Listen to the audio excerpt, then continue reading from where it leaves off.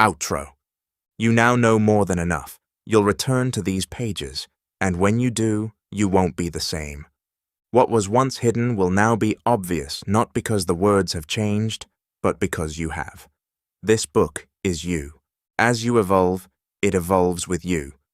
With everything within these pages, you now have what you need to outsmart your old frequency, and by doing so, outsmart reality itself.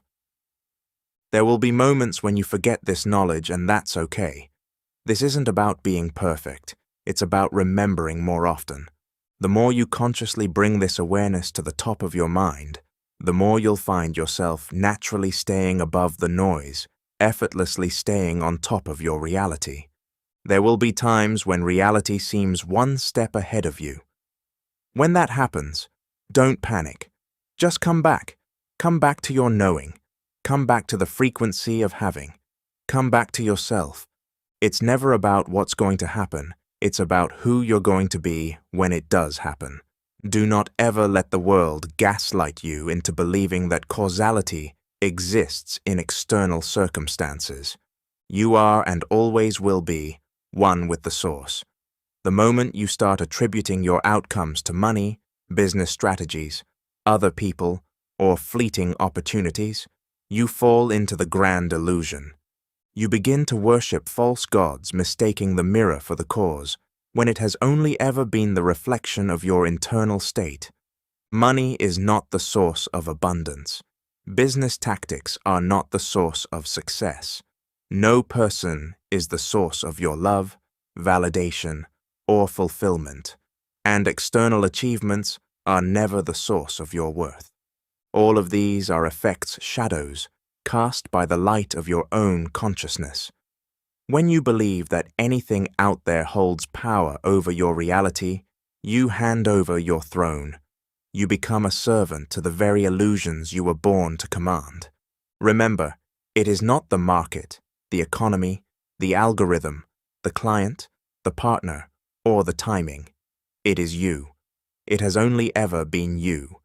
The world will constantly try to convince you otherwise. It will point to evidence, logic, and consensus to prove that you are at the mercy of external forces. Do not fall for it. Refuse to make idols out of effects. Refuse to forget that the true cause, the only cause, is within you. When you reclaim that truth, money flows, relationships align, success unfolds, not because they gave you anything, but because you stopped chasing shadows and stood as the source. The only true thing that exists in this universe is consciousness. That is all you have and all you will ever need. Now go and outsmart reality. Chapter 1. The Old Frequency. Principle. Your old frequency will forever be the only thing that holds you back from your new frequency, and as a result, your new reality. The moment you begin the journey of creating your desired reality, you threaten the existence of something you never knew existed, and that is your old frequency. Your old frequency is a living entity with its own psychology and its own goals. So long as you are unaware of how it thinks, you will always be a step behind it, unconsciously driven towards its goals without realizing. Its only goal is to keep you within the old reality, the one that you are seeking to escape. All those times when it felt like your life was spiraling out of control, it was always in your control, but unfortunately in the control of your old frequency. Before we dive into the psychology and the goals of the old frequency, it's important you understand how it came into existence. The easiest way to think about your old frequency is as your doppelganger existing on the spiritual plane. An identical version of you, with all your memories, all your beliefs, all your experiences, all your feelings, just with its own version of your memories, its own version of your beliefs, its own version of your experiences, and its own version of your feelings. It doesn't exist physically as you do, because it resides in the spiritual plane, hence why it has the ability to affect your reality, because before anything can exist physically, it must exist vibrationally. Unfortunately, since to the ego anything that cannot be seen does not exist. The old frequency often damages your reality without you ever even knowing. It is created out of what is called thought forms. The easiest way to conceptualize thought forms is to see them as stones representing mental and emotional energy. Imagine that every time you repeat a particular line of thinking or feel a particular emotion, a stone is placed on the ground, forming a pile. Studies have shown the average person has anywhere from 6,000 to 60,000 thoughts a day. Over time, those piles turn into mountains. Every repeated thought and emotion are a building block in the creation of an entity that will seek to exist based on what it was made from. A couple of examples should highlight this more clearly. Take the person who repeatedly complains they are unlucky. Life doesn't go their way, and they think to themselves, "Why me? Why always me?" Note that the idea of life not going your way is an illusion. Life is always going your way. You're just unaware of your path. This repeated mental and emotional energy creates an entity. Guess what that entity's goal is? To make them unlucky. It's natural for us to wonder why the mind would do this. Does it hate me? Why is it trying to ruin my life? The entities we create are like giving birth to a blind intelligence. It is made by us and becomes addicted to the thoughts and emotions it is breastfed. In the instance of the unlucky individual, the emotions that made and breastfed the entity were frustration, irritation, anger, apathy, sadness, and depletion. The entity is like a spiritual parasite. It sustains itself by feeding off the emotions that created it, so it will sway the events of your reality to generate those emotions within you, even if this leads to your own destruction. It's important not to become annoyed by the entity. After all, it is of your own making and is blindly operating from the intelligence given to it by you. What the mind has done, it can undo, no matter the reality. Within this third-dimensional realm, we are subject to the law of polarity, the concept that everything exists has its energetic opposite. Here are some of the most common examples: masculine, feminine, negative, positive, rich, poor, lucky, unlucky. If someone can create negative entities that contradict their desired reality, they can just as easily create positive entities that contribute towards their desired reality. Some people are regarded as lucky. Life always seems to bend to their will, and things always goes right for them. These individuals simply exist with an entity that seeks to keep them lucky and feeds off their joy, happiness, and amazement. A close friend of mine, who grew up believing she wasn't good-looking, eventually decided to see herself as the most beautiful woman ever. Now, wherever she goes, men are constantly chasing her, approaching her, and eager to do anything for her. Whether she realizes it or not, she's created an energetic presence, an entity that influences how others perceive her. This entity is sustained by the thoughts and emotions she holds about herself, and in turn, it reflects those beliefs back through the way others respond to her. As you go through life, you're going to have many different phases, and in every one, an entity is created that will seek to maintain that phase. If you're financially struggling, there is an entity that seeks to maintain that. If you're in a bad relationship, there is an entity that seeks to maintain that. If you're unfit, there is an entity that seeks to maintain that. The old frequency is directly connected with the old version of you, which is directly connected with the old reality, the very one you're trying to escape. Until you know how your old frequency thinks, you will be a step behind it every time without ever knowing why. Understanding its aim is imperative. The goal of the old frequency is simple, and that is to exist. The old version of you will stop at nothing, even if it means your destruction and total misery. To shift from the spiritual to material. Ultimately, like other spirits or entities, it wants to become one with your reality. I can't emphasize this enough. It will do whatever takes. Now we have defined its aim, let's shift our focus to its psychology, which has 4 main characteristics. These qualities are nothing more than a humanistic conceptualization meant to provide a more relatable, simple understanding. First, needy. To put it quite simply, the old version of you is an attention seeker. It is desperate for your attention. Where attention goes, energy flows.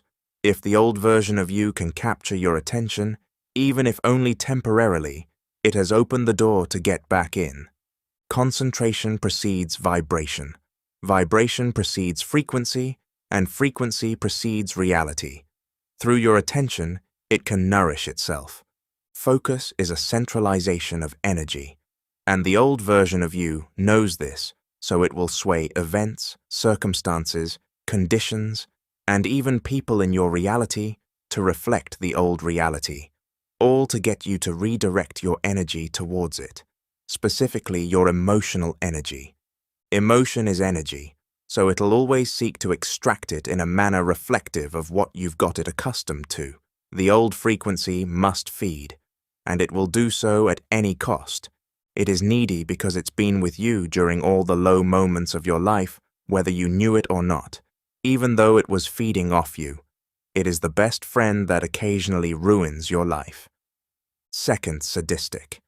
The old version of you is a sadist. It loves pain, sadness, frustration, irritation, and annoyance, because that's the energy it feeds off. It rejoices in your suffering and all the very emotions you're attempting to leave behind. It's likely that during times of adversity, these are the predominant emotions occupying you, which are like a drug to the old frequency. It sustains itself with them. Remember, too, that emotions act as a glue that sticks you to the old frequency, ultimately binding you to your old reality.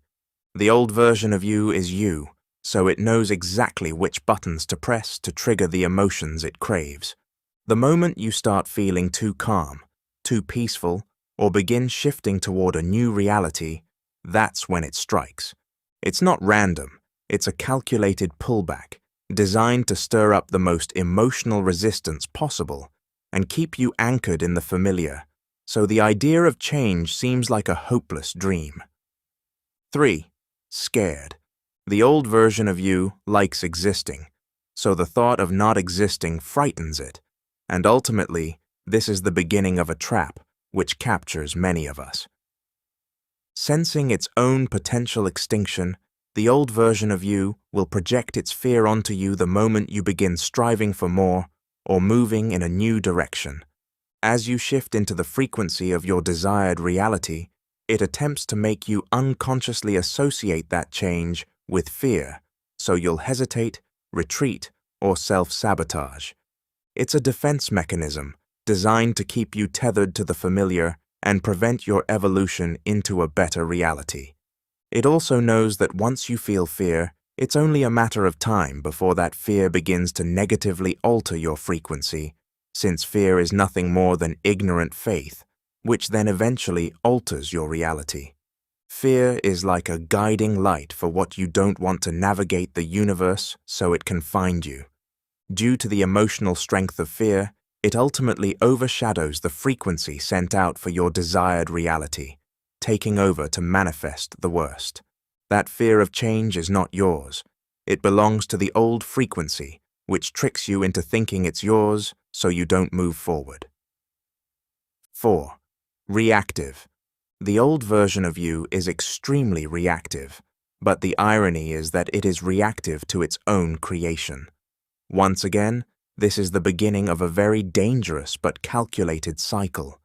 Since the old version of you is in opposition to the creation of your desired reality, it will cause adversity in your reality while also short-circuiting your thinking to shut down the potential of any higher levels of awareness, which is seeing reality clearly beyond illusion.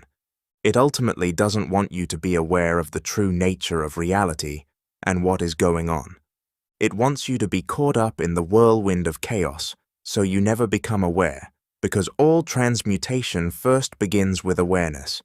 It'll project its tendency to quickly react to circumstances, conditions, events, and people, so there is no time for awareness, so there is no transmutation.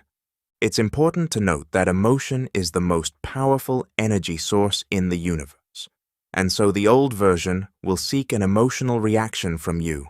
That is all it wants. Every time you emotionally react, you are strengthening and reinforcing the old frequency. Emotion is a supercharger of frequency, and so you are supercharging the old reality. Always remember, on the car journey to your desired reality, emotionally reacting to the old version of you, and ultimately, the old reality, will take you on a detour back to it. Practical. Awareness is the only way you'll escape the clutches of your old frequency. The moment you are aware, a pathway that was once hidden opens itself up, giving you the option to live by design instead of default. Within the adversity that reality presents to you, there is a choice, and that is to live by default or design. Default pertains to the old frequency that expects you to react. Reacting to reality will always lead to the old frequency. Design pertains to the new frequency that expects you to respond. Responding to reality will always lead to the new frequency. The difference between reacting and responding is life and death. Reacting is death, and responding is life. To rise to your desired reality, you must rise above reaction into response. Let's examine how the old frequency perceives reacting. Reacting is to allow the external nature of reality to imbalance your internal state. You've been wired to think that you react to reality, but the truth is reality reacts to you. The internal is a reflector. So, ironically, once it is swayed, it will lead to the swaying of the external, and this is the beginning of a cycle in which too many are trapped. To simplify the point being made here, an imbalance of the internal creates everything you don't like. By responding instead of reacting, you allow your internal state to balance the external nature of reality. Internal balance ultimately leads to a balanced reality no matter what is presented. Responding is simply the act of viewing your current adversity through the lens of your desired reality, reframing the situation to be in alignment with where you're going, not where you are. How would the version of you in your desired reality look at this? How would the version of you in your desired reality feel about this? How would the version of you in your desired reality think about this?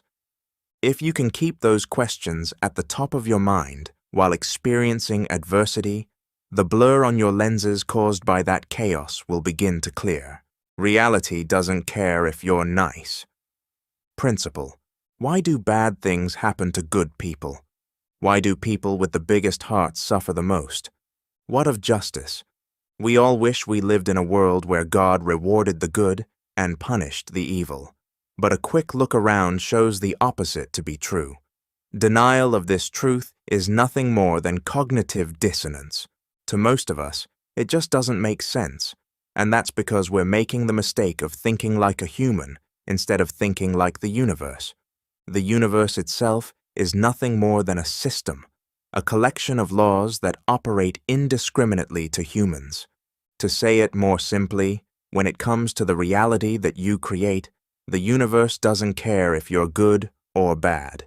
The universe is unapologetically equal to all, regardless of age, regardless of circumstance, and, unfortunately, regardless of morality. When it comes to reality, the only thing the universe registers is frequency, or the state of consciousness that you are occupying. This constructs the world you live in. This unfortunate spiritual truth seems somewhat disheartening, but remember that spiritual itself means beyond the physical. It refers to beyond the third-dimensional realm, which means beyond all constructs within it such as morality, ultimately meaning they do not apply. Morality is a human construct that has been spiritualized and commercialized to make us think that being good people entitles us to the reward of a good life. It should, but it doesn't. You need to stop thinking like a human and more like the universe. To do so, you must observe how the universe actually operates rather than how you think it should. The laws and energy of the universe highlight as clear as day the bittersweet truth that we delude ourselves. Fire will treat the good and the evil the same. Rain will treat the good and the evil the same. Gravity will treat the good and the evil the same. Electricity will treat the good and the evil the same. Now apply this to the law of creation. Whatever frequency you emit will be reflected. Whatever your state of consciousness will be materialized. Whatever is within will eventually be without. The universe has never hidden how it works from us.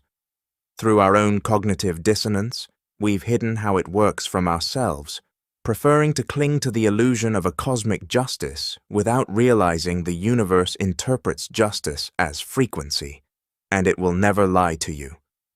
To be clear, I do not want to live in a world without morals, respect, and integrity. Morality must exist for society to run harmoniously, but it is not enough to be a good person. The universe doesn't reward good people. It rewards those who reward themselves with a frequency which complements their desired reality. No more, no less.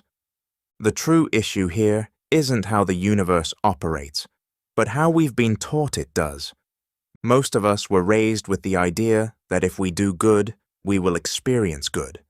But life happens and confusion hits. We do good deeds, we help others, we show love and kindness, but we still suffer. You can have good morals, but with a bad mind, badness will be created every time. You can have bad morals, but with a good mind, goodness will be created every time. There's nothing wrong with being a good person. In fact, it should be encouraged. But don't think for a second that being a good person qualifies you for your desired reality. The only thing that qualifies you for your desired reality is the frequency of your desired reality. It seems as if the nicest people often have the worst frequencies, ultimately creating the worst realities. They are riddled with low confidence, low self-belief, doubt, fear, worries, and stresses without realizing each one of those components contribute to a frequency that corresponds to a reality of nothing but suffering, struggle, failure, misery, and misfortune. On the other hand, it seems as if the most evil people often have the best frequencies, ultimately creating the best realities. They are brimming with ironclad confidence, self-belief, conviction, certainty, and power, without realizing each one of those components contribute to a frequency that corresponds to a reality of nothing but success, power, prosperity, peace, and fortune. How often do we admire powerful, successful people in society, overlooking their unpleasant or immoral ways as we wallow in our virtues and suffering? The conclusion often mistakenly made is that success is directly intertwined with evil, and those who are successful must be immoral. But that is nothing more than a projection of someone's level of consciousness and their preconceived notions, which are a result of programming or self-validation. The success of their realities is a result of frequency alone. You don't have to like it, but you'd be wise to accept it. Or you can keep deluding yourself with the idea that a man-made construct exists to the universe. The only things that exist to the universe are universal constructs. You can't escape these as you are a walking universe, a microcosm of it, a reflection of it. You are bound by the laws of the universe because they are within you. The nature of the universe is esoterically depicted in the Bible in 2 verses. That ye may be the children of your Father, which is in heaven, for he maketh his sun to rise on the evil and on the good, and sendeth rain on the just and on the unjust. Matthew 5:45. Whether the evil or the good, the just or the unjust, the rain doesn't discriminate. This can be seen across the universe, its laws, and energies. Rain doesn't target certain people. It doesn't do a criminal background or a credit check, and it definitely doesn't measure your good deeds. Then Peter opened his mouth and said, "In truth, I perceive that God shows no partiality." Acts 10:34.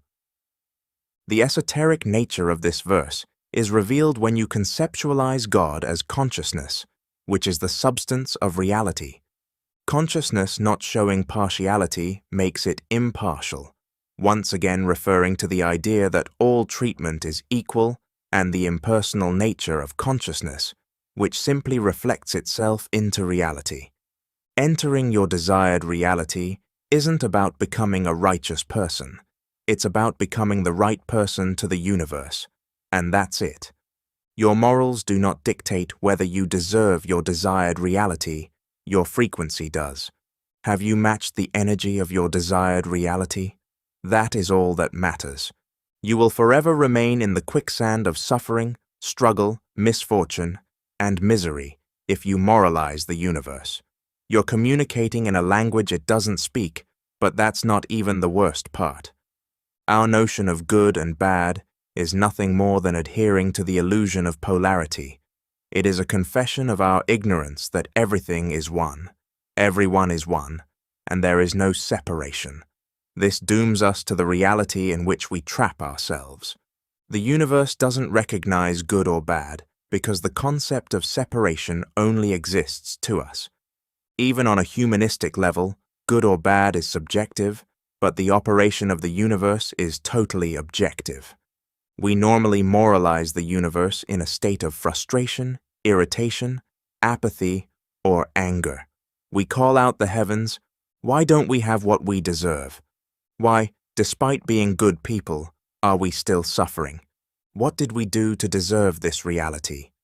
This emits a frequency which the universe simply magnifies, plunging us deeper into the very state we hate so much. This is why those who believe they deserve better will die believing so. Their reality will not change until they realize they're playing the wrong game. You can't plead your case with the universe on why you deserve a different reality. You must become different. You must emit a different frequency. This universal truth is somewhat disillusioning, but please don't become apathetic or use it as an excuse to be an impolite, unkind, and unpleasant person. Do not forget that every individual you meet is simply the same consciousness with a different physical expression. They are you, just with another mask that God is wearing.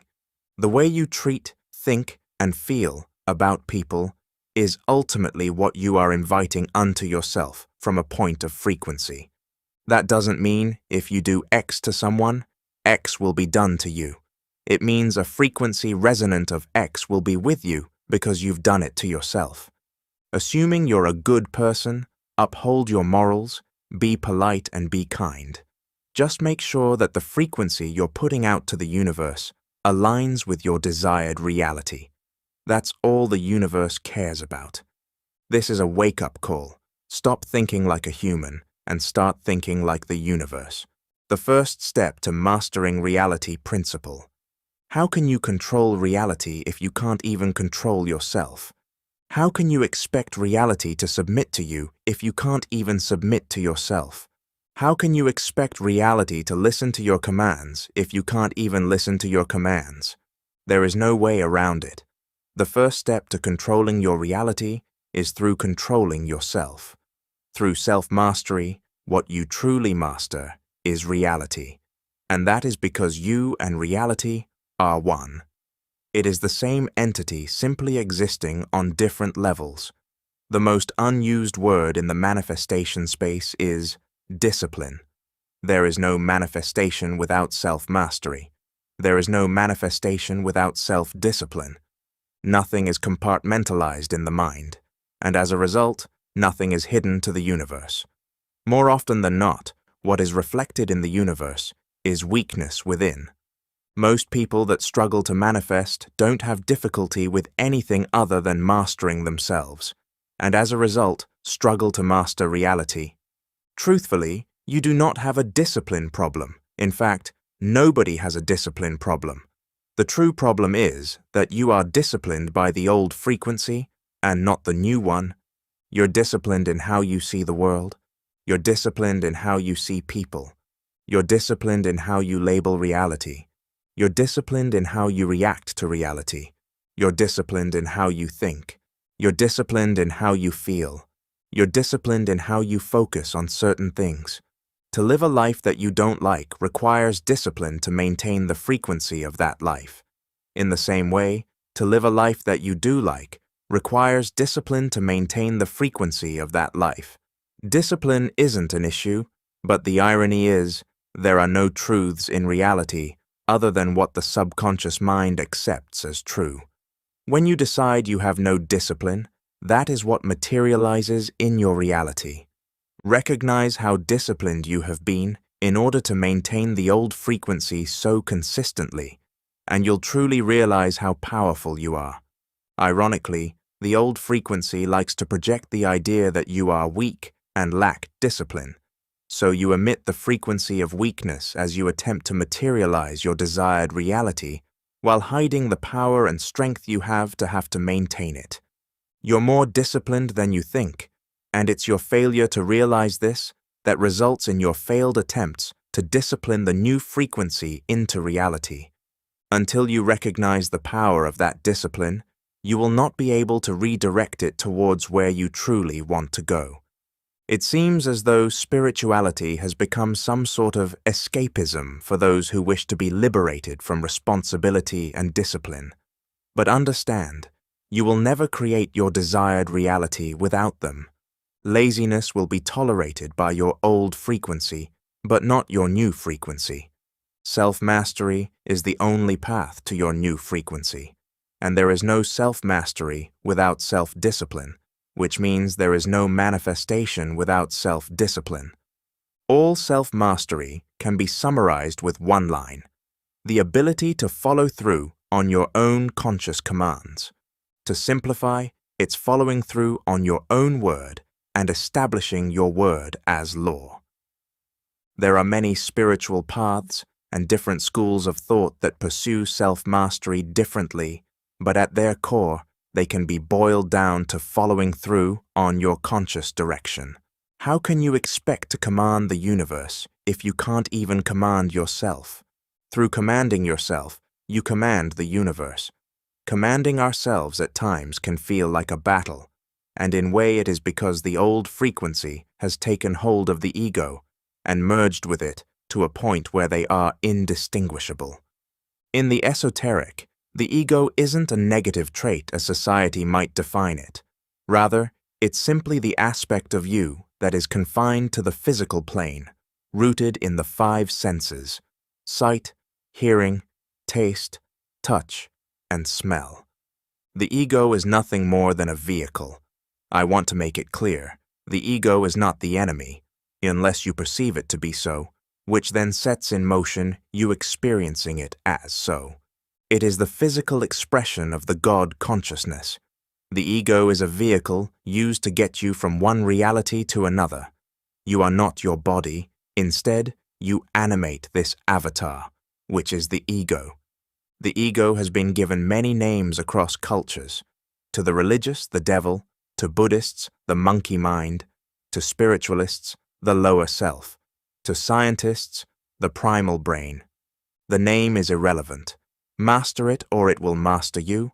And remember, if it does, due to it merging with the old frequency, what will truly master you is the old frequency. Mastery of reality begins with mastery of the self, and that begins with controlling the ego. It's the ability to impose your will over the default mode of operation. You have a way of seeing the world. You have a way of seeing people. You have a way of labeling reality. You have a way of reacting to reality. You have a way of thinking. You have a way of feeling. You have a way of focusing on certain things. All of the above is your default mode of operation, which can only result in the default frequency being emitted, which can only result in the default reality. As mentioned earlier, the basis of self-mastery is your ability to follow through on your own conscious direction and commands. Practical. Establish your word as law. There can be no ifs, buts, or maybes. Your command in your life is your final say. The moment something arises that must be done, you have no choice but to get it done, because whether you realize this or not, like this or not, the mind is forever keeping score. The mind keeps track of all the instances where you say you'll do something, and then you don't do it. Then it notes that down as ITFT for inability to follow through. The more ITFTs you get, the less your mind trusts you, which means the less the universe trusts you, which decreases the materialization of your desired reality. Conversely, the mind also keeps track of all the instances where you say you'll do something and then you do it. Then it notes that down as ATFT for ability to follow through. The more ATFTs you get, the more your mind trusts you, which means the more the universe trusts you, which increases the materialization of your desired reality. If your own mind is against you, then it will feel like the world is against you, because your mind and the world are one, so it's best you get your mind on your side. A harmonious mind is the only blueprint to a harmonious reality. If you say, I will wake up at 7 a.m., you must do so. If you decide to complete a task, you must do so. Whatever the task, establish your word as law. Being your own dictator is the only way you will have the ability to dictate your reality. It's never about the task itself. The truth is, it doesn't matter. All that matters is the significance of you consciously directing yourself. The issue is that we often establish the word of others as law instead of our own word, which positions them to indirectly dictate the laws of our life. Here are some examples of when you prioritize the word of others over your own. At work, you do as you're told. In your family, you do as you're told. When someone needs something, you do it. When someone needs you to show up for something, you show up. At what point will you do as you're told, but by you? At what point will you do something when you need it to be done? At what point will you show up for yourself when you need to? When you keep putting off things in your life without realizing it, you're actually putting off self-mastery, which indirectly results in putting off your new frequency. List all the things you've been putting off and begin to change now. There's no more to it than that. It is quite literally that simple. Understand that the complications or complexity that is stopping you from seeing that is coming from the old frequency which wants to stay. Self-mastery is a mandatory, unavoidable, non-negotiable prerequisite to mastery over reality. How could you ever expect to master your reality when you have not mastered yourself? You cannot, and to think so is to be ignorant of the nature of the universe. Many are undisciplined, yet attempt to discipline the universe. They struggle, never realizing their lack of discipline is reflected into the universe. There is no separation between your mind and the universe. The way you govern yourself is how the universe will govern you, and so long as you are a slave to yourself, you will be a slave to reality. You need to transcend the lower parts of yourself to live in the heights of your dreams. You may have God within you, but that doesn't qualify you. You must cultivate the God within you by cultivating self-mastery. You will never control your reality until you can control yourself. Below, I have outlined my personal journey towards self-mastery. Meditation. Meditation is the cornerstone of spiritual self-mastery. It involves withdrawing attention from the outer world and turning it inward. The ego is addicted to constant stimulation, notifications, noises, or movement. The ego will rebel during meditation. You might feel the urge to twitch, scratch, or open your eyes. This resistance is the ego craving stimulation. By practicing stillness with your eyes closed for just 20 minutes daily, you begin to assert dominance over the ego. It is through stillness that you enter the inner dimension, also known as the Temple of God, and begin to connect to the infinite, which allows you to extract from the infinite. Be still and know that I am God. Psalm 46:10. When the ego whispers excuses like, "Something's wrong, just open your eyes," resist. This practice builds the very discipline that you will use to alter your reality. Intermittent fasting. Intermittent fasting is another effective tool. Fasting denies the ego a fundamental desire: food. By fasting, you teach the ego patience and exercise basic control. When your ego demands satisfaction, respond with, "Not yet." It has no choice but to comply. Each act of control primes the ego to take commands from you, making future challenges easier to conquer. Over time, you'll find it hard to return to old habits because the benefits of mastery become undeniable. Be safe and seek medical advice if necessary. Silence.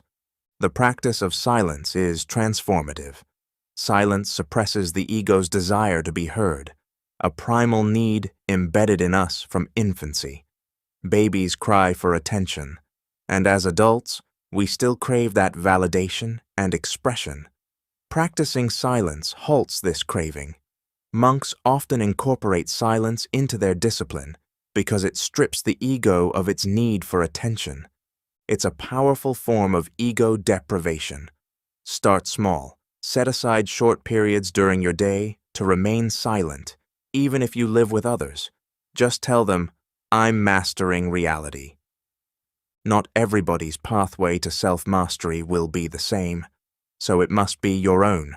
Yours could be going to the gym. Yours could be replying to messages on time. Yours could be not being late anymore. Yours could be sticking to your diet. Yours could be not drinking or only having one drink. Yours could be not shouting. At a base level, it consists of simply doing what you know you should do, and not doing what you know you shouldn't be doing. Self-mastery isn't only compartmentalized into spiritual practices. The deeper esoteric truth is that everything in reality is spiritual, meaning practice in any aspect is self-mastery. It is your inability to see that which limits the self-mastery you're able to extract. Your pathway to self-mastery can only be found in your life by following through on the things you wish to do or change and executing them swiftly. There's one question lurking in the depths of your mind that is stagnating the energy of your new frequency, blocking it from fully arriving, and it will silently eat away at you until you begin. Are you the individual that deserves the reality you desire? Until you can answer that question with a yes, reality will keep saying no. Chapter 4. Sacrifice or pay the universe interest. Principle. The compound interest of the universe will either be your greatest ally or your worst enemy's worst enemy. The most dangerous thing in the universe is to not know how it works. Unfortunately, most people live their lives never understanding that their frequency is being multiplied. Now, one of the most critical fundamentals is what I call the universal compound. Take the concept of compound interest. Compound interest just means you get money on your money, and then you get money on that money too, and it just keeps going. Albert Einstein, who called it the eighth wonder of the world, said, "He who understands it, earns it. He who doesn't, pays it." Like a snowball rolling downhill, it gets bigger and bigger. Universal compound is the same thing, just with frequency. The more a frequency multiplies, the more solid it becomes, which solidifies it into reality. With an understanding of that phenomenon on a universal level, you have the opportunity to earn your desired reality or pay the price. The longer one is in a particular frequency, the more opportunity that frequency will have to materialize into reality as a condition, circumstance, or event. After materializing into reality, it now has the opportunity to be an emotionally intense experience. Since emotion is the language of the subconscious mind, it will reinforce itself deeper and deeper into the subconscious mind. The longer you're in a frequency, the more it materializes and solidifies its existence into your mind. This can be extrapolated to any experience in reality, whether financial, romantic, health, or career-related. A simple snowball that gains momentum eventually becomes an avalanche, and it's the same with your frequency. The unfortunate part about life is that people experience adversity due to nothing more than the universal pendulum swinging back and forth, but then make what should have been only a momentary experience into their reality. Emotion is the breeding ground for the universal compound effect to take place. When the energy of emotion gains momentum, it multiples and strengthens, eventually becoming reality. Momentum is just consistency, and consistency is a form of alchemy. Consistency is what takes a single vibration and gives it enough momentum to become a rhythm, which becomes a frequency that then becomes a reality. You can either build positive energetic momentum or negative energetic momentum. Regardless of who you are or whether it is negative or positive, the universe will multiply that frequency. It will just do what it does. This is what Christ meant in Matthew 13:12. Whoever has will be given more, and they will have an abundance. Whoever does not have, even what they have will be taken from them. The esoteric nature of this verse is all about your energetic momentum. The frequency that you have will be multiplied, whether that works for or against you. The universe is impersonal in its operation. This could offer metaphysical insight into why the rich get richer, while the poor get poorer. The universal compound reveals an unfortunate truth, which is that those who tend to suffer spend the rest of their lives trapped in that suffering because of the universe compounding their frequency. A snowball that gains momentum has the potential to cause an avalanche. A small wind that gains momentum has the potential to become a tornado. The old frequency that you wish to detach from has compounded, and as a result has been expressed through the conditions, circumstances, events, and people in your life. The old frequency has been able to extract plenty of emotion out of you, and so long as it continues to do so, it will multiply itself. Until you sacrifice the old frequency, there will not be enough space for the new one.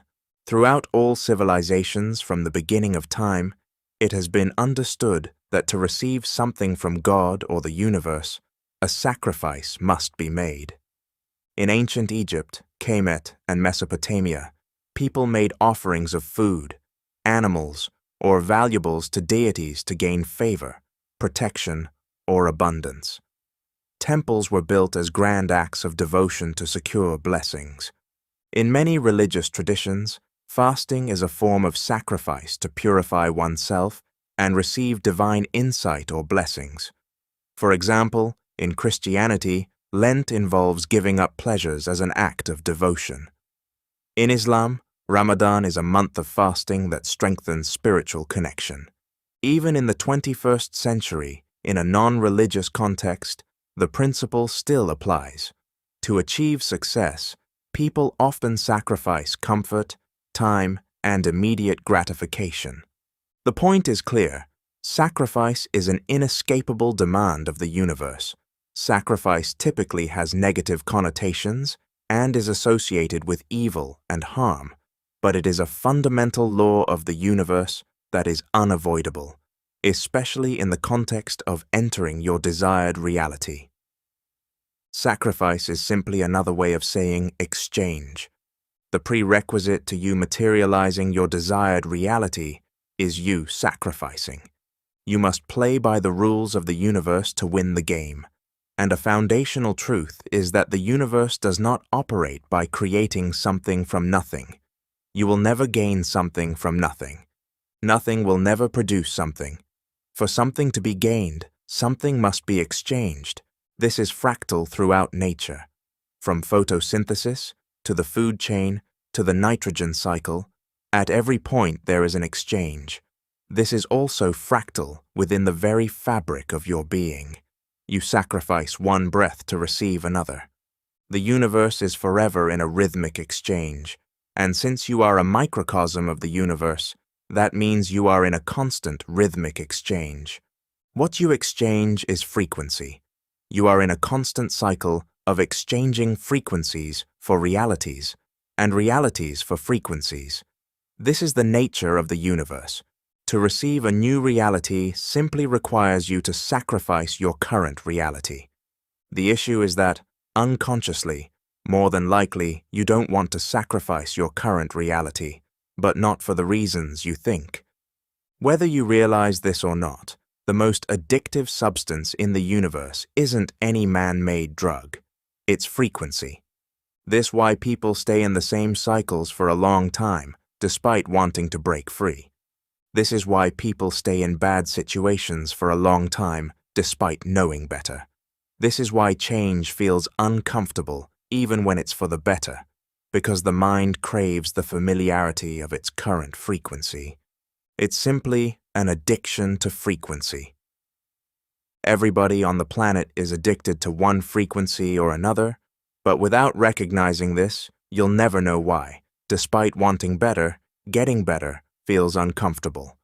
The longer you spend in a frequency, the more opportunity you have to experience an emotionally intense reality, which reinforces that condition deeper into your subconscious, which solidifies into your reality.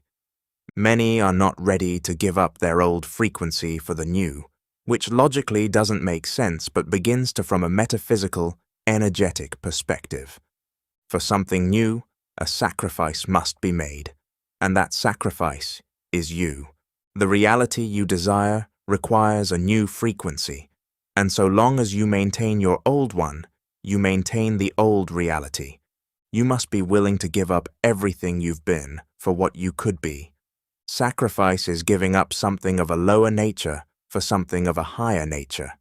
In the same manner that the caterpillar gives up its identity to transform into a butterfly, so must you be willing to give up your old frequency for the new reality. This revelation presents an opportunity for self-reflection. Are you willing to give up your old frequency for your desired reality? This is something only you can answer. Altering your entire reality is no light-hearted gesture. It is radical. Giving up the old frequency might mean giving up the people associated with it. Giving up the old frequency might mean giving up the fun parts of it. Giving up the old frequency might mean giving up the aspects of it that have brought you comfort. You can't sit in two chairs at once. It is either the old frequency or the new frequency. Once you give up everything you know, you will realize that the only reason you knew it was because unconsciously you were holding on to it. Practical.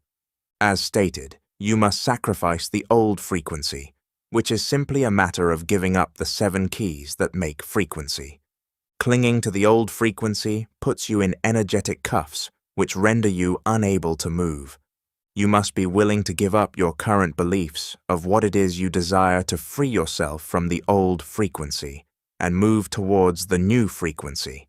You must be willing to give up your current conviction of what it is you desire to free yourself from the old frequency and move towards the new frequency. You must be willing to give up your current perception of what it is you desire to free yourself from the old frequency and move towards the new frequency. You must be willing to give up your current emotionally charged thoughts of what it is you desire to free yourself from the old frequency and move towards the new frequency. You must be willing to give up your current focus on what it is you desire to free yourself from the old frequency and move towards the new frequency. You must be willing to give up your current reactions to what it is you desire to free yourself from the old frequency and move towards the new frequency. You must be willing to give up your current expectations of what it is you desire to free yourself from the old frequency and move towards the new frequency. Decide now that everything that used to be will never be your reality. This will require you to be aware of the instances in your life when you begin to slip back into the old frequency. This awareness can only come by making the decision to be aware. The uncomfortable truth is that we purposely dismiss awareness because we don't want to be aware. As said many times, ignorance is bliss, but it is also your imprisoner. Chapter 5. The Mechanics of the Universe. Principle. The universe does not want you to change, and it's all because of the two IMS people rarely break out of their cycles. Those who grow up in a certain set of circumstances typically spend their lives in similar or literally the same circumstances, whether that's financial, romantic, or professional. At times, it can feel like there is a greater force at play. No matter how much we try to change, it just feels like something wants us to stay the same. That something is the universe. As stated at the beginning of this chapter, the universe does not want you to change, and there's a couple reasons for this. The universe is a system, and like all systems, it functions best with predictability and minimal deviation. It is efficient, favoring whatever is most convenient and requires the least effort. By default, it follows the path of least resistance, always seeking to maintain the current state with minimal change. As already mentioned, the universe strives for energetic equilibrium, a state of balance. Once something is calibrated to a certain frequency, it will naturally work to preserve that level. These reasons form the basis of the two M's of the universe. The first M is magnify. Whatever frequency you put out to the universe, it will seek to magnify by using people, conditions, events, and circumstances. Understand that there is nothing more addictive in this universe than frequency. Frequency transcends any drug that we humans are capable of making. It is the most addictive substance in the universe. The universe itself is addicted to whatever is sustaining it, and it will get as much juice from the squeeze as possible at any cost, even to your detriment. Remember, the largest shareholder of your frequency is emotion, so the universe will magnify your most common emotional state. If you are in a state of anger, the universe will use people, conditions, events, and circumstances to make you angrier. If you are in a state of stress, the universe will use people, conditions, events, and circumstances to make you more stressed. If you are in a state of worry, the universe will use people, conditions, events, and circumstances to make you more worried. If you are in a state of shame, the universe will use people, conditions, events, and circumstances to make you more ashamed. If you are in a state of scarcity, the universe will use people, conditions, events, and circumstances to make you have less. If you are in a state of guilt, the universe will use people, conditions, events, and circumstances to make you more guilty. If you are in a state of fear, the universe will use people, conditions, events, and circumstances to make you more fearful. And of course, vice versa. If you are in a state of joy, the universe will use people, conditions, events, and circumstances to make you more joyful. If you are in a state of calm, the universe will use people, conditions, events, and circumstances to make you calmer. If you are in a state of happiness, the universe will use people, conditions, events, and circumstances to make you happier.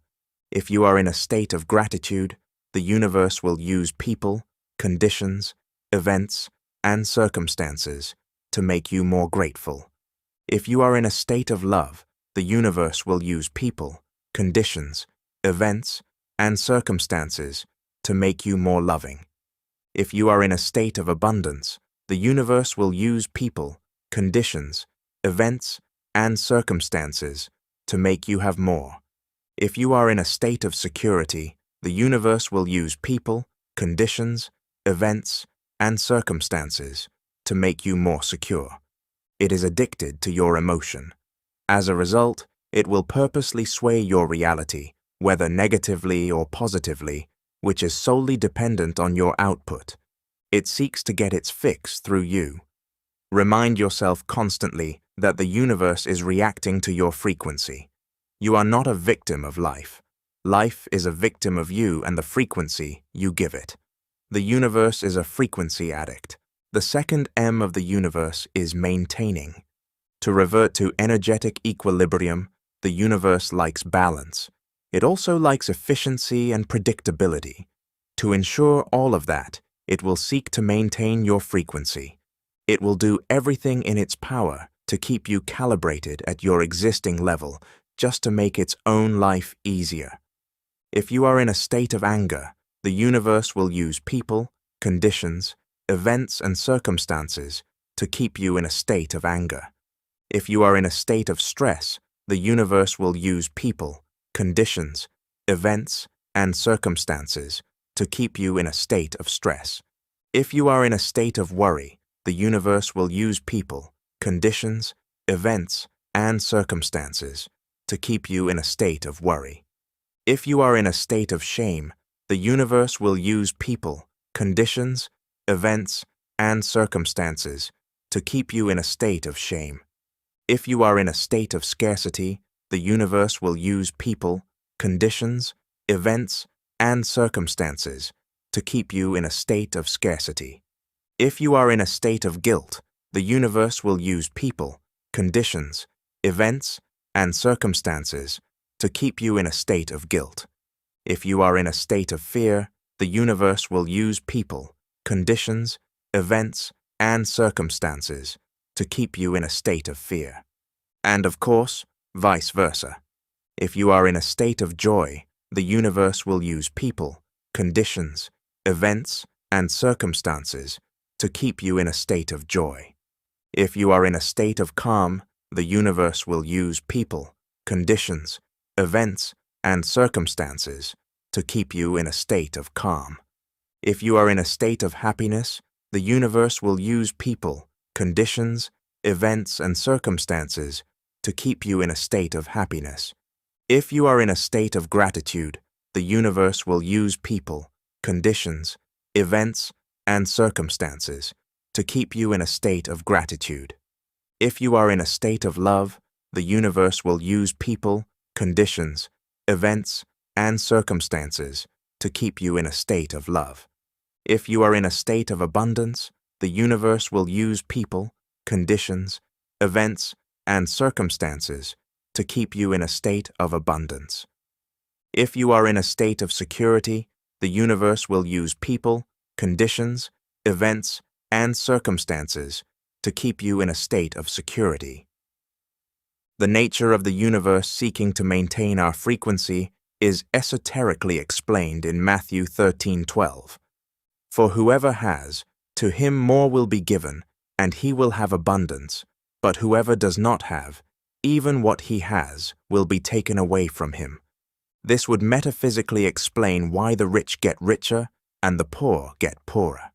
Everything that takes place externally is in the realm of effect, which would include the things normally attributed to the wealthy, such as financial literacy and monopolization of assets and opportunities. For those who are rich, the universe will seek to magnify and then maintain their riches. Simultaneously, for those who are poor, the universe will seek to magnify and maintain their poverty. These two mechanisms of the universe can be indeed frustrating. Why does it seem so difficult to switch frequencies and switch realities? Don't make the mistake of thinking switching realities is difficult, because believing it will make it so. It will require some initial effort before momentum is built. The longer you spend in your new frequency, the more it compounds, the stronger it gets, and so the more addicted the universe becomes to it. Then, it'll seek to magnify and maintain it for you. Consistency is a form of alchemy. So, decide that switching realities will be easy and require minimal effort, and you will experience it as so. Most people live their lives feeling as if they're trapped in the same cycles, unaware of the two M's, The universe likes cycles. They're predictable and efficient. The truth is, you will never be able to break the cycle. You will always find yourself in a cycle. That is inescapable, and to desire otherwise will only result in frustration and failure. The alchemist never attempts to go against the nature of the universe, but will use the nature of the universe against itself, and so you must not attempt to break any cycle. You must switch cycles. The law of energy conservation states that energy can neither be created nor destroyed. Rather, it can only be transformed or transferred from one form to another. Extrapolate this to the cycles in which we are stuck. Cycles can neither be created nor destroyed. Rather, they can only be transformed or transferred from one form to another. It's not about creating new cycles or destroying old ones, but simply switching the cycle you're in for another. Practical. The first step to freeing yourself from the cycle in which you're trapped is becoming more aware. Awareness will always be the prerequisite to any form of transformation. In relation to the two M's, you must become aware of what is first being magnified and eventually maintained. Before desiring for reality to change, see that you have first changed. It is vain to be dissatisfied with reality, but satisfied with yourself. What is your day-to-day mood? What is your daily attitude? What is your base emotional state? Until you become aware of these things and clearly define them, you do not possess the necessary faculties to switch from your current cycle or condition of reality to another. Honesty is a must. You can lie to others, but you can never lie to the universe. It will show you the truest indication of who you are in the depths of your mind. Do you feel defeated? Do you feel irritated? Do you feel frustrated? Do you feel hopeless? Do you feel stressed? Do you feel worried? Do you feel inadequate? Do you feel angry? Do you feel sad? Do you feel ashamed? Do you feel guilty?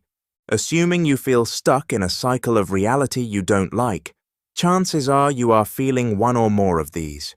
If you want to manifest something specific, what is your day-to-day mood in reference to it? Let's say you want to attract a romantic partner. Do you feel unlovable? Do you feel ugly? Do you feel unseen? Do you feel unappreciated? Do you feel lonely? Or let's say you want a better job. Do you feel unqualified for that position?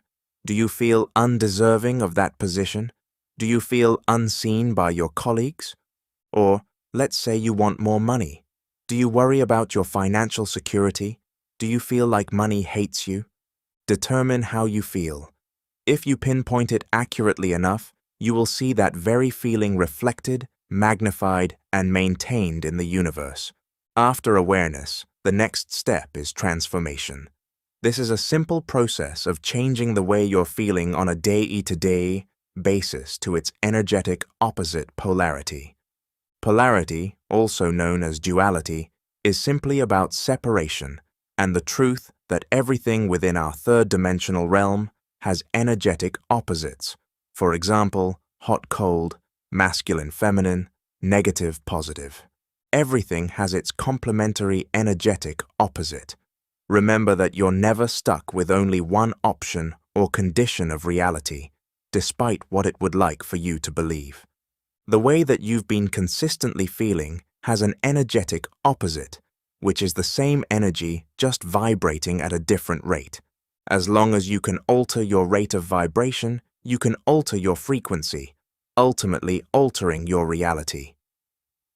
After you've accurately pinpointed your base mood, the next step is altering your vibration. Altering your vibration is simply a matter of altering your concentration. Whether you realize this or not, you've been concentrating on aspects of your unwanted reality that reflect the very same feelings you feel trapped by. This is how the cycle continues.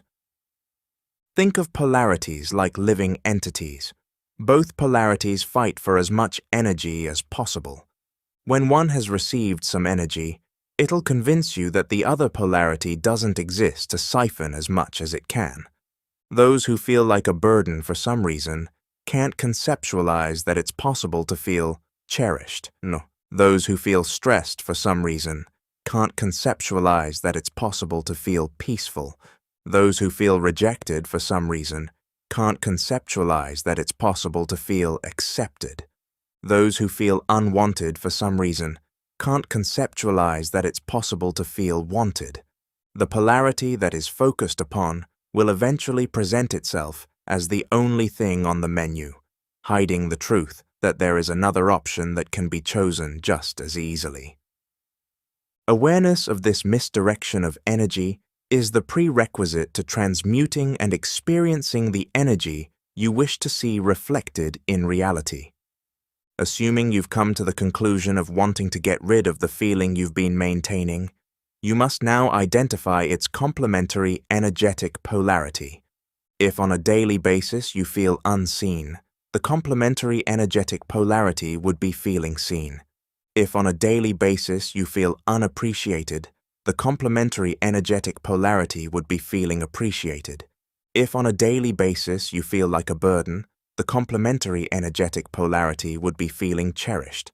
If on a daily basis you feel defeated, the complementary energetic polarity would be feeling victorious. If on a daily basis you feel irritated, the complementary energetic polarity would be feeling patient. If on a daily basis you feel stressed, the complementary energetic polarity would be feeling relieved. You get the idea. If your feeling isn't on the list, I'm sure you'll figure it out. After defining the polarity of the energy you'd wish to experience, the next step is simply focusing on its existence in your life already. The unwanted polarity that you've been magnifying doesn't just hide the concept of a complementary energetic polarity. It also filters out the moments in your life when you experience the positive polarity. By doing so, it keeps you unaware of the wanted energy, and so it keeps the wanted energy unaware of you. The universe defines concentration as a centralization of energy, either directly, implicitly, resonantly, or reflectively. Unconsciously, you've been focusing on the experiences and aspects of your life that imply the feeling that is being magnified, leading to the unwanted reality. Unconsciously, you've been focusing on the experiences and aspects of your life that resonate with the feeling that is being magnified, leading to the unwanted reality. Unconsciously, you've been focusing on the experiences and aspects of your life that reflect the feeling that is being magnified, leading to the unwanted reality. It's nothing to do with your reality, it's everything to do with you. It is your frequency that distorts reality to reflect your frequency, and this works positively and negatively. When we experience reality, we aren't really experiencing reality but ourselves, because you cannot see anything in reality that is not of you. Reality just is. It's neutral, but through the emotional state you hold day to day, you only focus on the parts that resonate, reflect, and imply how you feel. To shift from one pole to another simply requires you to concentrate on the pole you'd like to experience, excluding the pole you no longer wish to experience. That means focusing on the experiences and aspects of your life that reflect the energetic polarity you wish to experience. That means focusing on the experiences and aspects of your life that imply the energetic polarity you wish to experience. That means focusing on the experiences and aspects of your life that resonate with the energetic polarity you wish to experience. Instead of allowing the world to affirm how you feel, allow how you feel to affirm the world. To reiterate, pick the polarity that you'd like to see magnified in your reality and focus on the experiences and aspects of your life that confirm its existence. Whether these are significant events or not, it doesn't really matter, as there is no big or small to the infinite. There is only frequency to be compounded. I'll give a couple of examples to help you better conceptualize the process. In the case of wanting to attract a romantic partner, do you feel unlovable? The complementary energetic polarity is being lovable. Focus on the experiences and aspects of your life when people have shown you love, big or small. Immerse yourself in the feeling of that love and realize that you're lovable. Do you feel unappreciated? The complementary energetic polarity is being appreciated. Focus on the experiences and aspects of your life when people have shown you appreciation, big or small. Immerse yourself in the feeling of that appreciation and realize that you're appreciated. In the case of wanting a better job, do you feel unqualified? The complementary energetic polarity is being qualified. Focus on the experiences and aspects of your life when you have been qualified, big or small. Immerse yourself in the feeling of being qualified and realize that you're qualified. Do you feel undeserving? The complementary energetic polarity is being deserving. Focus on the experiences and aspects of your life when people have shown that you are deserving, big or small. Immerse yourself in the feeling of being deserving and realize that you deserve it. In the case of attracting more money, do you feel that money doesn't come easily to you? The complementary energetic polarity is money does come easily to you. Focus on the experiences and aspects of your life. When money did come easily to you, big or small, immerse yourself in the feeling of money coming easily to you and realize it does. This is a skill. The more you do it, the easier it'll become, but just decide at the start it'll be easy and let your mind do the rest. Chapter 6. The Annoying Law of the Universe. Principle. You can only have what you already have, and if you don't already have it, you can never have it. At first glance, the statement above seems paradoxical, but it is only paradoxical so long as you don't understand the annoying law of the universe. Until you understand the annoying law of the universe, reality will continue to be annoying. Especially in the context of creating your desired reality, this law cannot be avoided. It bears repeating, you can only have what you already have. If you don't have your desired reality, then you'll never have it. Yes, you read that right. You need to have your desired reality in order to have it. There's 2 chairs in the universe, and you can't sit in both of them simultaneously. You're either in one or the other, and only one will sit you in your desired reality. The first chair of the universe is wanting. You will never manifest anything you want. You can't have anything you want. Before we go deeper into this, I want to make something crystal clear. Manifesting your desired reality isn't about what you understand or think. It's about what the universe understands and thinks, so we must adhere to its psyche. Within the psyche of the universe, wanting is an indication that you do not have your desired reality because you only want something that you don't have. Think about it. Do you want your current reality? No, because you already have it. But it gets a bit more intricate once we discover the unobvious connotations that the universe associates with wanting, and that is importance. The universe interprets wanting as importance. It also interprets importance as energetic space. The bigger the importance, the bigger the space in between you and your desired reality. Think about it like this. The people that need money the most have the least. The people that need money the least have the most. An unfortunate reality that should be otherwise. But don't attempt to moralize the universe. It doesn't adhere to what should be, it only adheres to what is. To simplify and reiterate, you can't have any reality that you want, because to want is to confess that you do not have. And if you don't already have it, you can't have it. The second chair of the universe is having. This is the only way you'll enter your desired reality. Reality will only give you whatever you already have, but not by your definition of having, but the universe's definition.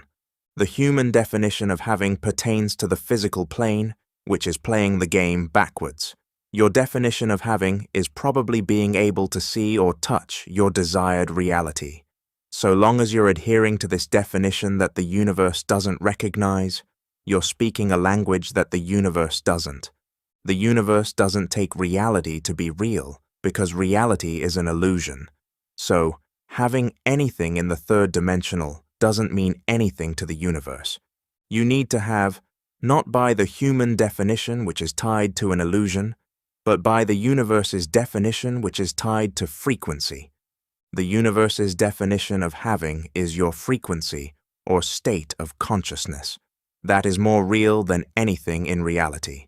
It is the mental and emotional declaration of who you are now. Think about it like this. The universe registers you by whatever frequency you put out to it.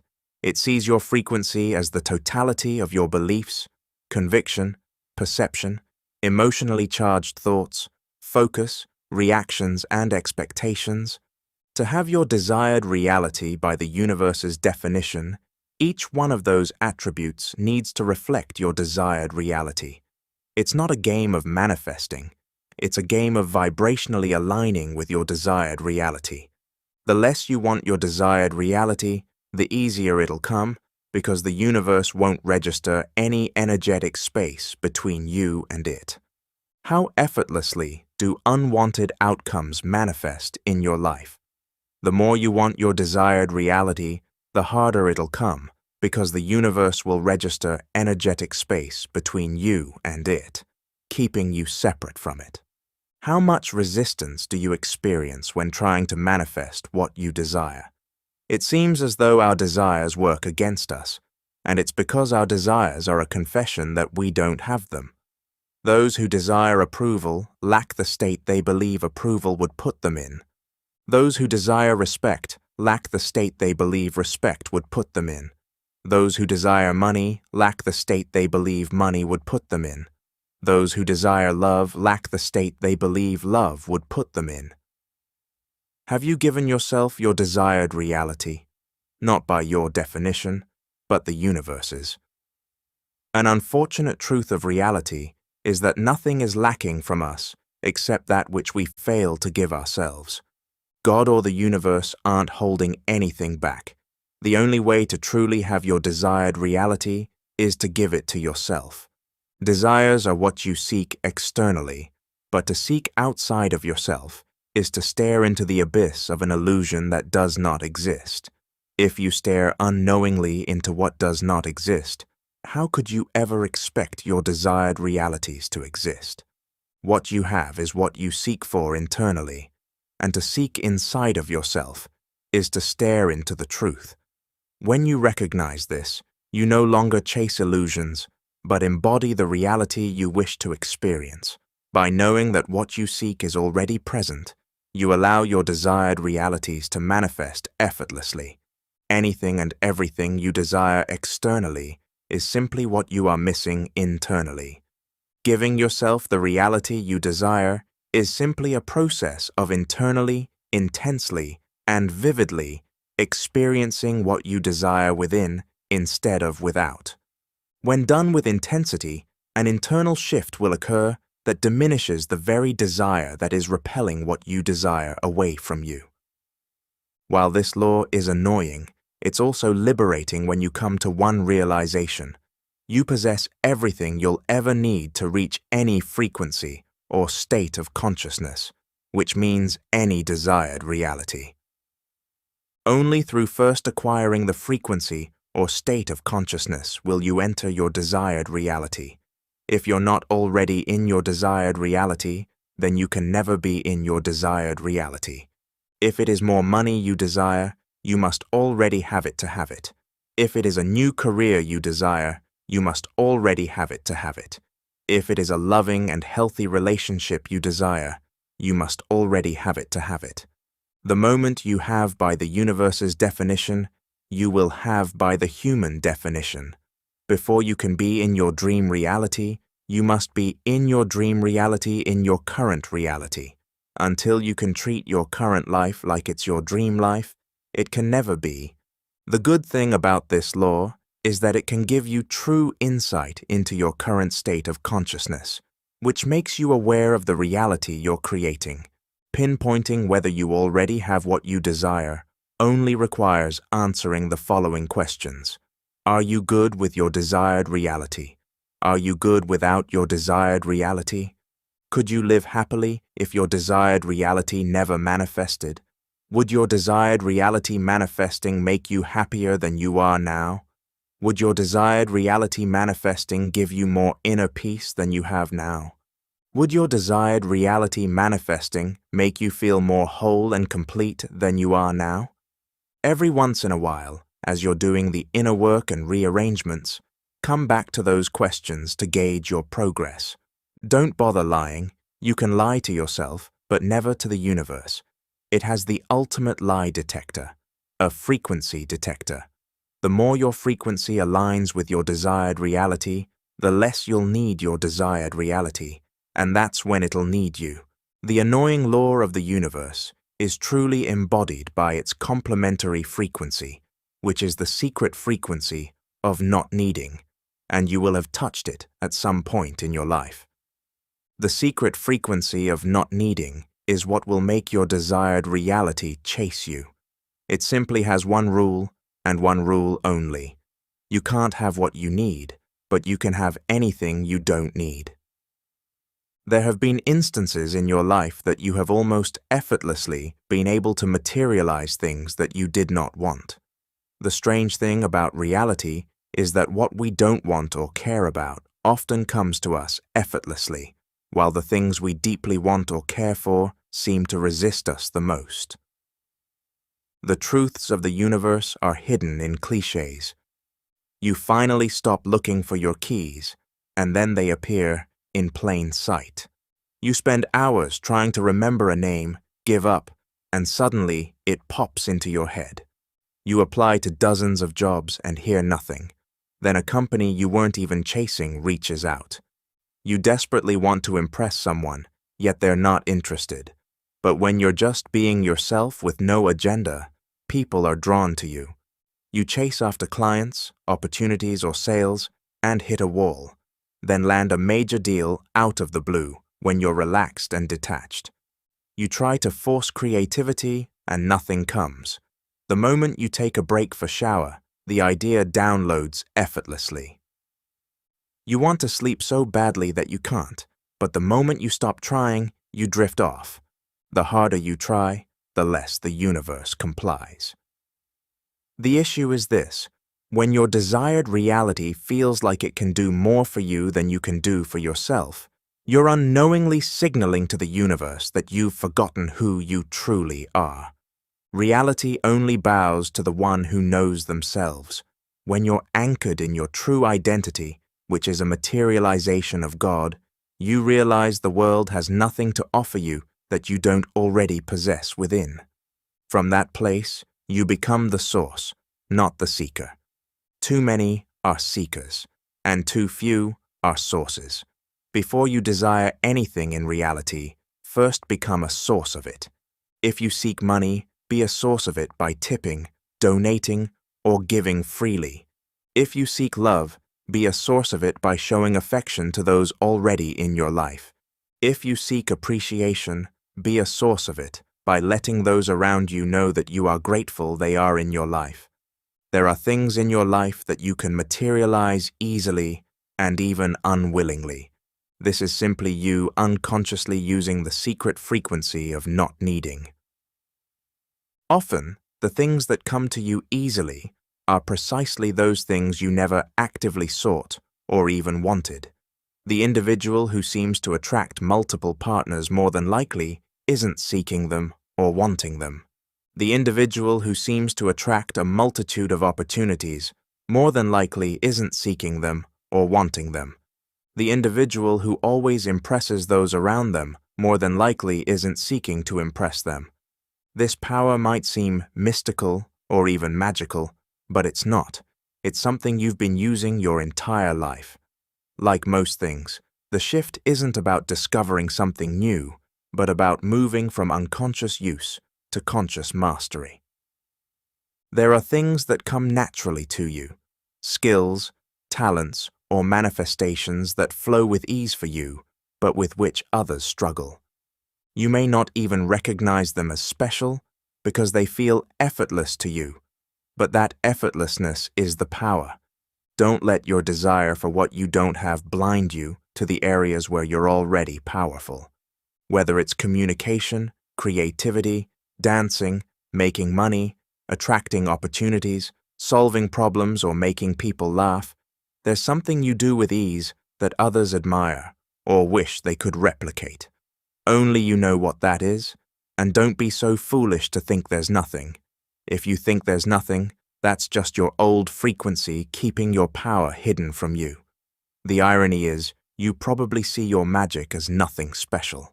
Chances are you dismiss as insignificant or overlook entirely those things you already manifest effortlessly through the secret frequency of not needing.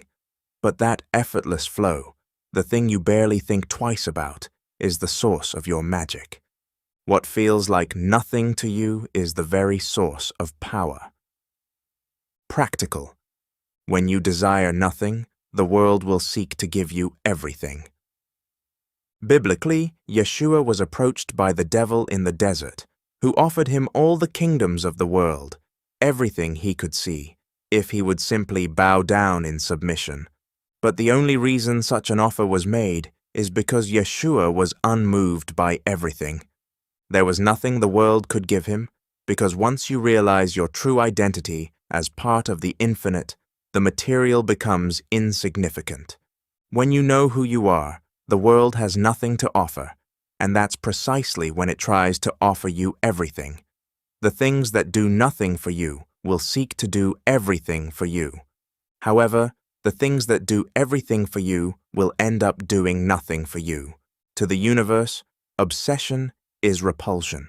To the universe, desperation is disrespect. The moment you detach from your desire, it'll do everything to attach itself to you.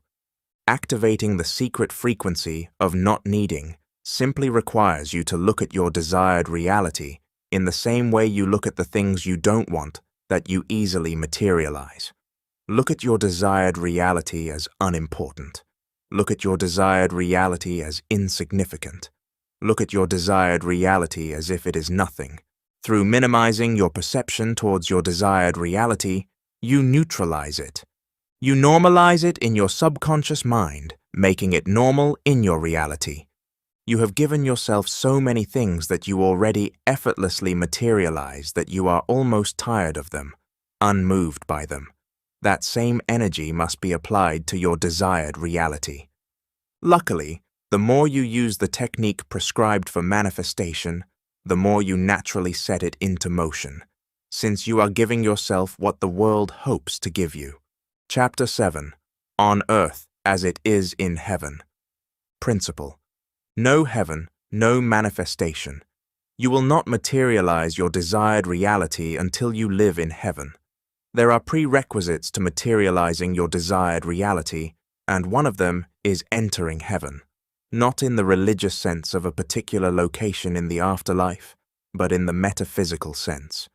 Most people make the mistake of attempting to materialize their desired reality without realizing that the frequency in which they live and exist is in direct opposition to what they want. It's safe to say that most of the world live in hell, and you can only ever be where you are. In the religious sense, hell and heaven are locations in the afterlife that one enters depending upon how they lived their life in accordance to the will of their God.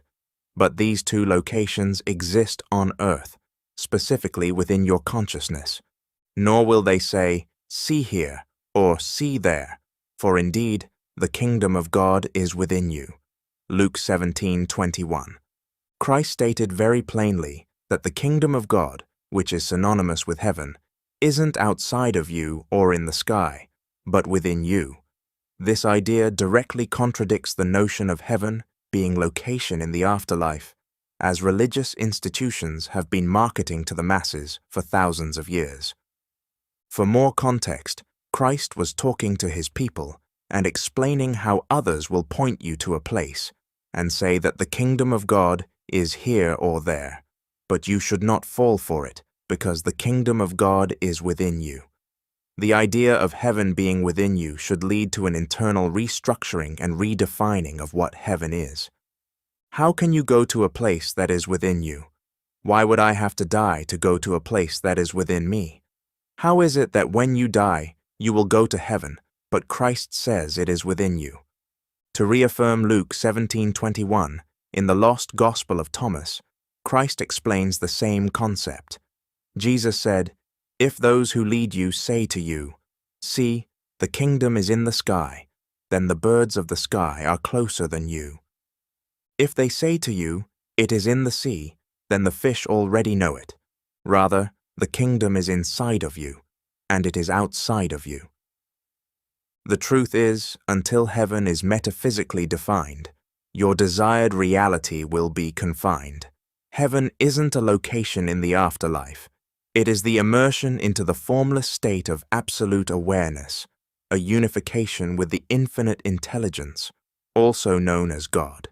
In this unification with God, the mind is unburdened by attachment, resistance, temporal limitation, desire, wants or needs, and it requires nothing, for it has everything. Heaven isn't a place but a realization, the direct knowing of self as the infinite, unfragmented whole. In this state, separation from God dissolves, suffering ceases, and experience aligns with effortless inner calm, peace, and bliss. The irony is, whether you realize this or not, you have touched heaven at some point in your life. That inner stillness, peace, calm, where you were in complete fulfillment and felt whole, desiring nothing because you felt connected to everything. Heaven is not a place you get to, but a place you realize is already here within you. It is the silent backdrop behind all illusion, accessible the moment one surrenders the need to seek the world for what only it can give you. Hell, being the energetic polarity of heaven, is also not a particular location in the afterlife. Like heaven, it is a state of consciousness, a frequency in which many do not realize they are already living. Hell is immersion into the physical plane, a lack of awareness for the other planes of existence, leading one to be consumed by the ego, which takes the world around to be the only truth, also known as the devil. This unification with the devil, the ego, a consciousness burdened by attachment, resistance, temporal limitation, desire, wants and needs, requires everything due to a distortion in perception where one fails to realize one has everything. Hell isn't a place, but a failure to realize and see oneself as the infinite, unfragmented whole. Hell is often described as a separation from God, but since God is omnipresent, that doesn't make sense. Hell is misalignment from God. This misalignment leads to suffering, inner chaos, conflict, and restlessness, despite the illusion that material possessions can resolve those things. The irony is, whether you realize this or not, you have touched hell at some point in your life. That inner chaos and conflict, where you felt a lack of fulfillment or completion, leading to a sense of being disconnected. Nobody can escape the truth that reality is nothing more than immaterialized frequency, and any frequency maintained will be materialized. Many desire heaven while maintaining a frequency which resonates with hell. Those who live in a hellish state can only experience hell, and those who live in a heavenly state can only experience heaven. The path to heaven can only be walked by those in heaven. Reality will never precede consciousness.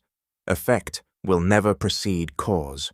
You can only have what you already have, and if the frequency you're emanating to the universe is hellish, it cannot possibly not bring you to heaven. Apple seeds will never produce mangoes, and mango seeds will never produce apples. This is a simple truth in the world of nature, and it reflects how the universe works. In the modern day, hell is equivalent to living in survival mode. From a neuroscientific point of view, when one is living in survival mode, it is typically due to a lack of safety, which triggers the primal brain into operation. The primal brain has no other purpose than survival, flight or fight, and nothing else. While survival mode is often associated with poverty, paradoxically, wealthy people also live in survival mode. Since the primal brain is responsible for flight or fight, its only concern is surviving by hyper-focusing on what is immediately in front of it. This zeroing in on reality restricts our level of awareness, which means a limited perspective. This reduction in awareness and perspective shuts down higher levels of thinking, since survival is the priority. A lower level of awareness will always lead to reality being distorted to reflect the lower aspects of one's nature, which will always correlate with negativity. Hell is directly opposed to the materialization of your desired reality metaphysically. In neuroscientific terms, it is specifically opposed to your brain waves. The alteration of reality requires an alteration of one's frequency or one's state of consciousness, which requires an alteration of one's subconscious mind. The subconscious mind becomes more accessible in certain brainwave states, allowing for deeper influence and transformation. By leveraging the optimal brainwave frequencies, you can achieve more with less effort as your mind becomes more receptive to change. To revert to the point initially made at the start of this chapter, until you can enter heaven, you will not be able to enter your desired reality. This is due to the fact that what we metaphysically consider to be heaven when it comes to brainwaves is the door to the subconscious mind. There are various brainwaves that the brain cycles throughout the day. Beta waves, 12 to 30 Hz. Alpha waves, 8 to 12 Hz. Theta waves, 4 to 8 Hz. Delta waves, 0.5 to 4 Hz. Beta waves are associated with being awake, alert, and active. It is the standard mode of operation in your day-to-day life. Alpha waves are associated with a meditative, relaxed state. It is the state before drowsiness. Theta waves are associated with deep meditation, a trance-like state which is typically used in hypnosis and is equivalent to a drowsy state. Delta waves are associated with deep sleep. The slower the brain waves, the closer they are to the subconscious mind. Beta waves are produced during conscious operation, and so long as the conscious mind is present, the subconscious mind won't be. Think about these brainwave states like trains. The slower the brainwave state, the easier it is to catch a ride to the subconscious mind. The slow trains are your only entry into the subconscious mind. Most people make the mistake of attempting to give the subconscious mind their desired reality to materialize while operating in a brainwave state that prioritizes the conscious mind.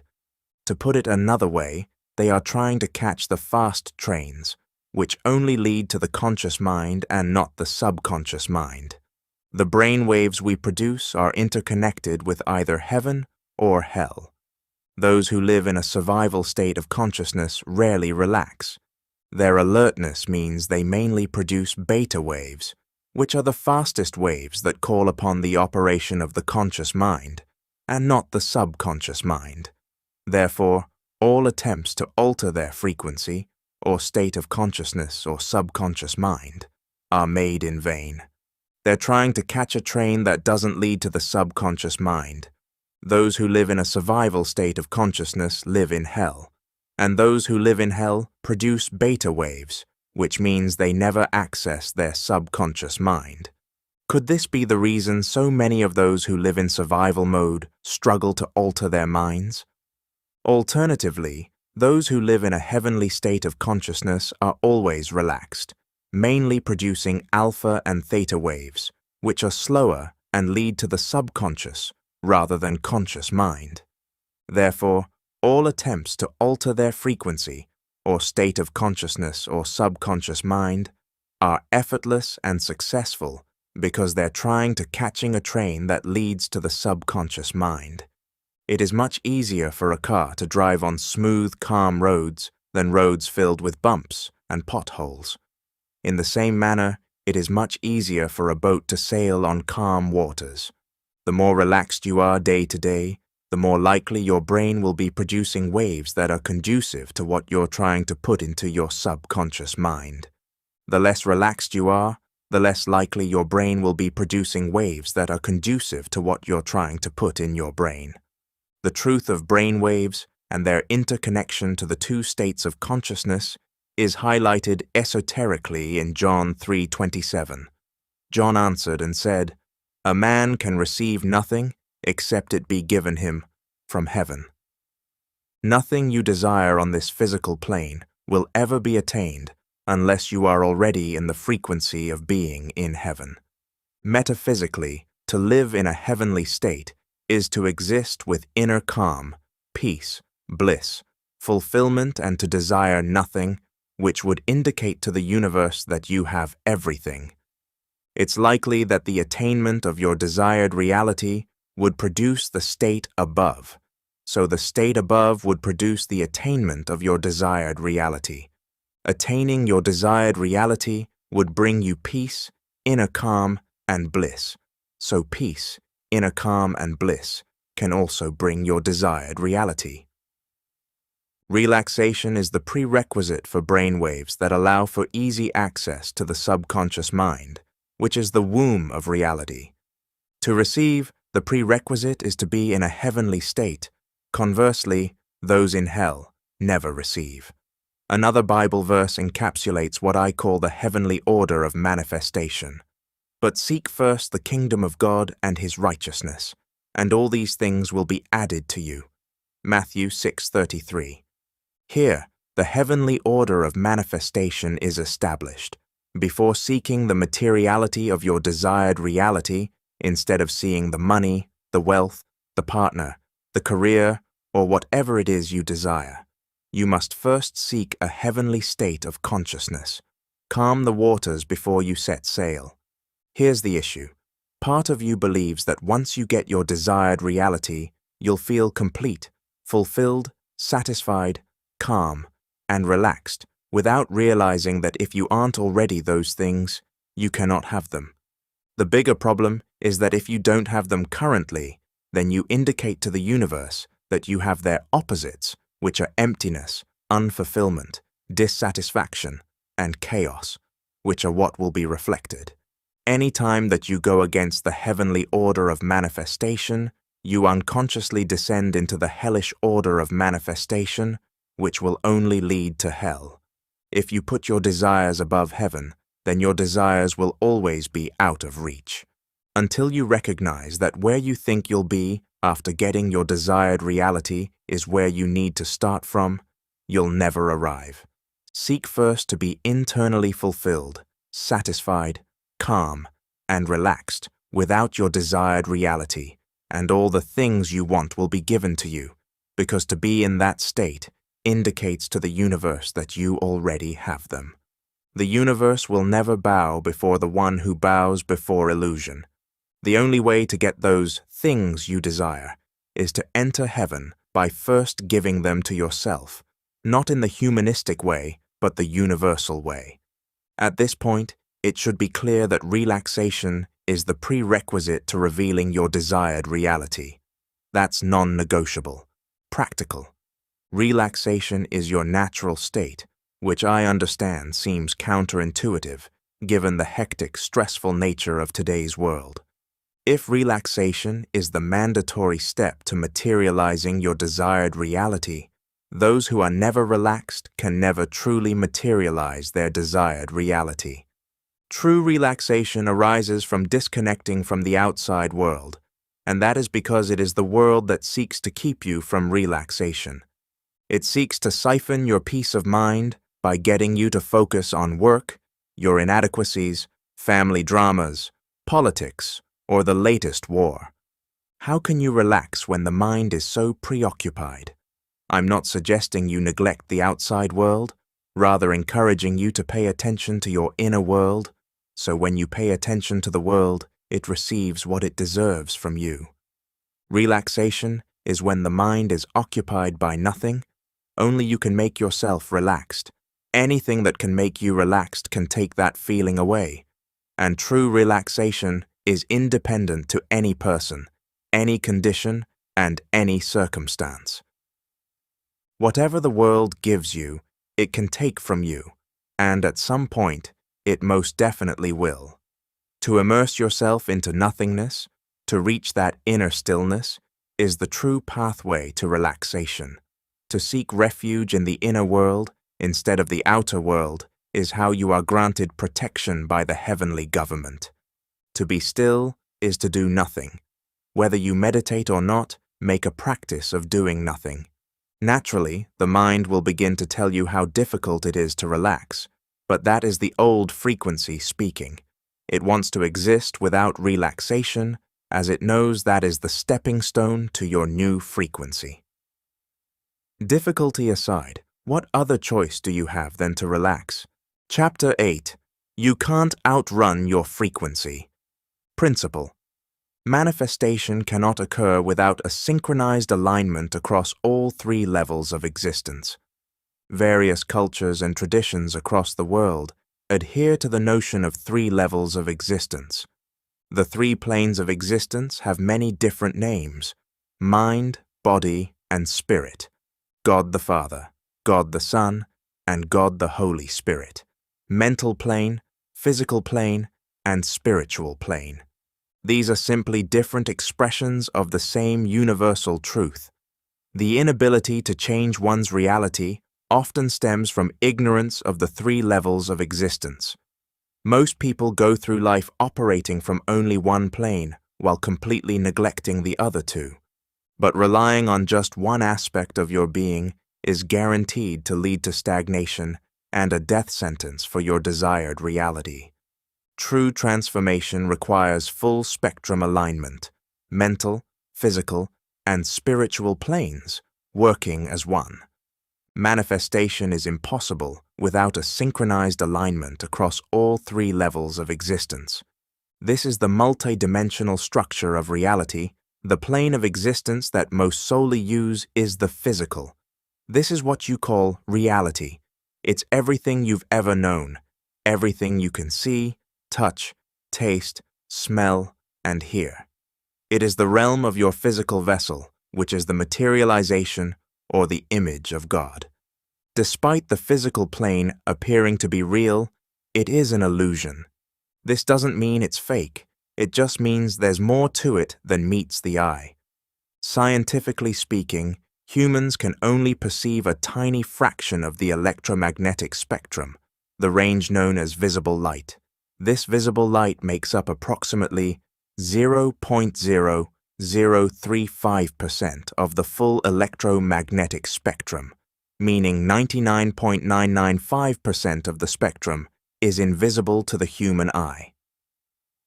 There is a vast and active part of the universe that we simply can't perceive with our senses. Reality is like putting on a VR headset and forgetting that you are wearing one. When you put on a VR headset, you become fully immersed in a simulated world. You can look around, interact, and even feel emotions based on what you see, even though none of it is physically real. The headset filters your experience, creating a reality that feels true, even though it's just a projection. Consciousness works the same way. It acts like an internal headset that filters how you see the world. You're not experiencing reality as it is. You're experiencing reality through the lens of your consciousness. What you perceive outside is a reflection of the system running inside. You're not reacting to the world, but how your consciousness is interpreting it, like wearing a VR headset and forgetting that you have it on. For centuries, ancient mystics have known of this illusion, referring to it as the world of Maya. It is the realm of effect. All you experience here, every circumstance of failure, success, poverty, or wealth, is merely the shadow cast by the mind, an effect.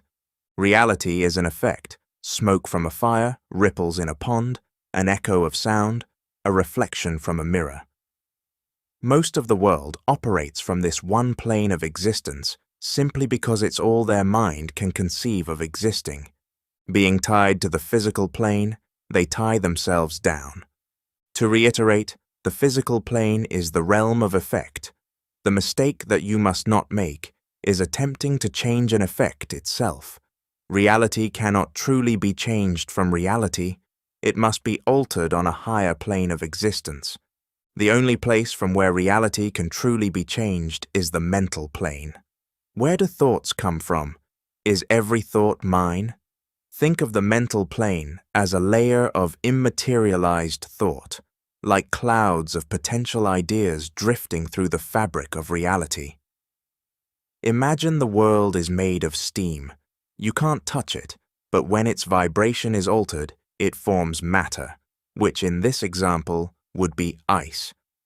The physical plane is nothing more than the mental plane materialized. The mental plane is interchangeable with the mind, your state of consciousness, or your frequency. The mental plane is outside of our third-dimensional realm, meaning it isn't confined by the illusions of space and time. Time isn't linear as we experience it in our reality. This reveals a truth you may not have heard. You don't create reality. How could you? Everything already exists, and it exists here. Think about it like this. You go to a restaurant and the meals are already prepared. You simply select which one you want. This notion is instantly liberating because it removes all the pressure that unconsciously comes with the idea that you need to create. No, everything has already been created. You just need to choose, which is something to which your mind is more adjusted. The mental plane exists within the subconscious mind specifically. Being the realm of cause, it is the fire that produces smoke, the stone that creates ripples, the voice that generates an echo, the light that casts a shadow, and the object that reflects in the mirror. You can only experience physically what first existed mentally.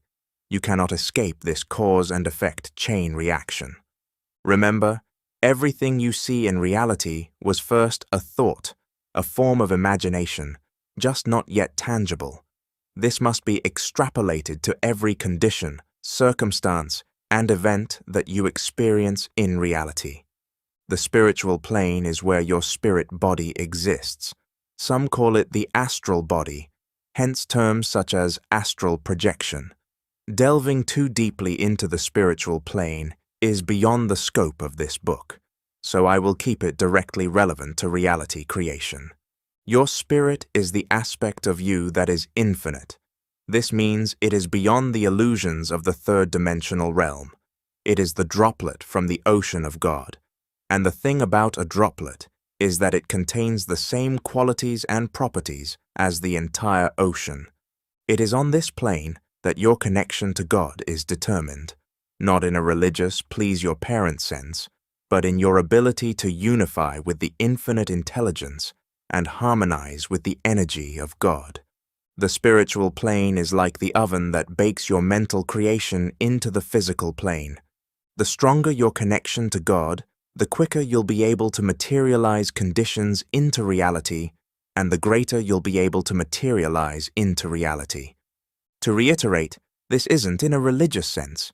It's about what your state of being is indicating to the universe.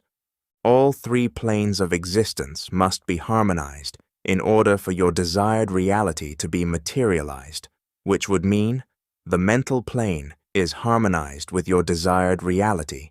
The physical plane is harmonized with your desired reality. The spiritual plane is harmonized with your desired reality. Since there are three levels of existence, there seems to be three modes of operation when it comes to progression in reality. The physical planers. These are the people that work as long and hard as possible, grinding away day and night. The mental planers. These are the people that just think about what they want all day without taking any form of action, hoping everything they want will just magically come to them. The spiritual planers. These are the people that just pray to God about what they want all day without taking any form of action, hoping God will simply give it to them. The hard worker, the hard thinker, and the hard prayer are all dwelling in the same ignorance, but their vanity has them think otherwise. They are all making the same mistake of simply relying on one plane of existence instead of using all three in unison. Let's examine the multi-dimensional mistakes they are all making. The physical planners. They are unaware that reality is an effect, which they are attempting to also change with an effect. They rely solely on physical action, neglecting the higher planes of existence, and never realizing that action is the lowest level of consciousness, so their results are low level. This is where most of the world reside, without ever realizing that you cannot change an effect itself. You must change the cause. You cannot outrun your frequency. You cannot out-hustle your frequency. You cannot work your way out of your frequency. The mental planers. They are unaware that action is the external manifestation of the internal energy reflecting your mental creation, which solidifies it and turns it into matter. They are unaware that action is needed to bring a frequency or consciousness into reality. By seeking to escape hard work, which isn't a necessity unless you deem it so, they escape work altogether. By avoiding the physical, you attempt to go against the structure of reality, which is to go against the structure of yourself, which can only lead to disharmony. The spiritual planers. They are unaware that even though they may be connected to God, what they're baking in the oven of God is everything except their desired reality. Until they become conscious of what they're putting into the oven, they'll keep baking the same reality that they're praying to be rid of. They are all variations of the same mistake. Practical. You must adhere to a specific order to create your desired reality in alignment with the structure of the universe. The order of alignment goes as follows. First, mental plane. Second, spiritual plane. Third, physical plane. The mental and spiritual plane are interchangeable, but the physical is non-negotiable. It must always come last. It is the lowest level of existence. Lowest not meaning lesser value, just that it is not a causal realm. 1. The mental plane. Whatever your desired reality, hold it in mind as if it already exists. Since the mental plane is the realm of cause, if your desire is to be materialized in reality, then you must be operating as if it is already so. Shift from desiring to already having. The only way to arrive at the end is to begin at the end. The mirror will never smile before you do. 2. The spiritual plane. Until you recognize the power within, you will have no power without. By recognizing and internalizing that you are a materialization of God and that God dwells within you, you activate the power of the infinite within you. There is no greater power in the universe than God, but if you fail to recognize God within you, then you will be powerless before any condition, circumstance, event, or person that poses as adversity. Once you grasp the infinite nature of your true identity, you realize how arrogant it is to think that God could ever fail. To doubt yourself is to doubt God, which is true blasphemy. The only way to strengthen yourself on the spiritual plane and to connect to God is to spend more time within than you do without. The vehicle of choice doesn't matter because the destination is the same. The more time you spend within, the more power you grow within. The more you cultivate internal power, the less power the external will have over you. 3. The physical plane. Only after arranging yourself correctly on the higher planes of existence can you begin to dominate the lower plane of existence, reality. Action is unavoidable, but to avoid wasted action, the physical plane must come last. The higher planes of existence metaphysically position you in the correct direction to begin walking towards your desired reality through action. After vibrationally aligning yourself to your desired reality, you will begin to receive the blueprints on how to physically get there. Chapter 9. Redefining Manifestation. Principle. If you desire to change your reality, then you have lost the race before it's even begun. Manifestation isn't what you think it is. It's likely that you entered this realm of knowledge seeking to change your reality, but the paradox is that true manifestation has nothing to do with changing reality. The desire to change reality is actually what keeps so many from ever changing their reality. True manifestation is solely focused on you and neglecting reality. Nothing will ever change until you do you first, and that is a non-negotiable, universal truth.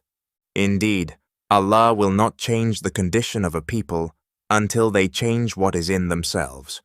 Quran 13:11-95. The moment you change, the frequency or state of consciousness that the universe picks up from you begins to change, and as a result, what is reflected changes. Think about it in terms of supply and demand.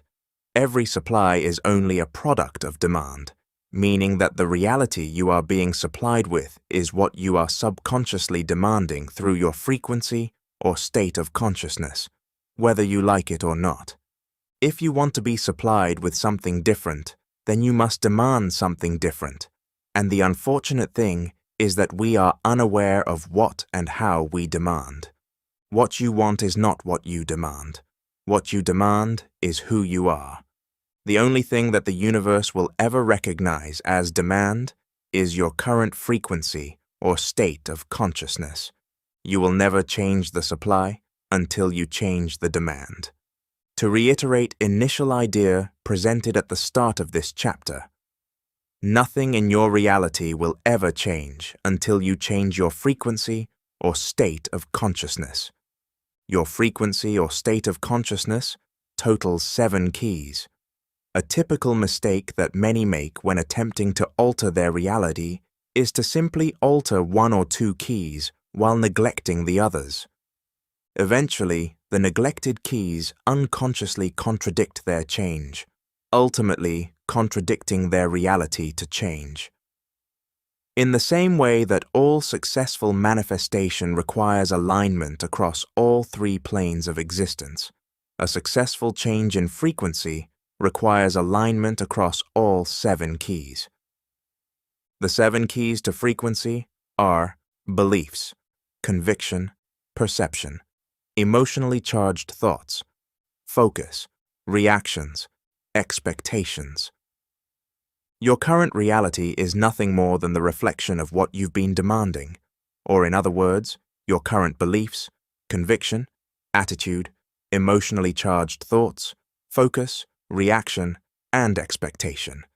You have the beliefs equivalent of your current reality, and until you change them, you will remain there. You have the conviction equivalent of your current reality, and until you change it, you will remain there. You have the perception equivalent of your current reality, and until you change it, you will remain there. You have the emotionally charged thoughts equivalent of your current reality, and until you change them, you will remain there. You have the focus equivalent of your current reality, and until you change it, you will remain there. You have the reactions equivalent of your current reality, and until you change them, you will remain there. You have the expectations equivalent of your current reality, and until you change them, you will remain there. When the 7 keys are altered, your frequency is altered. Only then will reality be altered. This can work for you or against you. When the 7 keys are aligned, reality is aligned. When the 7 keys are misaligned, reality is misaligned. Whether in alignment or not, the universe will always seek to materialize the frequency emitted into reality. The materialization of frequency or consciousness into reality is what we call manifestation. Consciousness and matter are the same energy, only different in rate of vibration. Much like steam and ice are the same energy, only different in rate of vibration. Every frequency maintained must and will become a reality, and every reality maintained is nothing more than maintained frequency. Before we can get to the true essence of manifestation, let's debunk some common myths surrounding it. 1. You don't need to work to manifest. A lot of spiritual people don't realize that they're not seeking anything other than a form of escapism that directly goes against the structure of the universe. You can't escape physical work any more than you can escape the physical plane. The notion that you manifest without some sort of physical effort is simply an appeal to an aspect of you that is either exhausted or lazy. All successful manifestation requires synchronistic alignment across all three planes of existence, not just one or two. While work is mandatory, hard work is optional, but will be made real by your belief in its validity alone. 2. Thoughts create reality. Not all thoughts are equal in their effect over reality. The only thoughts that have the potential to materialize a reality are those which are emotionally charged. The true language of the subconscious mind is emotion, which also means emotion is the language of God. Emotion being the language of God means that this is primarily what the universe recognizes, and emotion is simply energy in motion, which alters the vibration of a thought, making it more powerful and its manifestation more likely. If there is no emotion behind it, it won't manifest. If there is, it always will. Emotion is a huge contributor to your frequency, and as a result, your reality. Emotion doesn't necessarily mean a sense of euphoria or excitement, but it is always relative to you as a person. There isn't a one-size-fits-all. To simplify your understanding, you can think about manifestation like this. The universe is a sort of warehouse that only delivers the reality that you order. To reiterate, you can only receive what you are asking for. Remember, supply and demand. The issue is, we spend most of our lives consciously asking for one thing, but subconsciously and with our energy, asking for another. Before an order is shipped out, it is identified via a unique product code that the warehouse will match up before distributing. Think about your frequency like that unique product code that will always match its identical reality before being shipped out. To reiterate, before anything can exist physically, it must first exist vibrationally, which is the combination of mentally and emotionally. Those who know the true process of manifestation possess the ability to manifest instantly, and that is not an exaggeration. Before you learn the true process of manifestation, I would like to make something clear. The knowledge you have is activated by the security you have in the knowledge. There are individuals with wrong knowledge, but through their security and conviction in it, make it right. There are also individuals with right knowledge, but through their insecurity and self-doubt in it, make it wrong. More important than what you do is the conviction that what you're doing is right. To act on knowledge while in a state of insecurity and self-doubt will render the potential of the knowledge useless.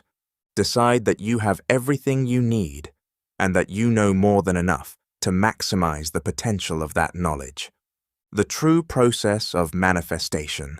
Manifestation is internally shifting to a degree to which you are no longer emotionally dependent on seeing reality change, when you are good with it and good without it. Diving deeper into this definition can alter everything. There are two layers to this definition. First, manifestation is focused on shifting internally, not externally. 2. When you are no longer emotionally dependent on what's going on outside of you, whether positive or negative, when you are good with it and good without it. Part 1. The common perception of manifestation is that it's about changing your reality. However, that idea will set you up to continuously fail to manifest or change your reality. So long as you desire to change your reality, you will be stuck playing the game of reality backwards. Your purpose for manifesting may be to change your reality, but the process of manifestation requires you to realize the outer world is of no significance, and to redirect significance to your inner world only. To be concerned with the outer world is to be concerned with the effect instead of the cause, a trap that many fall into that puts them in a perpetual cycle of never altering the effect. You want the effect to be different, but you don't pay any attention to the cause. How can you expect to alter the effect if you fail to alter the cause? This does not make sense. Manifestation isn't about changing reality, it's only about changing you. But so long as you're caught up in changing reality, you're caught up in trying to change an effect by changing an effect, which does not make sense.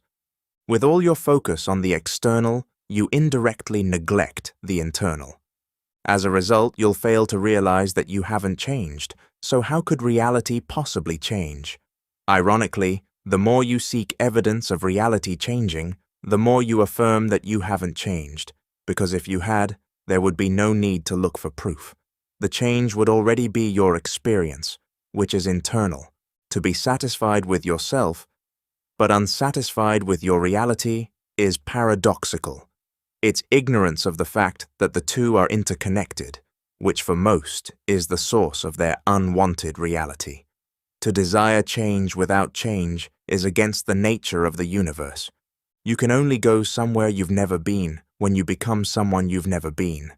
The process of internally shifting is simply the act of exchanging your current state of consciousness for the state of consciousness that matches with your desired reality.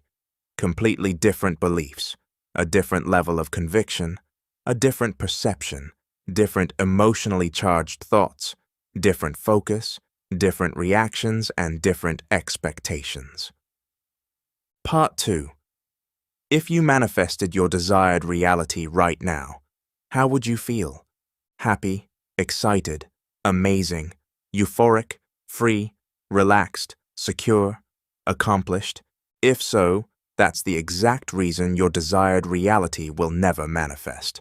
Conversely, if you never manifest your desired reality, how would you feel? Disappointed, crushed, sad, annoyed, frustrated, irritated, angry, empty? If so, that's the exact reason your desired reality will never manifest. Whether you realize this is or not, to grant the external the power to alter your internal state is a confession of a dependency on reality. To be dependent on reality is to require reality to give you what you desire. Those who are internally dependent on reality will forever be the slave of condition, circumstance, and the events of reality. To be independent of reality requires you to give yourself what you desire. Those who are internally independent of reality will never be the slave of condition, circumstance, or events of reality. The quickest way to determine if you're internally dependent on reality is to ask yourself whether you're postponing the feelings of your desired reality until it manifests. If that's the case, it means you're waiting for reality to change before allowing yourself to feel those feelings. But in doing so, you reinforce that your reality hasn't changed, so it doesn't. Ironically, the feelings you envisage as your desired destination are actually the starting point. They generate the frequency that signals to the universe that your desired reality is already yours. By feeling those emotions now rather than later, you shift your state of consciousness to the present, setting in motion the external changes that reflect your new reality. The postponement of the emotions you'd feel in your desired reality is the source of your internal dependency on seeing your desired reality, which indirectly shows your ignorance of how reality is materialized. On a deeper level, it is an indication of importance. Importance to the universe is interpreted as energetic space. The bigger the importance of your desired reality, the bigger the space between you and it. Conversely, the smaller the importance of your desired reality, the smaller the space between you and it. The more you are internally dependent on seeing reality change, the more importance you indicate to the universe, which means the more space there is between you and your desired reality. If you need your desired reality to materialize before you allow yourself to feel the way you would in that reality, you'll never generate the frequency required to bring it into existence. The world will never prove anything to you that you have not first proven to yourself. Internal independence of reality is the essence of what it means to be good with or without it, which is the prerequisite to altering your reality. Unfortunately, too often you are good with it, but not good without it. At first, this notion can seem frustrating. How can I be good without it when I need it? The truth is, this notion is liberating. The moment you are no longer dependent on reality, you are freed from it, which also frees up your desired reality to come to you effortlessly. Your desired reality is merely an aspect of you that already exists within, but it remains imprisoned by your internal dependency on what you believe it will give you. When reality can offer you nothing, it will offer you everything. Manifestation has nothing to do with doing, but everything to do with being. It isn't something you need to do, it's something you already do. Manifestation is like breathing, an effortless, unconscious process. Understanding this is the foundation of all manifestation. Only then will it be experienced as such. Think about the moments you were searching for a particular car online, and then suddenly you started seeing them everywhere in your reality. Think about the moments you were searching for some shoes online, and then suddenly you started seeing them everywhere in your reality. Think about the moments you were thinking about someone, and then suddenly they called or texted you. Manifestation is something you've always done effortlessly. You've never had a problem with it. Truthfully, learning about it is simply discovering what you've been doing forever. Mistakenly, many desire to manifest while negating that they already manifest. Then when they fail to manifest, they conclude they have a problem. Ironically, through their belief in a problem, they manifest one. So rid yourself of your old frequency's trickery, attempting to convince you that you have a problem manifesting. Ironically, there are no truths in reality other than what the subconscious mind accepts as true. So if you believe you will have difficulty manifesting, then you shall. Practical. Many argue about the best technique for manifesting. Is it subliminals? Is it affirmations? Is it visualization? Is it vision boards? Is it writing your goals down as if they are accomplished? None of these are the best way to materialize your desired reality. The best manifestation technique is you. Transcend the infancy of technique or law superiority. The only truth is you. The only law is the law of you. There is no secret method or technique. One method works for some, others work for others. Techniques themselves are useless. It is the conviction that you pour into the technique that activates it to work, and nothing else. The technique itself does not create reality. It merely positions you to create your reality by being in the internal state equivalent to your desired reality, so it can effortlessly unfold. The only purpose of these techniques is to internally shift you into the state of consciousness of your desired reality to such a degree you are no longer emotionally dependent on seeing reality change. Your unwavering conviction that it will work is the only thing that makes it work. That is what activates the technique. So, to reiterate a point made earlier, more important than what you do is the conviction you have in what you're doing. Scientists discovered the placebo effect during the 18th century, which proves that conviction alone creates change. If you take a sugar pill, truly believing it's medicine, your body responds as if it is because it's not the pill that holds the power, but your conviction in it. As humans, we are microcosms of the universe. The ancients stated, as above, so below, as below, so above, conveying that we are miniature, walking reflections of the universe. This means that the universe itself being so below, as above, has its own placebo effect. So it's not about affirmations, visualization, vision boards, or writing your goals down as if they're already done. It's about you. That's what it's always been about. Techniques are like vehicles. It doesn't matter what car you ride in. All that matters is the fuel that's in the vehicle. because that will be what drives you to your destination. In order for a technique to work, using it must generate an intense degree of emotion. To do that, the technique must be vivid. Bear this in mind when choosing your preferred technique. The technique I exclusively teach clients. This technique can be used for a number of purposes: to alter an upcoming event such as a job interview, a date, a meeting, or simply an uncomfortable conversation. I have seen all the above unfold as desired, including court hearings that were definite jail time. It can also be used to internally shift you to resonate with the frequency or state of consciousness of your desired reality. It can also be used to rewrite a traumatic, painful, or upsetting past event that still may have a grasp on you to this day. This method capitalizes on the fact that the mind cannot distinguish between fact and imagination or consciousness. When imagination becomes real to the mind, it alters your frequency or state of consciousness to reflect that, causing reality to reorganize itself in alignment with your internal shift. This technique has the sole purpose of convincing your mind that what you are experiencing within is real, and it will only accept it as real if what you are experiencing within generates an intense degree of emotion and is vivid.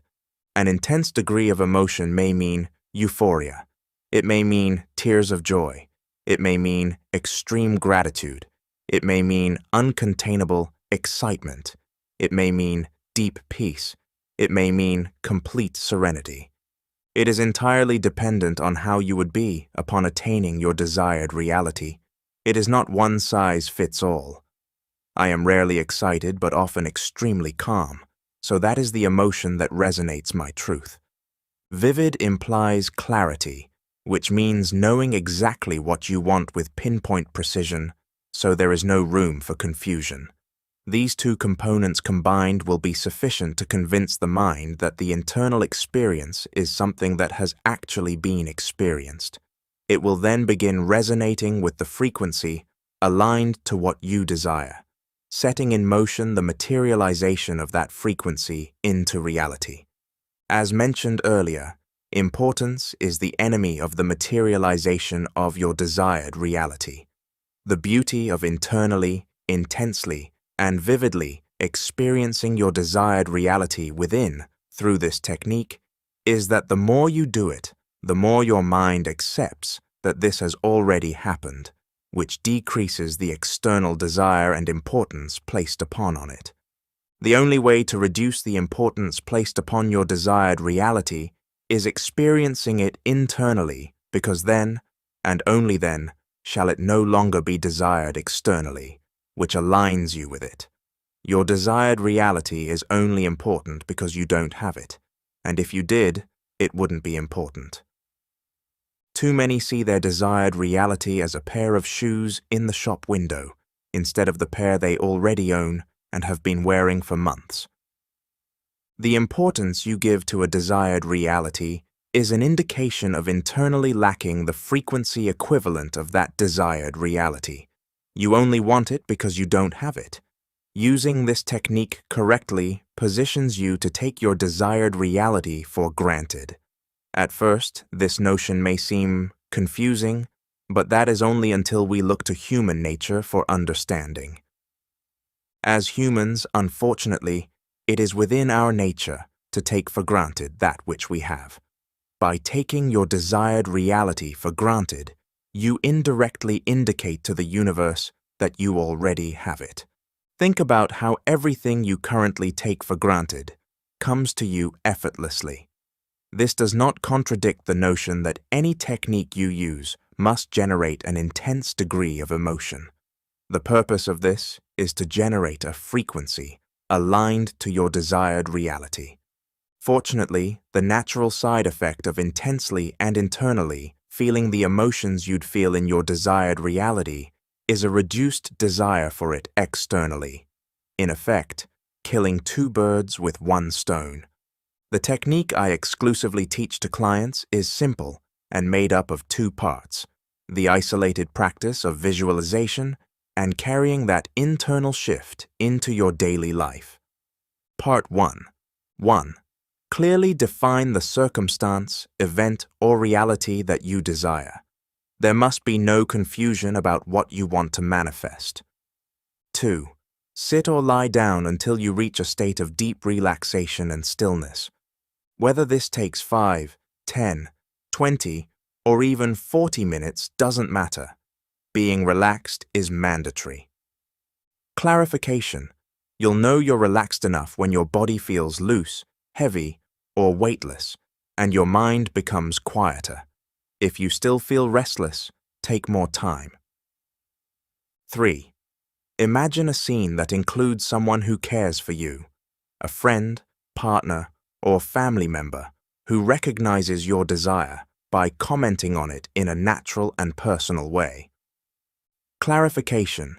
If you don't have someone who would naturally comment on your success, use a person you admire, a role model, or even a past version of yourself, reflecting on the achievement.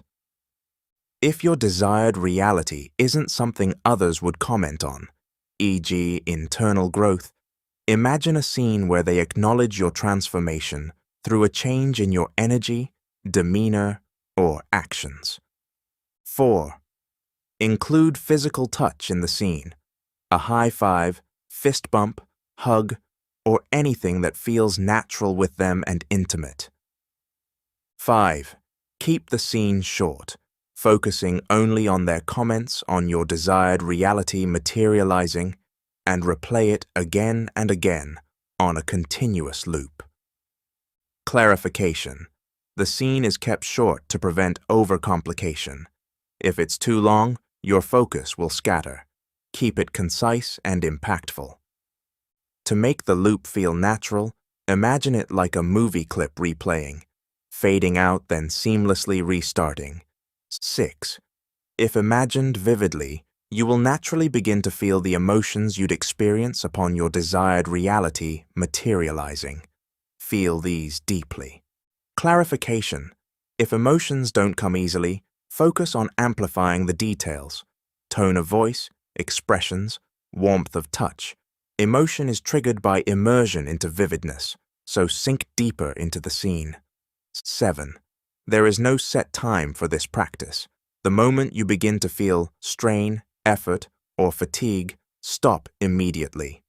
Clarification. If you notice yourself forcing it, don't push through. Ease out of it naturally and return to it another time. Part 2. 1. Pick a single, simple sentence that you would naturally say to yourself upon your desire manifesting. It must be authentic, what you truly think or say. Clarification. If you struggle to come up with a natural sentence, imagine seeing your desired reality unfold right now in front of you. What's the first thought that runs through your mind? That's your sentence. 2. What is the feeling you'd experience naturally and exclusively upon your desired reality materializing? Clearly define it. 3. Repeat the sentence in your head continuously throughout the day, feeling what you would feel if it were already your reality. Clarification. You don't need to say it out loud, just think it, like an internal affirmation. If you struggle to feel the right emotion, slow down and focus. Instead of repeating the sentence mechanically, imagine the depth behind it. There's no need to force constant repetition. If you forget to do it at times, that doesn't ruin the process. Just return to it whenever you remember. This isn't about repeating the sentence mindlessly all day, but about anchoring yourself in the feeling whenever possible. If your mood fluctuates throughout the day, don't panic. Shifting states is natural. Simply return to the sentence and feeling without resistance. In both aspects of the technique, simplicity is mandatory. Techniques can be used every day, but not for the sake of creation, as they do not create. They must only be used to internally experience the state of consciousness you desire. Do not make a chore out of it. as this perception will eventually lead to feeling obliged, bordering on resentment, which will emit a frequency that will negatively alter the frequency of your desired reality. If it's beginning to feel like a chore, take a break and enjoy your reality. Here are some examples of how the technique can be applied to different desired realities. The desire for love. Part 1. Visualized scene. A close friend or family member hugging you while saying, "This is the love you've always deserved. You're so happy." Or however your friend or family member would say it. Part 2. Mental affirmation. I'm finally in the relationship I've always wanted to be in. The desire for a specific job. Part 1. Visualized scene. A close friend or family member hugging you while saying, "Congratulations, I knew you were going to get the job," or however your friend or family member would say it. Part 2. Mental affirmation. I'm so grateful I got this job. The desire for a specific income. Part 1. Visualized scene. A close friend or family member hugging you while saying, "I can't believe you're making that much. That's insane," or however your friend or family member would say it. Part 2. Mental affirmation. Now I have more money than I can spend. The desire for a specific physique. Part 1. Visualized scene. A close friend or family member hugging you while saying, "You look like you live in the gym these days. You gotta train me," or however your friend or family member would say it. Part 2. Mental affirmation. I'm in the best shape of my life. The desire for business success. Part 1. Visualized scene. A close friend or family member hugging you while saying, "Congratulations, how does it feel to be making X amount of money?" or however your friend or family member would say it. Part 2. Mental affirmation. Sales are coming in like crazy these days. These are just some examples. Adapt them to your specific desire. All manifestation is instant.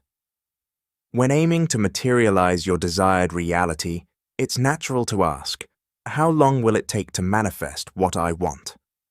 This question is a confession of ignorance to the true essence of manifestation. Remember, manifestation isn't a matter of altering reality, it's about altering oneself. Altering oneself can happen in an instant, which would mean that all manifestations are instant. The act of altering reality requires a transcendence of third-dimensional constraint, one of those constraints being time. You need to transcend time by immersing yourself within the state of consciousness of your desired reality. By doing so, you experience the truest essence of your desired reality. Those who think manifestation is about altering reality will always wait for reality to be altered, which indirectly indicates to the universe they are lacking what they desire. Imagine your desired reality as a jacket. From the moment you step into its frequency or state of consciousness, you put on the jacket, and you remain in that state until you unconsciously choose to take it off, which is when you shift out of that frequency or state of consciousness. Once you have truly entered the state of consciousness or frequency of your desired reality, you will not need to see reality change.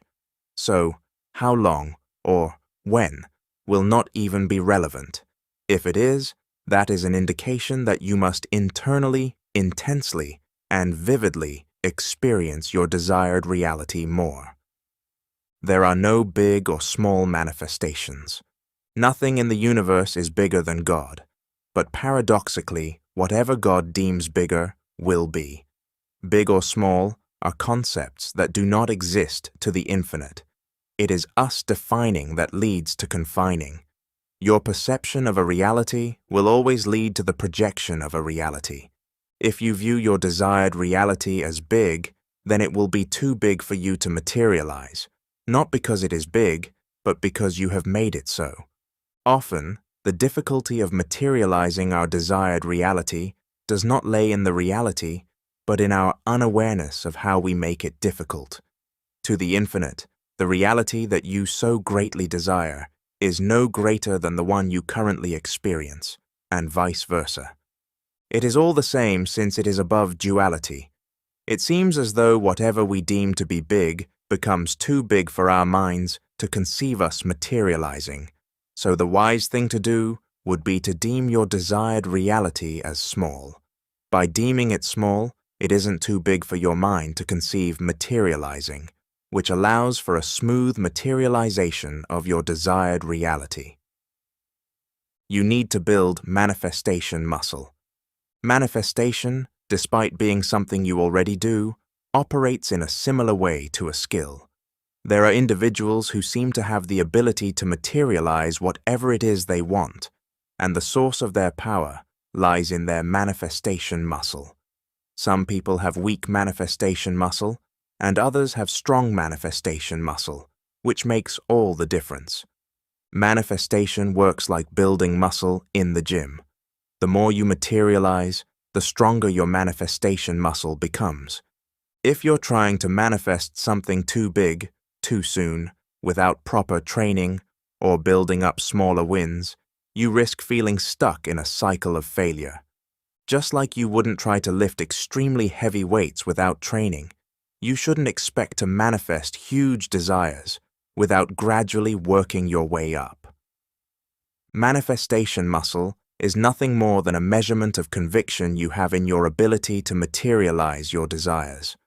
The more you see evidence of your ability to manifest, the more that strengthens your conviction. And the more conviction you have, the more and the easier you're able to manifest. It's likely that you don't have sufficient conviction in your ability to alter reality. That's not because you can't manifest. It is because you neglect the instances you do manifest. Remember, you have been manifesting on autopilot your whole life. By becoming aware that you are already manifesting, you recognize the invisible string that connects reality and your mind. The more evidence you see, the more conviction you have, and the more muscle you gain. Often, we do not realize that we have the conviction necessary to materialize our desired reality. A recommended way to build conviction is by materializing what you deem to be small things. The mind will naturally note these instances as evidence, which quickly stacks up. Manifest seeing a specific pair of shoes. Manifest seeing a specific car in a specific color. Manifest seeing a specific colored backpack.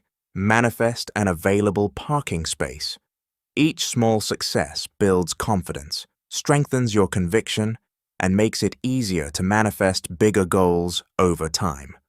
Building manifestation muscle requires patience, consistency, and incremental progress. After a while, your mind will naturally have a shortcut, and the idea of your desired reality will seem easy. That is everything you need to know when it comes to manifestation. There is no other secret key or hidden ancient wisdom you are missing. You have it all, as you always have. I'd like to end this chapter by saying that manifestation is not you creating reality. There is nothing for you to create since all realities and frequencies already exist within the infinite within. Manifestation isn't creation, it is revelation. You are revealing what already exists within. Chapter 10. The Desire of Your Desires. Principle. Just let go. Just detach. These are not new concepts, yet they seem so difficult to do. How can I detach from wanting more money when I need to pay my bills? How can I detach from wanting a romantic partner when I need love? How can I detach from my career when I need to progress? Detachment and letting go are necessary if you are to alter your reality, but they cannot be unlocked unless you understand exactly what this means. You will never be able to let go or detach unless you know what you truly want. You don't want what you think you want. Until you realize what you truly want, you will not be in a reality where you experience what you want. It's likely that you are reading this book because you want to materialize a reality of success, prosperity, health, love, abundance, and good fortune. This is your first mistake. So long as your motive is to change your reality, you're playing the game backwards. It's not about reality, and it never has been. Paradoxically, again, none of this is truly about changing reality. It's about changing you. When your focus is locked on fixing or controlling reality, you end up neglecting yourself. And in neglecting yourself, you unknowingly continue to create the very reality you're trying to escape. Everybody wants to change their reality one way or another, whether they want a romantic partner, better looks, material abundance, a specific career, more money, a specific house, a specific car, a specific holiday, better health, a life of freedom. We want things, and that's the issue. Most people spend their lives wanting things, without things wanting them. The people who have the things you desire, whether consciously or unconsciously, know how to make those things want them. Until you know how, you'll want forever, but never be wanted. If you hear the whispers of reality, you don't need to hear the screams. The workings of the universe have never been hidden from you. It's easier to make a cheetah come to you than it is to chase a cheetah. It's easier to make a butterfly come to you than it is to chase a butterfly. It's easier to make a fish come to you than it is to chase a fish. You're focusing on the wrong thing. You don't want what you think you want. You don't want that person. You don't want that amount of money. You don't want that house. You don't want that trip. You don't want that career. Big or small, you don't want anything that you think you want. But because you think you do, that's where all your energy is focused. And as a result, wasted. For anything you ever want in life, remember this. You don't want what you desire, but the internal state you believe it would put you in. Here are some examples to illustrate the point. You don't want a toothpick for the sake of wanting a toothpick. You want to be in comfort. You don't want a drink for the sake of wanting a drink. You want to quench your thirst and feel satisfied. You don't want a person for the sake of wanting a person. You want to be appreciated, seen, loved, and cherished, or sexually satisfied. You don't want a house for the sake of wanting a house. You want to feel accomplished, proud, and secure. You don't want more money for the sake of wanting more money. You want to feel secure, free, and relieved. You don't want the things themselves. You want how the things would make you feel. If they didn't change how you felt, you wouldn't want them. Whether the feeling is mild or strong, we still want it. If you dig deep enough, at the root of everything you'll ever want, you will find a frequency that you believe is missing. All we want in life is frequency. We were once interconnected and part of the infinite, but through materializing ourselves on this physical plane, we separated to a degree, and so every desire we have is nothing more than a feeble attempt to become whole again. You don't want anything in this world, even though you've become convinced that you do. What you want is a different state of consciousness than the one you have now. How can you expect to detach from the world when what you think you want is the world? It's a trap. This is why the notion of letting go or detaching makes sense intellectually, but not practically. Until your concept of what you desire changes, nothing will change. You will never want something in reality without reason. Reason is meaning, and meaning is always emotional, which poses a question. How do you think you'd feel upon materializing what you want? If you can answer that question, you can have what you want. And this leads us to the paradox of reality. The universe interprets you wanting something as an indication that you don't have it. How can you want something that you already have? You only want that house because you don't have it. You only want that career because you don't have it. You only want that person because you don't have them. You only want more money because you don't have enough. This is how the universe thinks. In this universe, there are two chairs, wanting and having. You can't sit in two chairs at once. You're either in one or the other. Any time that you want something, the universe registers that you don't have it, and that is what's reflected. leading to a continual cycle of you wanting but never receiving. To want is to decline what you could have. Wanting something will repel you from ever having it. Having must be understood through the lens of the universe rather than the human definition. Having to humans and to the universe are two completely different things. For humans, having refers to physically possessing. On a universal level, having refers to vibrationally possessing. We humans want our desires because we physically don't have them, and if we did, then we wouldn't want them anymore because we'd already have them. To the universe, the physical plane is an illusion. It's insignificant as it isn't grounded in universal truth. The universe, knowing that reality is merely an illusion, doesn't revere it as we do. What it truly honors and responds to is vibration, because vibration is the cause, the source, and the truth behind the illusion. Only what is vibrationally possessed is real to the universe, because that vibration will eventually compound into frequency, which must become reality. Vibrational possession refers to your current mental and emotional state, which aligns with a frequency that aligns with a reality. If you want all your desires to be met on a human level, you must have them on a universal level. To revisit the point made at the beginning of this chapter, it's about shifting away from reality and towards your internal state. It's never been about reality.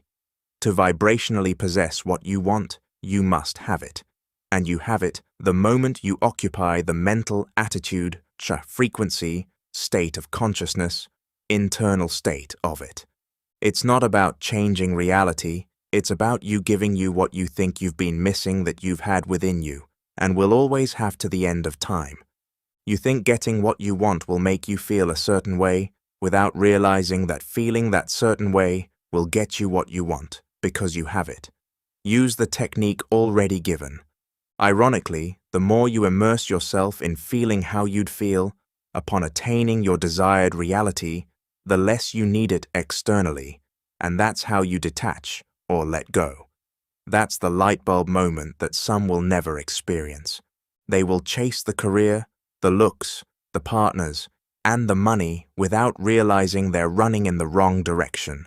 The more they run, the further and further they stray from what's truly real, which is within. Detachment can only take place when you detach from what doesn't truly exist.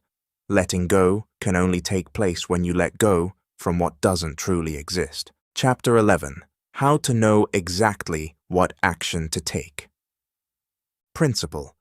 You may still be asking, what action do I need to take to manifest my desired reality? How do I act? When do I act? The blueprint of your desired reality exists within you. Imagine if you had instructions from the version of you in your desired reality on exactly what to do to get there in the most efficient and effortless way.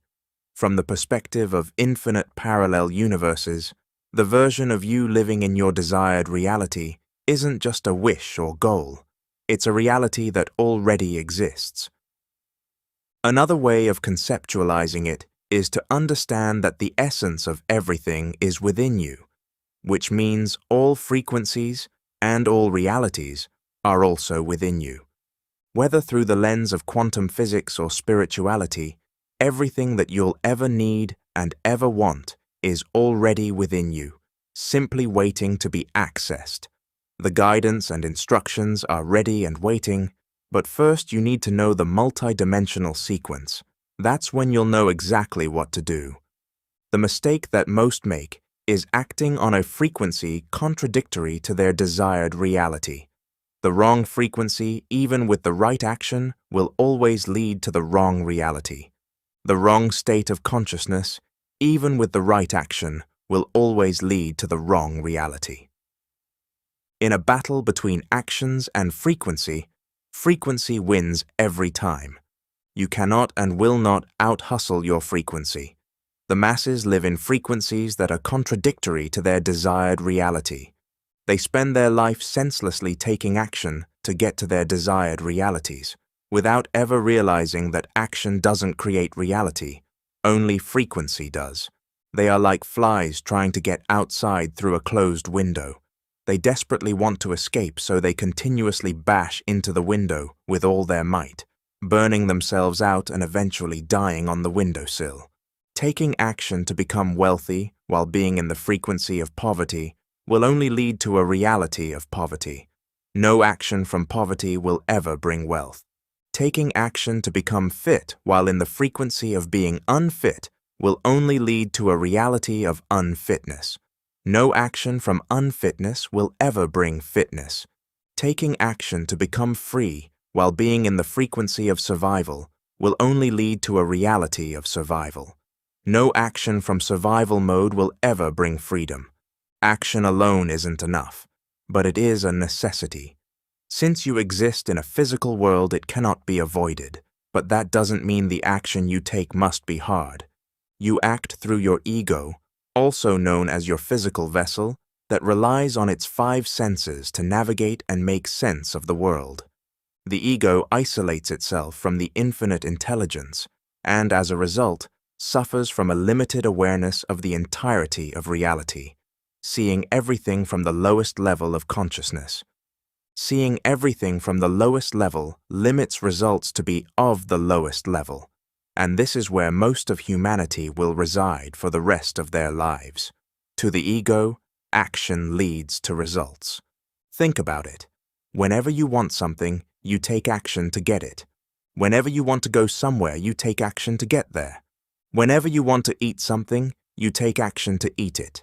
Whenever you want to drink something, you take action to drink it.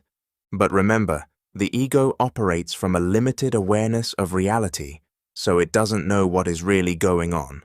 When the ego experiences something it doesn't like, it fixates on the process of taking action to change the result.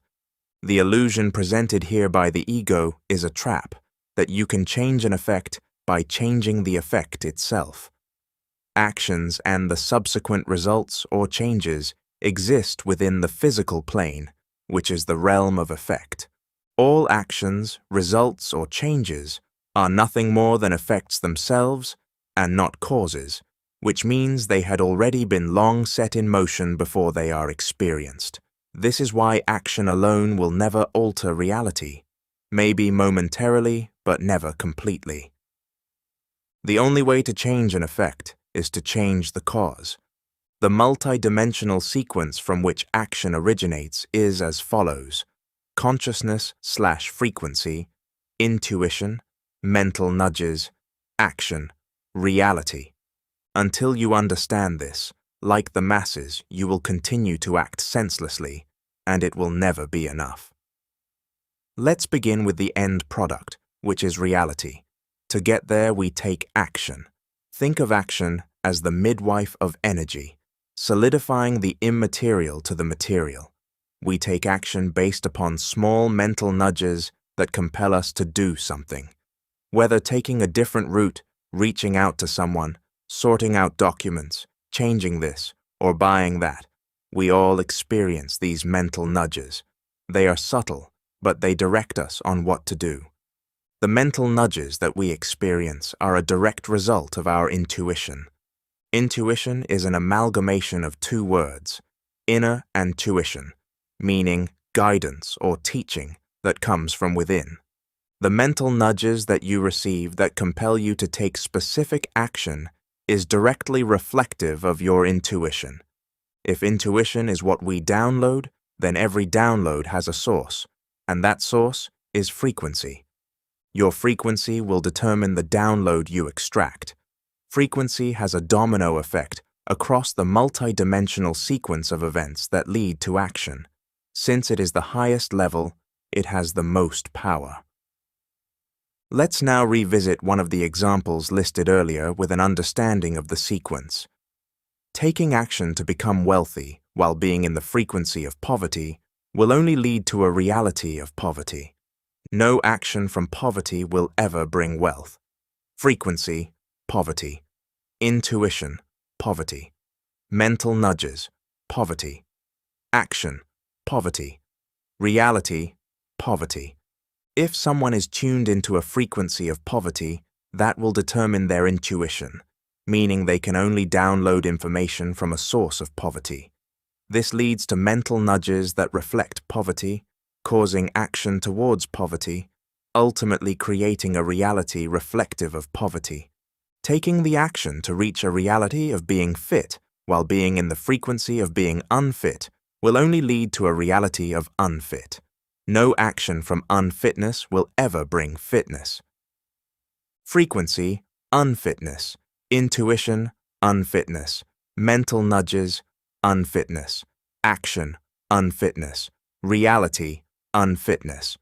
Somebody tuned in, a frequency of unfitness, can only experience an intuition that downloads information from a source of unfitness, leading to mental nudges that will eventually reflect unfitness, leading to action built off these mental nudges of unfitness, ultimately reflecting a reality of unfitness.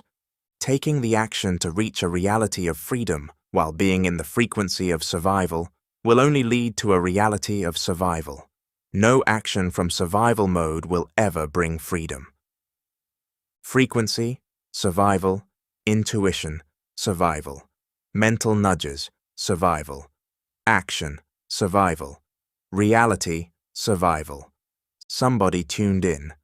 A frequency of survival can only experience an intuition that downloads information from a source of survival, leading to mental nudges that will eventually reflect survival, leading to action built off these mental nudges of survival, ultimately reflecting a reality of survival. Most spend their lives attempting to fight against the tide of the universe, which is their own state of consciousness or frequency. The multi-dimensional sequence from which action originates cannot be violated.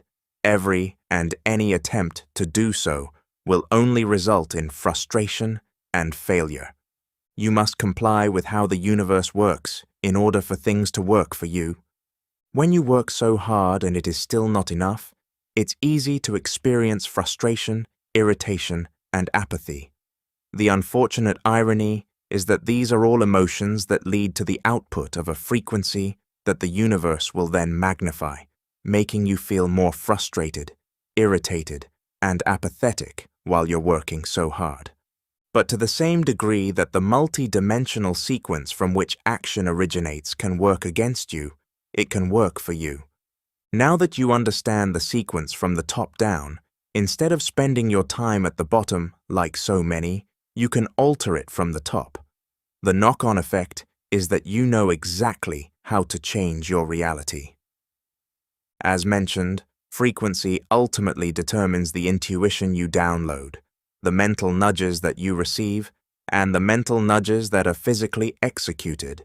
So we must shift from operating on the lowest level of consciousness to the highest level of consciousness.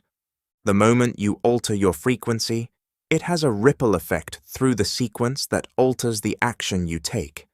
So long as your frequency is calibrated to your desired reality, this will lead to you being internally guided by the version of you in your desired reality via the intuition into which you can tune, leading to mental nudges that come from the version of you in your desired reality, leading to action that comes from the version of you in your desired reality that finally leads to your desired reality manifesting.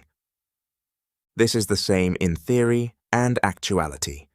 By shifting into the frequency or state of consciousness of your desired reality and operating from it, you can be guided on exactly how to get there.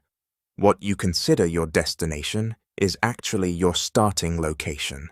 You can only be wherever you already are. Consciousness, frequency, desired reality. Intuition, desired reality. Mental nudges, desired reality. Action, desired reality. Reality, desired reality. Something important to note. Being in the frequency of your desired reality is only as valuable as your ability to tune into your intuition and then execute upon your mental nudges. The world programs us to second-guess ourselves. In school, teachers checking our work can lead to the idea that what we do is inadequate and requires external validation, leading to an unconscious degree of self-distrust. A pattern of external verification and validation is set in motion, so we hesitate to trust ourselves, spending our whole lives wanting to be guided or validated. If you don't trust yourself, then how can you guide yourself? Do you trust yourself? Only you can answer this. Remember, you can lie to everybody except the universe. The degree to which you trust yourself determines your ability to capitalize on the frequency you're seeking to bring from the immaterial to the material. If you don't trust yourself, you won't trust your intuition, which means you won't trust the mental nudges that you download, making everything pointless. Many claim to trust God, but do not even trust themselves. How well can anyone trust God if they do not trust themselves? You can be in the right frequency, that which reflects your desired reality, but without self-trust, you won't be able to materialize it. If you don't trust yourself, then how can the universe trust you?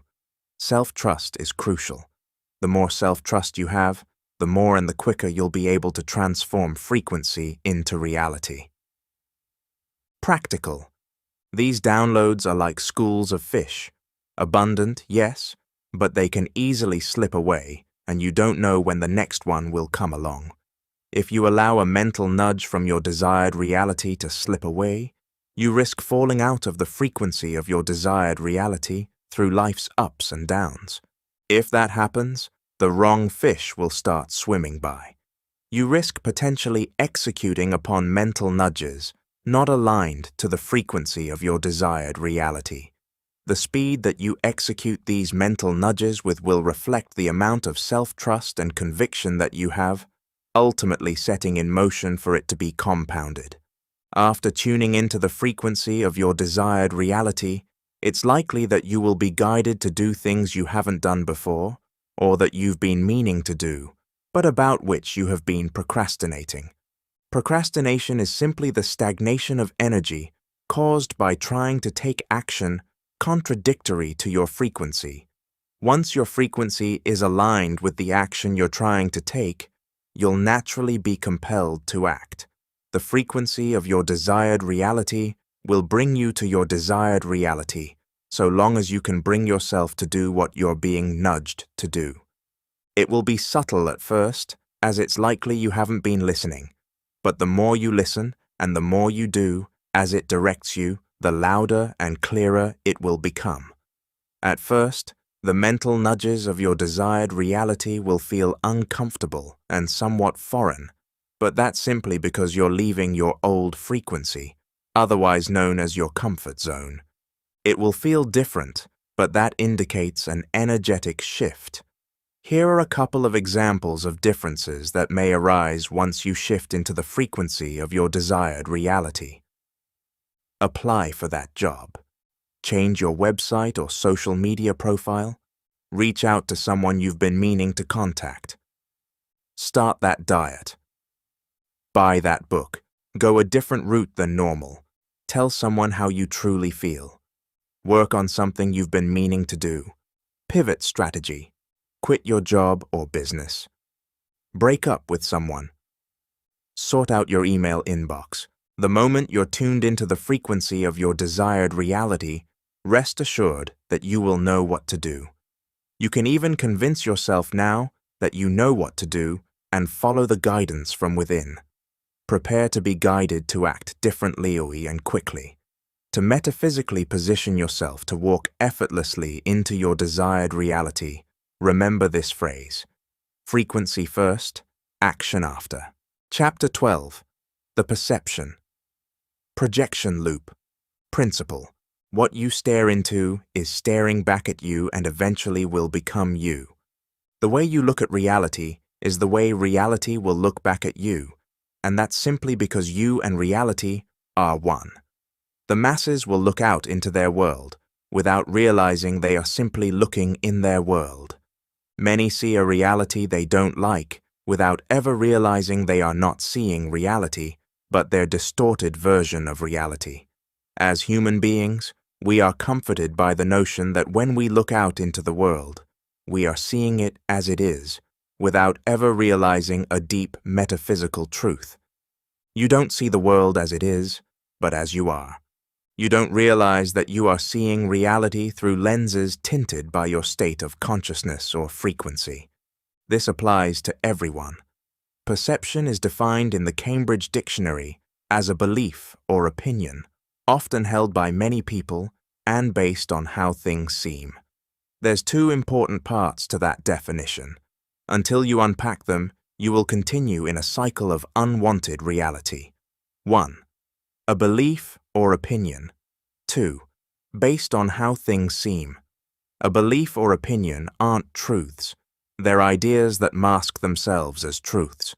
However, once accepted by the subconscious mind, they begin to become truths by materializing all around us in our realities. There are no truths in your reality other than what your subconscious accepts as true. Once accepted, this truth will solidify. How things seem will always depend on where you are standing. I'm not talking about your physical position, but your mental one, your state of consciousness, or your frequency. By dissecting the definition of perception, a truth is revealed. Your perception ultimately leads to your projection, which is what we call reality. Most people will never realize that the way they are choosing to perceive something is intricately connected to the reality that their mind projects. The dangerous thing about perception being connected to projection is that it is the beginning of a cycle from which many will never escape. The perception-projection loop. Unaware that the way they see reality is the way it sees them, most people take a dim view of reality, which can only lead to them projecting the worst. The most unfortunate part about this is that once they experience the worst, unaware that it's closely related to how they are seeing reality, they champion that experience as truth, further reinforcing and solidifying that reality, perception. Perception drugs you with an artificial ego boost. All humans love being right, sometimes even if it leads to our own destruction. Yet, in these circumstances, the irony is that they are wrong, as it is only a truth in the subconscious mind. It is common in dating circles for people to bemoan a lack of suitable potential partners. That perception ultimately leads to a projection of reality.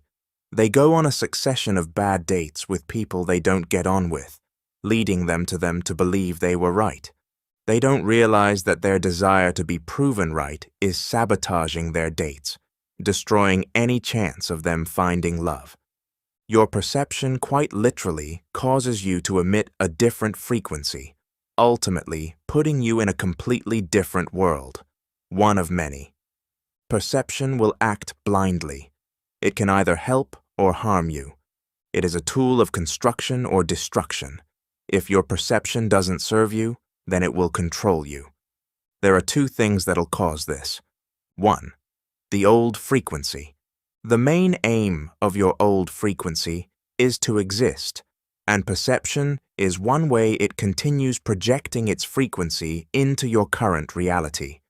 When you experience certain conditions, events, circumstances, or people, it'll immediately encourage you to look at situation through the worst lens possible. As a result, you create the worst outcome possible. After creating the worst outcome, it's natural to feel and think the worst thing possible. That mental and emotional energy is getting its fix. 2. The world. The universe seeks balance. It prefers everything to operate on a similar level for its own equilibrium. But that balance only exists if everyone remains at the same level of consciousness. To maintain this, society feeds us the same set of beliefs, the widely accepted truths about how life works, what's possible, and what isn't. And the irony? The world sells you these beliefs once, and then you spend the rest of your life reselling them to yourself. Unfortunately, it sells us the version it wants us to live in, which revolves around failure, limitation, misery, suffering, scarcity, and struggle. Once a belief is accepted, it becomes the lens through which you see the world. That ultimately shapes your reality, so it is your reality. It is often said that perception is reality, and metaphysically it is. If you see the world through your own lens, which shapes the projection of your reality, it would be wise to perceive your life through the lens of your desired reality so you can experience the projection of that reality. Every circumstance, condition, event, or experience with people in your reality must be seen through this lens. Practical. If the version of me in my desired reality jumped into my body, how would it look at things? There is no right or wrong answer. The purpose of the framing is simply to flex the perception muscle of your desired reality. The more you see reality through this lens, the more reality will see you that way. Changing reality is simply a matter of changing how the world sees you. In order to change the way the world sees you, you must change the way you see yourself. You must change the way you see through yourself. At the beginning, this process will require some conscious practice, but eventually it will become unconscious. At that point, the manifestation will feel effortless. Control your perception, or the world will control it for you. Chapter 13. You don't have beliefs, they have you. Practical. It is arrogant of humanity to think that we possess beliefs. The humble truth is that beliefs possess us. If you want to understand your beliefs, look what you believe, or know to be true of the world. If you ask the average person on the street to tell you what they believe about the world, they'll either not be able to tell you or proclaim that it's the truth. This is the point of my statement. For the most part, our beliefs are invisible. All beliefs seek to convince us that they are truths rather than simply beliefs. In reality, there are no truths other than what the subconscious mind accepts as true, because what it does believe to be true will be projected and experienced in reality. As humans, what we regard as truth is simply what we've experienced, and what we've experienced is nothing more than the materialization of our frequency. Foundationally, a belief is simply an idea based upon the potential of an infinite number of realities, not an actuality. All beliefs are living entities. As living entities, all beliefs want energy. Once you see that beliefs operate like entities, it all makes sense. Since there are an infinite number of potential realities, there are an infinite number of beliefs, and all those beliefs are fighting for our attention, because that is what brings them into existence. Beliefs want the energy to materialize further through seeking emotion combined with conviction. Beliefs don't serve you. They serve themselves. They will attempt to convince you that they are truths, but they are simply ideas pretending to be truths. The unfortunate thing is that when a belief has reached truth status, it has accumulated so much energy that attempting to remove it will almost feel like insanity and stupidity because it's the truth. This is its inbuilt defense mechanism. Typically, beliefs are defined as thoughts that you keep thinking, but that's insufficient because you can keep thinking something all day and it won't materialize. Anything that materializes in reality first existed in the subconscious mind, and the entry requirement to the subconscious mind is emotion. Hence why, for simplicity, I define a belief as a singular thought or a multitude of thoughts that have emotion and conviction behind them. You will always find emotion lurking around a belief. If emotion begins to surface when you attack a belief, you've hit the jackpot. Since emotion solidifies belief, it is also what holds the belief in the subconscious mind. As a protective mechanism, the belief will release emotion when it feels threatened, so we feel discomfort, then decide to leave it alone. Observe when someone's view on the world is questioned and they begin to feel upset, angry, or disrespected. That's the belief, not them.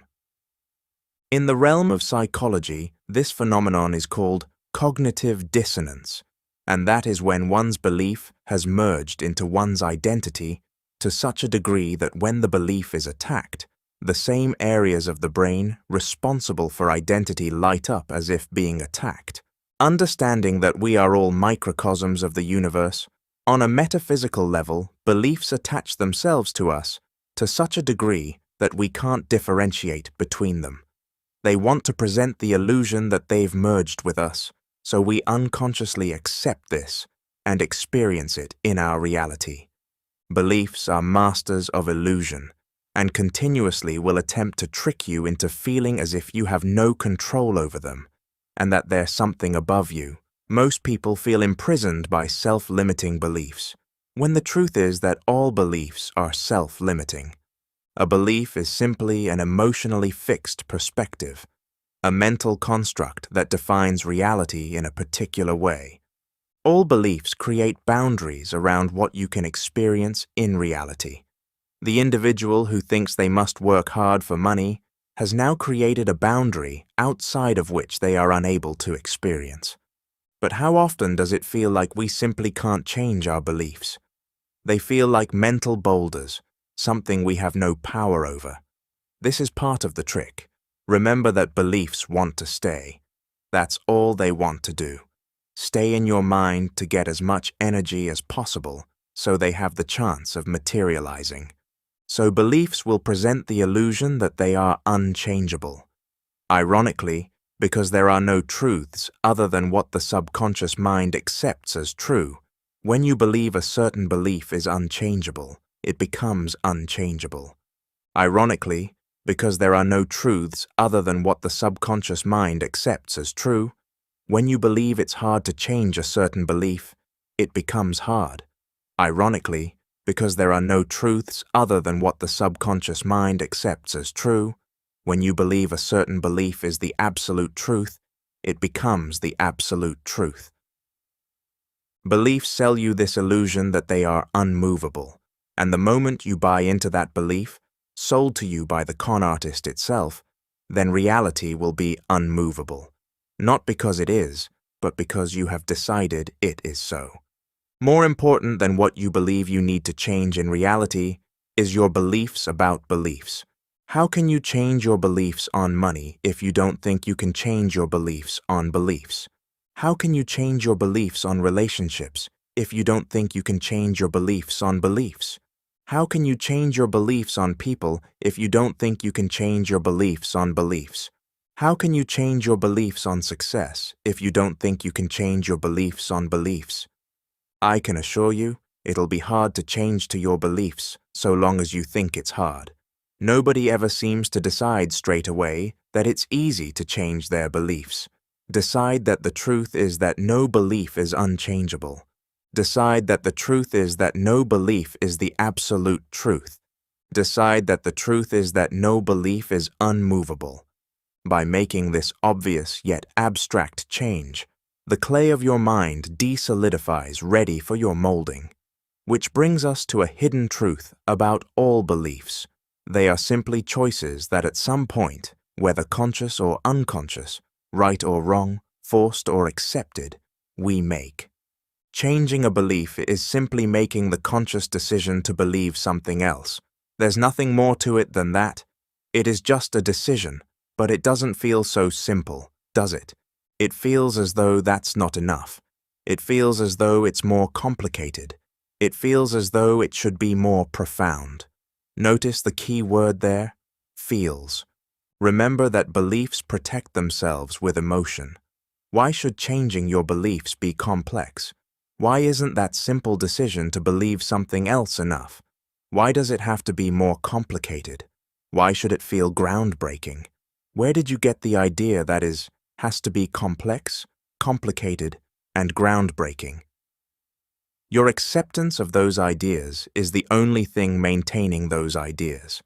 The ego thrives on intellectual superiority, finding validation in complexity. Solving something intricate feels satisfying. Cracking a difficult problem feels like genius. And uncovering a groundbreaking revelation brings euphoria. This is why the mind is drawn to complexity. It feeds the ego's desire to feel special and accomplished. What do you want? Do you want intellectual superiority or your desired reality? Assuming you pick the latter, then accept that all it takes to change a belief is simply making the conscious decision to believe something else. The something else you believe in has to reflect your desired reality. The beliefs that you currently have are producing your current reality. So to experience to a new reality, you must begin to adopt beliefs you've never had. All beliefs have two origin points: experience and adoption. First, experience. The moment we experience something in reality, our mind internalizes that experience as truth, and it is, but we fail to realize that it is only because it was first a truth in the mind. The physical plane, or what we call reality, is nothing more than a delayed creation of our consciousness, or a reflection of the mental plane, which is our mind. We think we gain our beliefs from reality, but reality is gained from our beliefs. We experience the effect, never taking into consideration the cause of the effect, and the cause is always intertwined with deciding to accept our beliefs. I'll give an example to illustrate how this typically goes. Somebody goes through an unpleasant encounter with someone else, and then decides that the entire gender or race of that someone else is one way and only one way. That decision is made, a belief is formed, and that belief wants to stay, so it'll isolate that somebody into only experiencing realities where that gender or race is that one way while keeping everybody else out of their reality. Then that person proudly proclaims to have found the truth, without realizing they missed a couple of things. The unpleasant encounter that took place is nothing more than an effect, meaning they could have had some unconscious fears, worries, beliefs, experiences of others, or preconceived notions of that gender or race that were simply projected into their reality. Or there was simply a reshuffle of reality in which they experienced one of many infinite realities that could have been an anomaly, but through their acceptance of it, they indicated it to be true, which made it actual, so it is now their reality. This type of belief thrives from reminding you of your experience, since truth and experience are one to the ego, merging and deepening its place in your mind. Second, adoption. The moment others experience something in reality, they experience it as truth, and it is, but only to them until they come and give us the truth that we unfortunately accept, so it also becomes our truth. As social creatures, naturally we interact with others, without the awareness that consciousness is contagious. Beliefs are like a virus. They seek to spread themselves around, infiltrating everyone, making them metaphysically contagious. Why? They want to materialize into reality. If not in this person, then maybe the next person. We may live on one planet, but we don't live in the same world. That's the thing about beliefs. They wish to bring everybody under their umbrella, hence why they want to spread.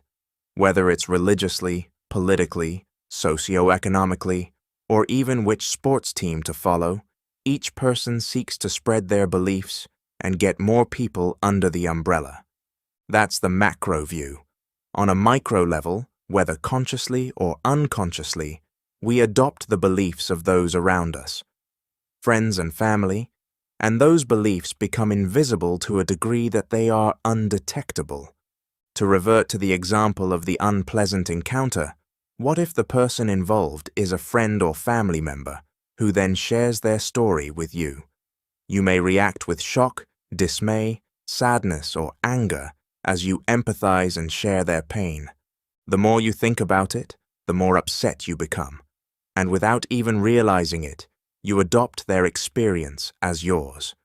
Then, you have your unpleasant experience with a person who is the same archetype, and you tell your friend or family member, solidifying what you both now hold to be true about that gender or race. Without realizing, you unfortunately missed the real truth, which is that truth wasn't yours until you accepted it through the emotion and conviction you invested into it. Why would we believe something to be true in reality if we haven't experienced it? Simple. We adopted it from those around us. Don't make the mistake of believing you have been above adopting the beliefs of others. That type of arrogance is coming from the belief itself, which wants to make sure it sticks around so stays invisible through that type of thinking. This type of belief thrives from reminding you of others' experiences, since truth and experience are one to the ego, merging and deepening its place in your mind. Always remember, your beliefs are either adopted or experienced, or both. Before you begin adopting new beliefs, you must make the conscious decision that you will no longer believe the things you currently believe. Practical. To enter a new reality, you must have a set of new beliefs. Any old beliefs will negatively corrupt the frequency of your desired reality and will maintain the old reality. For example, you can't believe all rich people are evil devil worshippers and expect to be rich. You can't believe that you must work hard for money and expect to get money without working hard for it.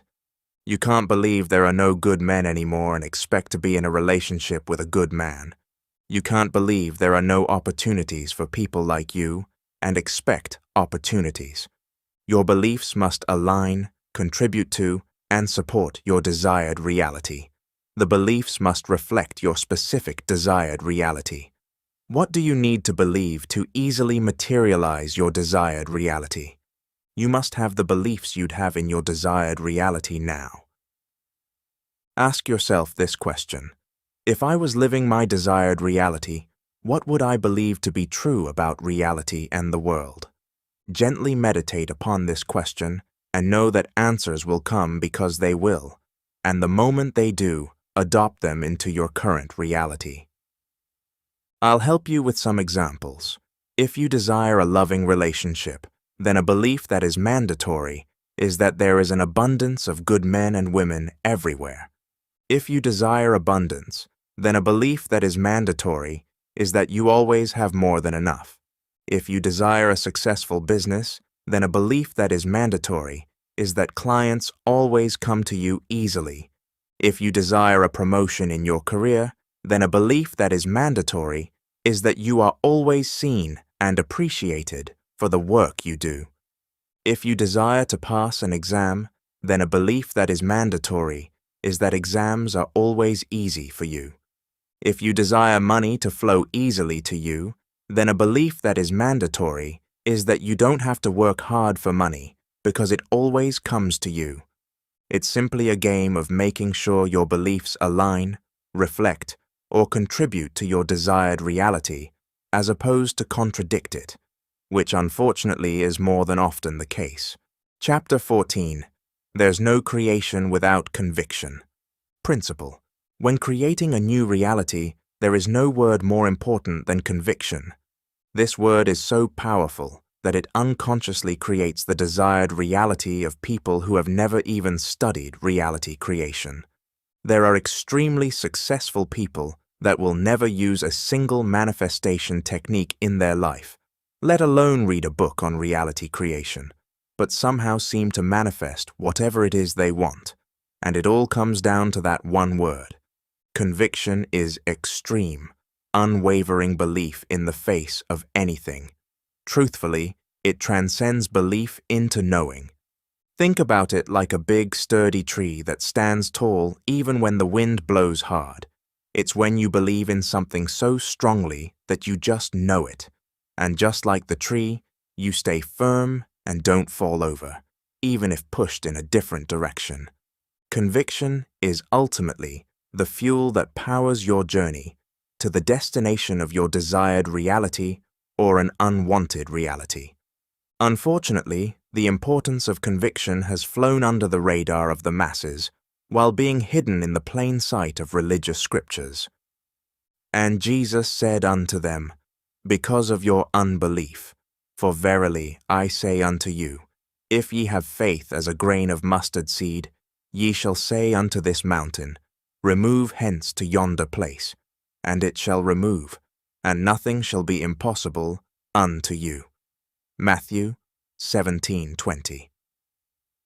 It is indeed true that faith can and does move mountains, just not the version of faith by which most of the world are taught to live. In the modern world, when people speak of faith, they are truly referring to trust, and trust will never be enough to alter reality because it indirectly implies the potential for being wrong, which is the breeding ground for doubt. You trust that people won't betray you, but you only trust because you don't know. Yet knowing is true faith. That is the essence of conviction. Faith comes from the Latin word fides, which referred to a level of confidence that is basically conviction. It's not about believing. Belief is not strong enough to command the forces of nature, because like trust, the only reason we believe is because we don't know. Belief alone will never be enough to alter reality. You know your name. You know that when a light switch is flicked, it'll turn on. You know that when you turn the kettle on, it'll start to boil. You know these things to such a degree that any attempts to convince yourself otherwise would be dismissed. You don't believe, you know. True faith is knowing and realizing. This awakens the esoteric nature of a multitude of scriptures. Conviction is the basis of all creation. It empowers the frequency that you put out to the universe, which can either lead to your construction or destruction. More often than not, we are taught to have conviction in struggle, misery, misfortune, and scarcity. Ironically, this strengthens those frequencies, leading to the likelihood of their materialization. We strengthen the frequencies of negativity to such a degree that their existence merges itself into what we simply deem as reality, which locks those frequencies into place. And that's the thing about faith. It doesn't just move mountains. When negatively misdirected, it also creates them as obstacles. The mountains that we often seek to move are the ones that we have made. If you could simply cultivate conviction in your desired reality already existing or being inevitable, then your desired reality would simply materialize. It is that simple. With a powerful degree of conviction, techniques wouldn't even be necessary. How many depend on a manifestation technique? There are millions and millions of videos of people claiming to have the secret technique, when the only secret technique is you, specifically, your conviction. Without conviction, no technique works. Conviction is what activates the technique to shift you internally, which sets in motion the eventual reflection of that into reality. What you're able to materialize will always be proportional to the degree of conviction you have surrounding what it is you wish to materialize. The more conviction, the more likely what you want will manifest. Don't fall into the trap of glorifying conviction as something mystical or unattainable. There's no need to be in awe of it or wonder how to cultivate it. You've already experienced conviction at some point in your life.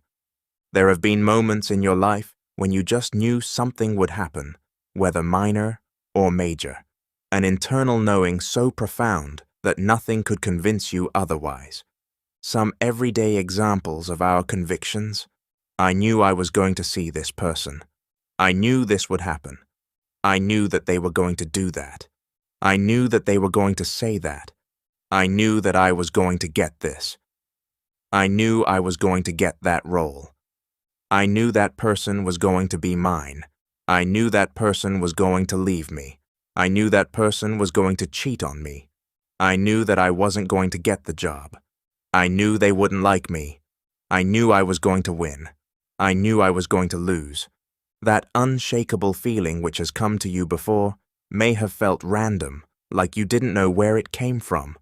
But here's the thing. If you did, then you'd be able to flick on conviction like a light switch. Anyone with complete conviction stands above their reality. Conviction is like some magical insight that randomly drops from the sky. We have no idea where, when, or why it came. But when it's there, we know it, we feel it, and nothing or no one can convince us otherwise. The deeper truth is that all conviction you've ever felt or experienced was created and then channeled by and through you. Think about conviction like a reserve that you have within you that you are unaware of. Every once in a while, the reserve becomes too full, and it needs to release some of its energy to create space.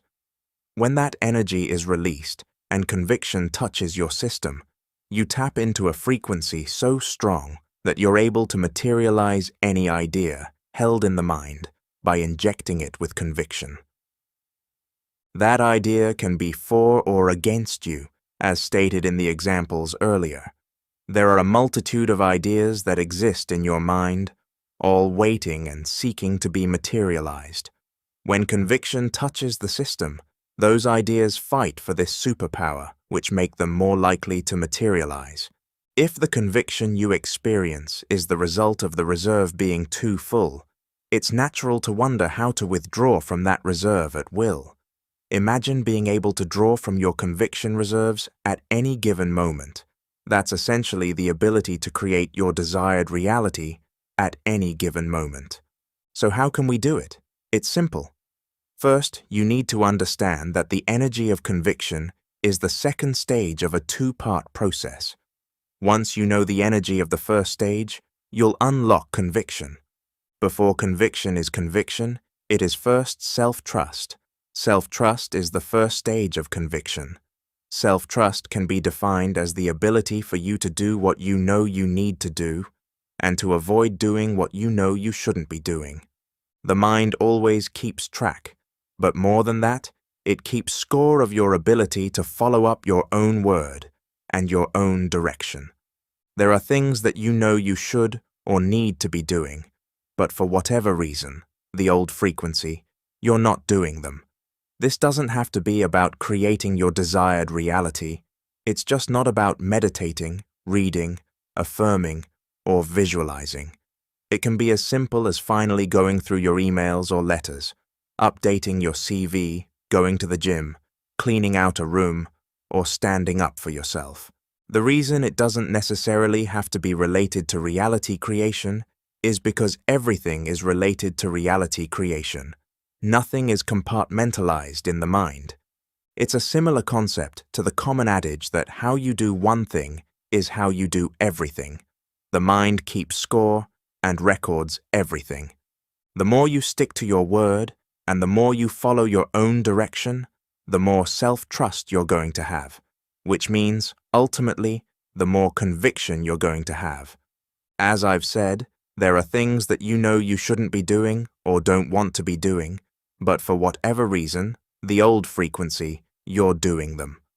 Once again, it can be simple things like not waking up on time, wanting to be punctual but still being late, being quick to judge others, smoking when you've been trying to quit, procrastinating on that thing, or drinking when you've been wanting to stop. There are indeed spiritual consequences to smoking and drinking, but they do not affect your ability to create your reality. However, if you desire to stop these activities, yet you continue to do them, you indirectly deplete your self-trust, which depletes your conviction, which depletes your ability to materialize. It is not the acts that are the issue, but your perception of them. The erosion of self-trust happens when you repeatedly engage in actions you want to stop, but continue doing anyway.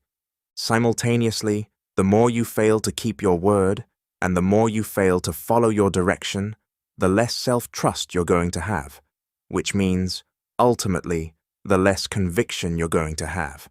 Self-trust is the first reserve that is filled by doing the things you know you should be doing, and it is depleted by doing the things that you know shouldn't be doing. This reserve is then exchanged into the energy of conviction, but it all begins with self-trust. The more evidence that your mind gathers to prove that you are who you say you are, that you can command and direct yourself, then the more likely reality will believe you when you tell it who you are, and the greater your ability to command reality. Practical. Reality creation can sometimes feel like we're on trial, like we're constantly having to defend our desired reality, our thoughts, our feelings, and our vision. But like a trial, the more evidence on your side, the better your case. The trial is between you and your old frequency. Every time that you follow through on your word and the things you know you should or need to be doing, the more evidence for the side of your desired reality. The more you fail to do what you know you should or need to be doing, or, even worse, doing things that you know you shouldn't be doing, the more evidence for the side of your old frequency. Who's currently winning the trial? Only you know.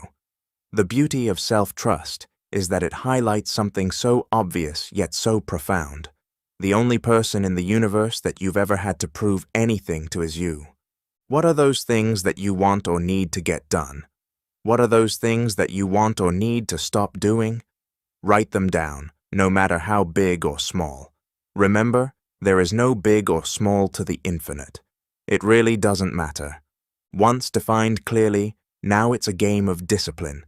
Unfortunately, this crucial aspect of reality creation is so often overlooked, but there is no getting around it. How could you ever expect to discipline reality if you can't even discipline yourself? Ironically and metaphysically, you and reality are one, so until you start within, you will not change the without. The first stage is complete, and you've got self-trust locked down. Now it's just a matter of realizing that conviction is a muscle that you need to start consciously exercising. After you've done those things you need to be doing and you start feeling more confident in yourself, that is when it's time to exercise the conviction muscle. Just as with any muscle, the more you use it, the more conditioned it gets. Exercising the conviction muscle is easy. It's just a matter of you deciding that you know something is going to happen instead of waiting for that feeling to randomly come. Sounds weird, but that is all there is to it. Simply you stating that you know something is going to happen. It's only weird because, for the most part, conviction has been unconscious to you. But now we are making it conscious, almost like taking breathing off autopilot and making it conscious. Decide with great precision and unshakable confidence that you know whatever it is you want to manifest is already yours, and nothing can convince you otherwise.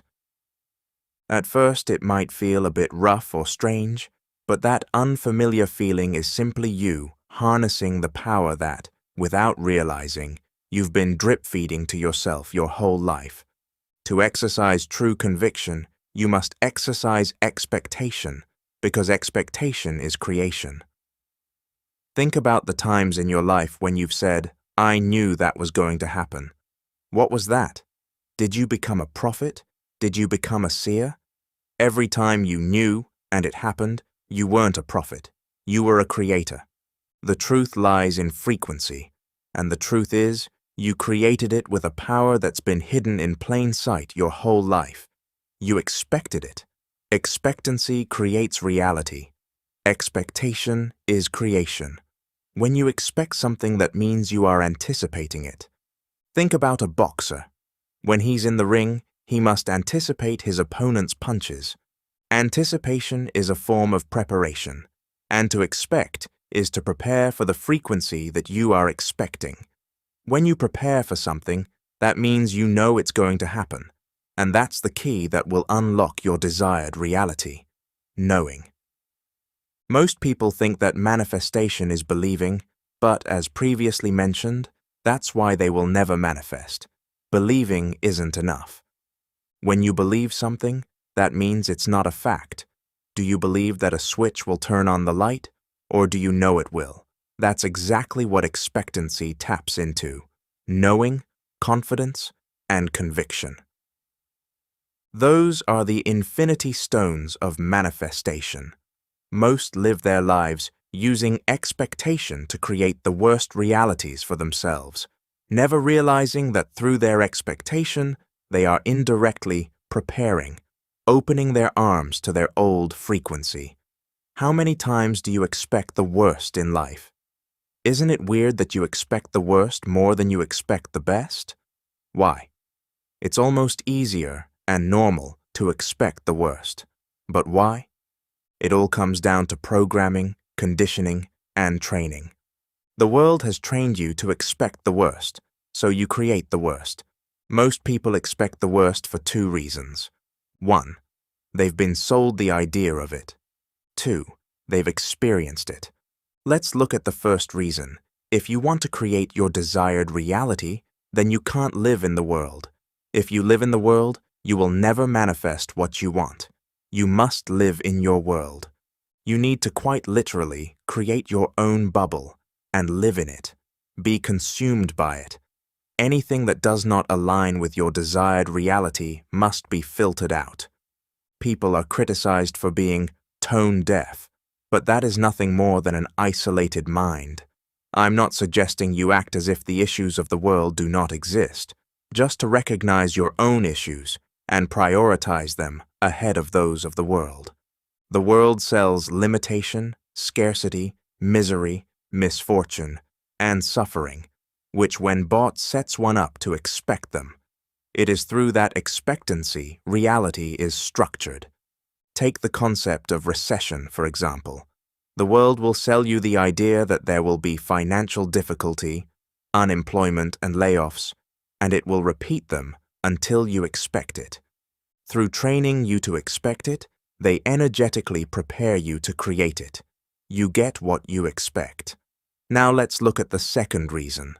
Whenever we go through the worst, to protect our heart, we normalize it to avoid the pain of being disappointed or frustrated again.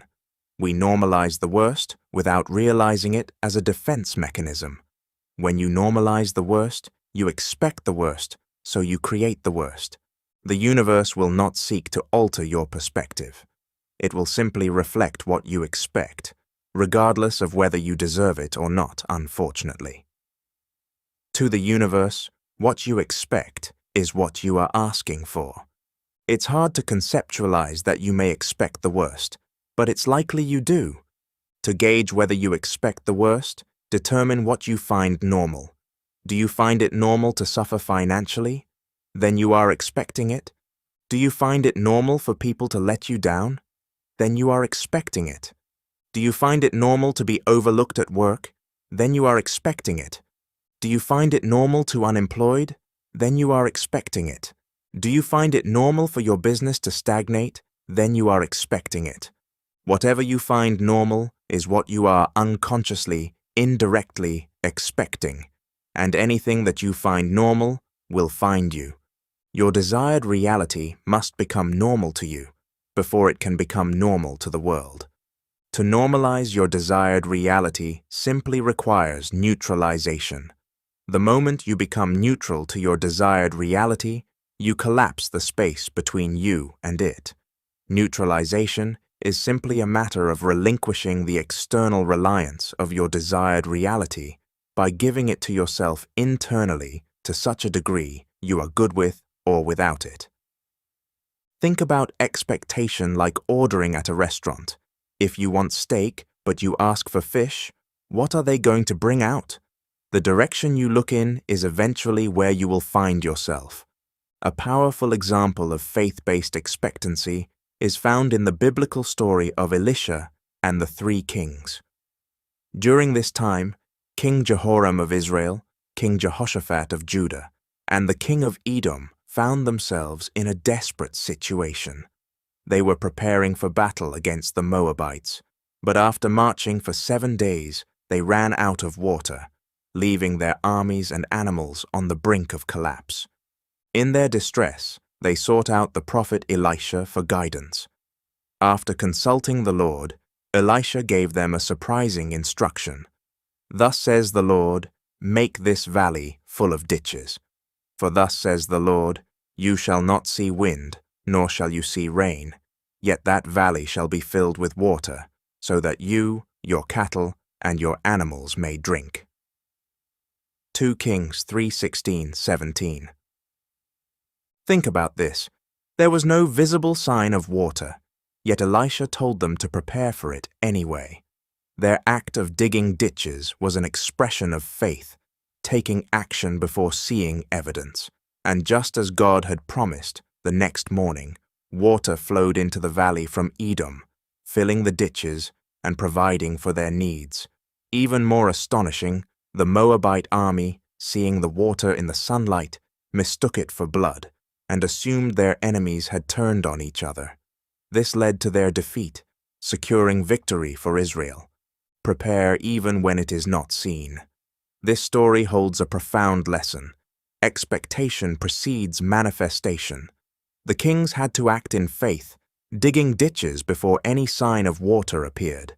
Likewise, in life, we must often prepare for our blessings before we see physical proof. This is a demonstration of true faith, trusting in the unseen and aligning ourselves with divine provision. Your current reality may feel like a desert, dry, barren, and hopeless. But just as Elisha instructed the kings to prepare, you too must act in faith, expecting the best even when appearances suggest otherwise. Dig your ditches. Act as if your breakthrough is already on the way. Release past disappointments. Cross the bridge from fear to faith. Climb the mountain, seek solitude, and elevate your mind above worldly concerns. Believe it is already done, not by forcing reality to change, but by trusting in the divine timing of provision. Just as Elisha spoke God's promise, and the kings acted accordingly, we are called to trust in the unseen, act in alignment, and prepare to receive what is already on its way. Remember, you get what you expect. Your life may currently seem like a desert, but you must elevate yourself if you want to be above the world. You must expect the best, because in doing so, you prepare for your desired reality to rain down on you. You just need to cross the bridge of past resentment, frustration, and disappointment. Every time you try to expect the best, it is past experiences that hold you back and cause fear within you. Fear of disappointment again. You need to be willing to put your heart out there again, while detaching from the necessity of seeing the external world change. But this time with full conviction that your desired reality will materialize no matter what physical appearances say. There will be instances your desire does not unfold as intended. If you have truly manifested, the physical will be irrelevant. True manifestation is about internally shifting to such a degree you are no longer emotionally dependent on seeing reality change. To be able to stand in an unwanted reality, in a wanted frequency, is the beginning of freedom from the slavery of reality. Chapter 15. The Law of Emotion. Principle. There is a piece of flesh in the body. If it becomes good, reformed, the whole body becomes good, but if it gets spoilt, the whole body gets spoilt. And that is the heart. Sahih al-Bukhari.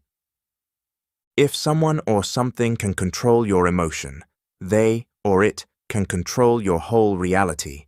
This is not an exaggeration. Ancient wisdom has always stated that he who makes you mad is your master. This is true not just for the physical, but also the metaphysical. When it comes to manifestation, there seems to be this hyperfixation on thoughts alone as being the sole contributor to your reality, but a simple reverse engineering of reality reveals otherwise. If I can control your emotion, I can control your energy in motion. If I can control your energy in motion, I can control your vibration. If I can control your vibration, I can control your frequency. And if I can control your frequency, I can control your reality.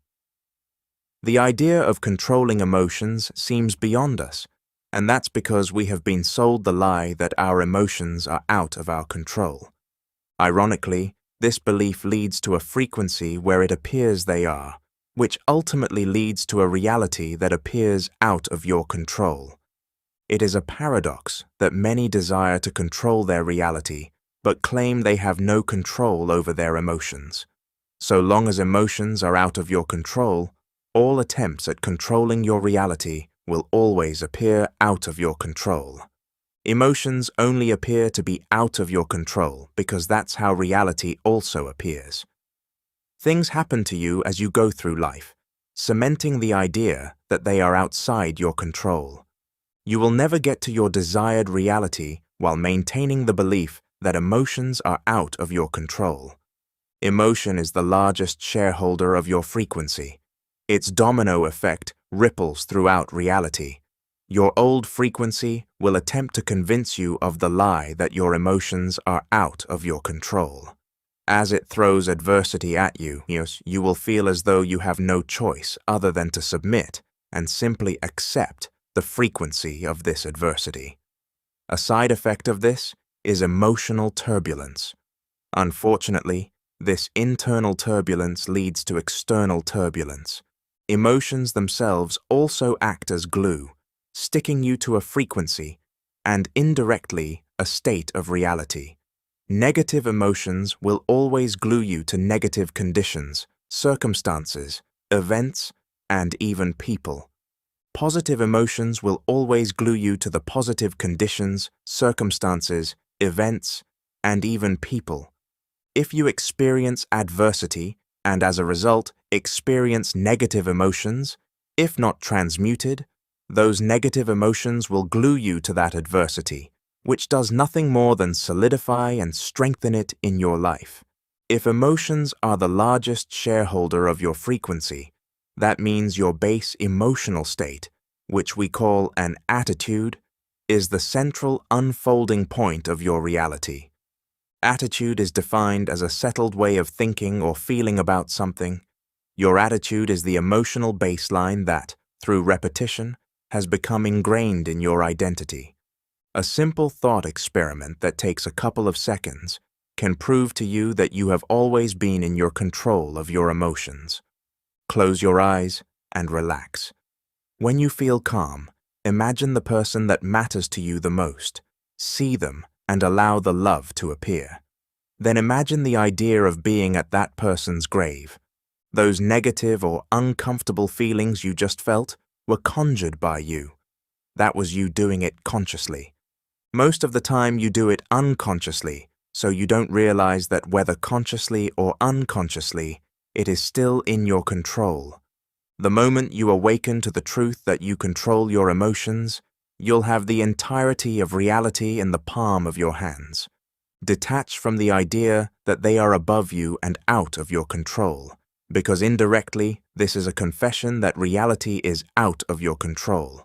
Without emotion, nothing works. It is the true language of the subconscious mind, and the moment you speak it, you will be understood by the universe. Imagine you only speak Spanish, and you encounter someone who only speaks Mandarin. You can spend as much time and effort speaking as you want, but there will be little progression. That's not to say it will all be in vain. There may be instances of understanding, but it is not ideal, nor is it optimal. All miscommunication leads to confusion. How many miscommunicate with the universe? When the universe understands you, the materialization of your desired reality is inevitable. But when it doesn't, the materialization of your desired reality is a struggle. Sometimes it can feel like you've done everything you possibly can on your journey to manifesting your desired reality, but still, nothing. You may have tried multiple manifestation techniques such as affirmations, vision boards, scripting, visualizations, or subliminals, but still, nothing. Even though you've done the most, you're still getting the least. If you fall into this category, it's because you're not speaking the language of the universe. The secret to the most powerful and efficient language of the universe lays in the first organ that God gives you when you incarnate on this physical plane, the heart. Emotion is the true language of the subconscious mind. It is the gateway to everything you're trying to manifest. The subconscious mind operates without logic, reason, or rationale. It is inherently illogical, much like emotion itself. Emotions don't follow a structured, rational framework. They simply arise and flow. This shared, irrational nature creates a direct parallel between the two, as both function beyond the realm of conscious reasoning and instead shape reality through feeling and impression rather than analysis.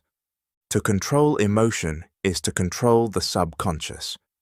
Think of emotion like the vibrational language through which manifestation occurs, as what is deeply felt becomes frequency, which then materializes into reality.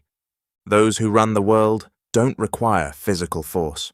They simply need to control the emotions of the masses, to control their subconscious minds so they can create their own reality and justify it as truth. Now remember, The reality that you are currently experiencing is the result of the frequency you are tuned into. Think about it like a radio station. Each frequency emits a different sound, and reality is no different. Always remember, realities are nothing more than the reflection of their frequency.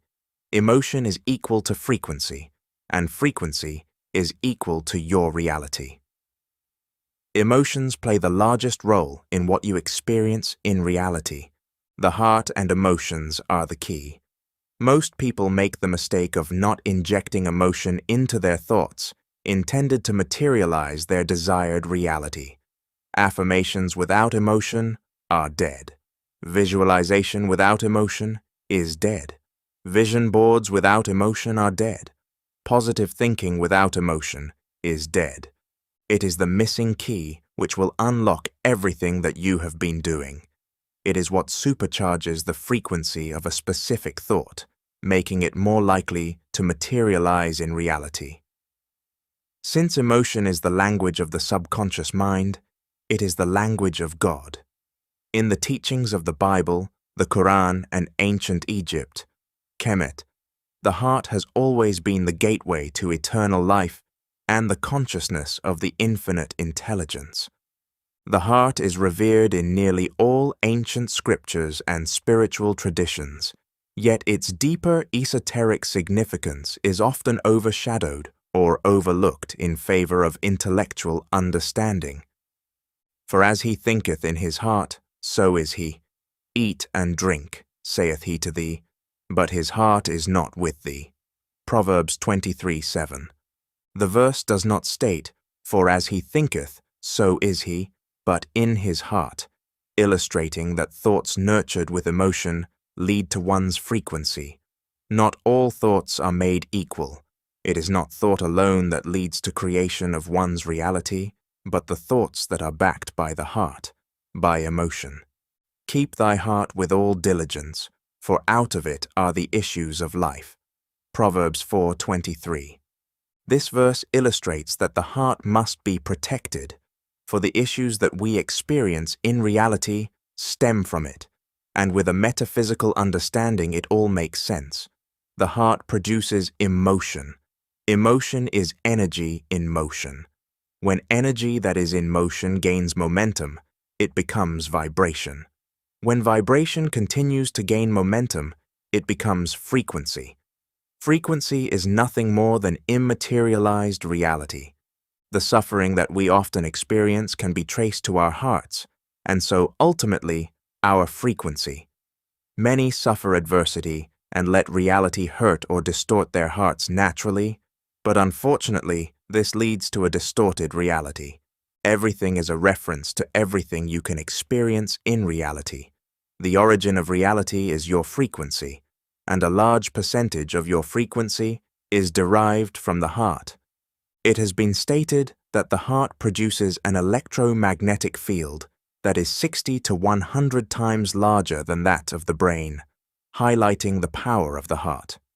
In ancient Egypt, Kemet, it was believed that the heart recorded all the good and bad deeds of a person's life and was needed for judgment in the afterlife. Practical. Your emotional state nourishes and allows your mental state, which can take place either positively or negatively. The emotional state that you occupy must be reflective of your desired reality, meaning that you must feel how you'd feel in your desired reality, now. Emotion is not just euphoria, joy, excitement, or happiness. It can refer to serenity, calm, bliss, accomplishment, or satisfaction. It isn't necessarily overwhelmingly intense, although it can be. It must simply be as close as possible to how you'd feel in your desired reality. One way to access the emotional state that you would have in your desired reality is to exist in the mental state that you would have in your desired reality. The other technique, prescribed earlier, is when you internally, intensely, and vividly experience your desired reality to generate the emotion you would feel. The more you do this, the more emotion you'll generate internally. It should be noted that the more you experience your desired reality internally, the less you'll desire it externally, since the emotions eventually burn out like fuel. This is perfect. People often conclude, after learning the power of emotions, that they must ignore negative ones, as they will ruin everything. The truth of reality is that adversity is inescapable. There will be instances in which reality presents an emotionally stimulating experience that is negative. There's nothing wrong with feeling negative emotions. The real issue isn't the emotions themselves. It's the lack of awareness around what they are, what they signify, and how to transmute them. Without that understanding, emotion becomes confusion. With it, emotion becomes power. Emotions are signposts showing whether you are heading in a direction that is either aligned or misaligned with your desires. They are indicators. It is common for vehicles to display a flashing symbol on the dashboard when something is wrong. Emotions are like those flashing symbols showing whether you are creating a reality that is either aligned or misaligned. Negative emotions are an indication that you are centralizing your consciousness on an aspect of reality that is unwanted. That centralization of consciousness is typically expressed through either thoughts or focus. The aim of adversity deployed by the old frequency is singular, to immerse you in the whirlwind of emotional turbulence to such a degree that your frequency alters to be resonant with the adversity. Once internally resonant with the adversity, that sets it in motion to eventually be expressed externally. It simply wants to energetically consume you like a tornado so that you cannot see anything beyond it. Think back to a moment of adversity when your internal state became emotionally turbulent. It's as if your perception narrows, clarity fades, and it feels like nothing else matters. The emotional intensity clouds your awareness, making it difficult to see beyond the immediate experience. How often in anger or fury do many claim to see red? A human expression that is deep with esoteric meaning. It illustrates how emotions lead to the alteration of frequency, and frequency is expressed in humans as our awareness, like a lens. When emotional turbulence is introduced within, the lens is smudged. Anytime you find yourself in a negative emotional state, it's a clear sign that the mind is focused consciously or unconsciously on something undesired, whether it's a past event, a current circumstance, or a potential future outcome. The only true way to move through negative emotions is by engaging in a conscious process that shifts the mental filter, distorting the emotional energy, a process known as emotional alchemy. Every unwanted reality or adversity holds within it a hidden energetic polarity that, if uncovered, can begin fueling the materialization of your desired reality. It's rarely obvious but often subtle, concealed beneath emotional noise and mental resistance. But it's always there. No adversity exists without its counterpart, an embedded seed that reflects the very reality you're trying to create. Emotional alchemy is the key to uncovering it. The process of emotional alchemy can be applied to all negative emotion that arises throughout life. 1. Relax, sit or lie down in a quiet space, and allow your body to fully relax. 2. Bring it to mind. Gently bring the adversity, whether it's a situation, person, or event, into your awareness. 3. Feel fully. Let yourself experience the full depth of the negative emotion without resistance or avoidance. Stay present with it. 4. Stay until it shifts. Remain with the emotion until it begins to soften or dissolve. This may take 20, 30, 60 minutes, or even longer. There's no rush. The key is to stay with the feeling until its intensity naturally begins to fade. 5. Reach neutrality. Eventually, the emotional charge will fade, and you'll arrive at a neutral state. 6. Extract the seed. From this place of neutrality, revisit the adversity and search for the hidden seed within it, some perspective or insight that supports your desired reality. 7. Feel the shift. Focus on that new perspective and allow yourself to feel the positive emotions it brings. Immerse yourself in the uplifted state. 8. Integrate. Once you feel the emotional shift, return to your day, keeping your focus on the positive seed. If your mind drifts back to the negative, gently redirect it. Emotional alchemy is a highly adaptable technique that can be applied across a wide range of challenging circumstances.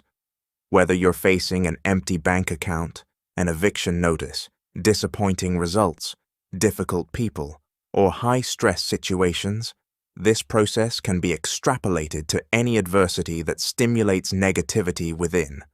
Emotional alchemy allows you to alter vibration and, therefore, frequency through a switch in concentration. It's about changing the emotional charge rather than being consumed by it. True danger arises when you are so terrified of your negative emotions that you seek to resist them. Frustration, irritation, anger, sadness, apathy, or disappointment aren't to be repressed. They should be fully felt. What you resist persists. It is a mistake to repress or ignore emotions. This line of thinking is associated with toxic positivity, which is a breeding ground for covert negative frequencies to still do damage behind the scenes. There are many positive people in negative realities simply because they fail to hear the song of negativity frequency quietly playing in the backgrounds of their reality. The suppression of emotions doesn't eliminate them. It only drives them underground, where they continue to influence frequency. Negative emotions aren't the issue. The issue is the mental distortion that is coloring the energy of emotion to reflect a particular frequency of negativity. It's not about ignoring the negative emotion. When emotions are fully felt without resistance or mental distortion, they naturally dissolve into pure awareness, revealing the stillness and clarity that was always underneath. The stillness of the pure being you are is untouched by the fluctuations of emotion. When one rests in the presence of God's consciousness, emotions arise and dissolve like waves in the ocean, experienced but never binding. Stillness is the only solution to turbulence. No adversity has authority over you internally unless you grant it so. Chapter 16. Transcend the collective. Principle. To inherit the beliefs of the collective is to be restricted by the limitations of the collective. Don't inherit the limitations of others. Theirs are not yours. Detach from the consciousness of the collective or be attached to the realities of the collective. The act of materializing your desired reality is an act of transcending society, specifically the collective consciousness. At times, it can feel like no matter how hard you try, the universe itself is resisting your desire for change. But the truth is the universe isn't against you. You are unconsciously. It's important to understand that the universe doesn't hate you. It simply prioritizes convenience, efficiency, and predictability, even if it sometimes feels otherwise. This leads to a feeling that the universe is against our desire to change for the better, and that mechanism is called energetic equilibrium. As a system, the universe prefers balance. The universe naturally seeks energetic balance and convenience. Once something is calibrated to a certain frequency, it will, for the sake of efficiency, work to maintain that frequency, resisting disruption to preserve stability. Metaphysically, this energetic equilibrium helps to explain why the rich get richer and the poor get poorer. Once the universe has you calibrated to a particular frequency, it'll do everything in its power to maintain you at the level, whether you're prospering or suffering, whether it's what you want or not. Once a frequency stabilizes, it becomes preserved and protected at all costs. It isn't personal. Like your old frequency, it is a blind intelligence that merely acts impartially. You are a walking universe, so you too are bound by its laws and mechanics. We also have a form of energetic equilibrium within us. There exists a collective frequency that seeks to bring people under its umbrella and hold them within its grasp. Society is simply a collection of individuals, and as a result, a collection of walking universes. A multitude of universes in unison creates a societal universe of some sort. The societal universe has one purpose, and that is to acquire energetic equilibrium. In humanity, this is expressed through conformity. In the same way you have your old frequency, society has its own frequency, with its own mind and its own desires. The desires are created by the collective consciousness that will seek to maintain its existence through materializing in the lives of those who adhere to it. Think of it like a hive mind, created from a series of synchronized, collective thought forms, which once materialized and experienced by an individual will be regarded as truth. Truths are nothing more than ideas pretending to be truth.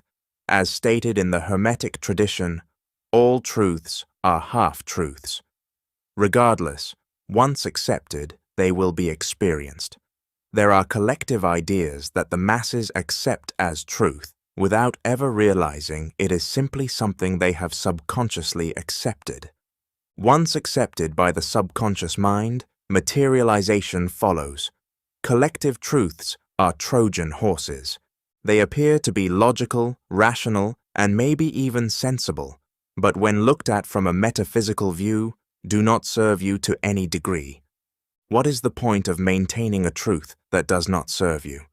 What is the point of maintaining a belief that does not serve you? If what you deem to be true or believe materializes in your reality, does that serve you? How does the idea that all rich people are evil serve you?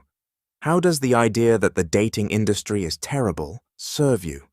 How does the idea that because you're a certain race or gender, the world will be against you serve you? How does the idea that there are no opportunities in the world serve you?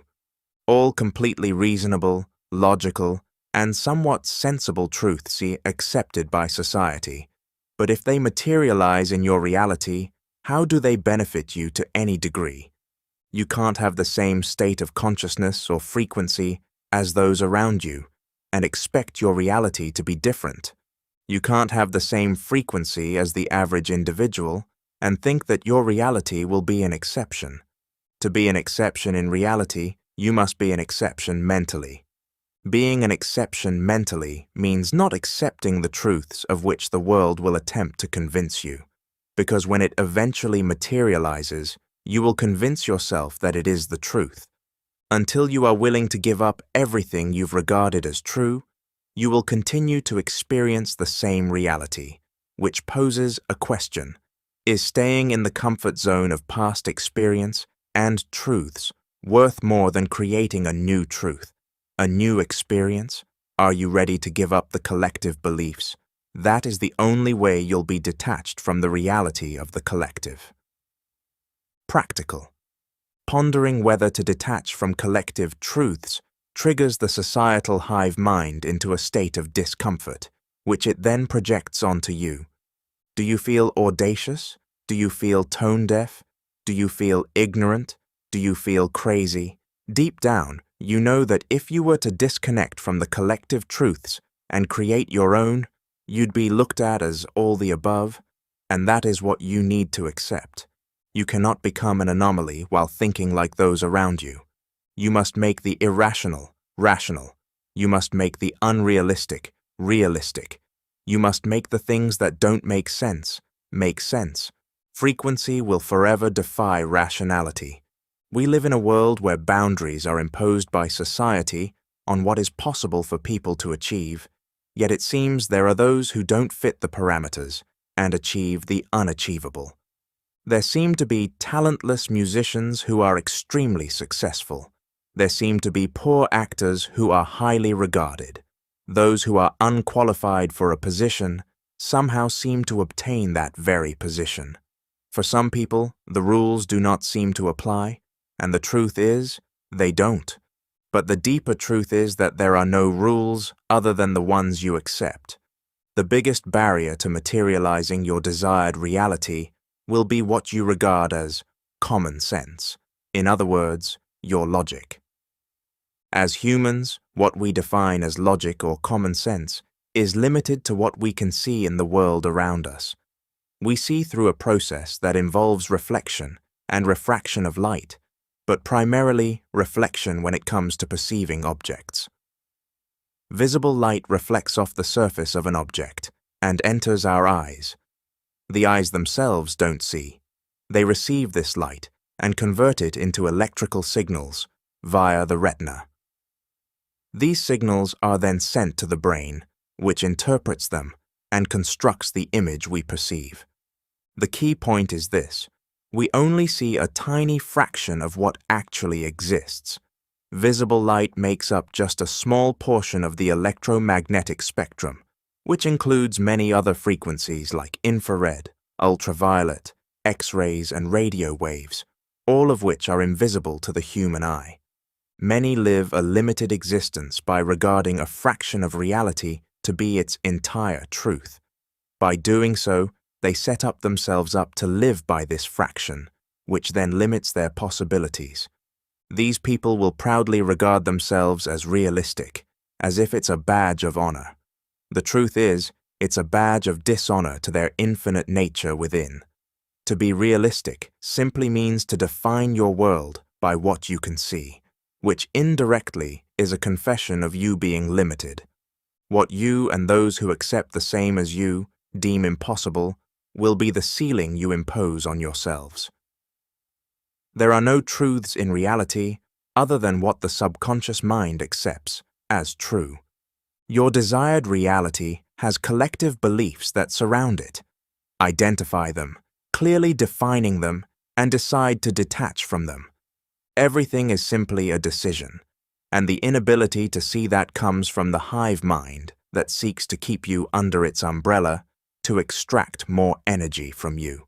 To make the impossible possible, it must first be made possible in the mind. Chapter 17. Attention beats intention. Principle. When sunlight is concentrated, it is powerful enough to start a fire.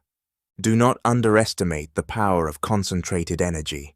In this instance, concentrated attention. Concentration is a centralization of energy, which is a form of creation. Think about concentration like the water that makes a plant grow. What you feed with focus either flourishes into your desired reality or withers into an unwanted reality. Reality is nothing more than materialized frequency. Frequency is nothing more than vibration that has gained momentum, and vibration is formed by concentration. Whatever condition, circumstance, or event on which you concentrate will begin to vibrationally resonate with you, eventually compounding into a frequency and then solidifying itself as a reality. Concentration is like a homing beacon, helping whatever you are concentrating on to come and find you. The person who concentrates on the devil will be found by it. The person who concentrates on recession will be found by it. The person who concentrates on difficulty will be found by it. The person who concentrates on scarcity will be found by it. The person who concentrates on poverty will be found by it. What finds you is what you are looking for. Unfortunately, most people tend to concentrate on struggle, misfortune, scarcity, poverty, and failure, and so are found by them. To concentrate upon what is not wanted is to be found by what is not wanted. Most people do not realize they are drawing these things towards them by focusing on them. All your effort to align with the frequency or state of your desired reality can be disrupted by a simple misdirection of your concentration. It's like pulling out some weeds, then sleepwalking into your garden and watering those that remain, only to wake up confused by their growth. What you focus on, you feed. Even unconscious attention keeps the unwanted alive. Misdirected concentration is misdirected vibration, which leads to misdirected frequency that inevitably leads to a misdirected reality. When it comes to concentration, the universe abides by the following. Attention is alignment. Your attention determines the frequency with which you align, and your reality will always reflect that frequency, regardless of what you say you want. It doesn't matter how much you desire success.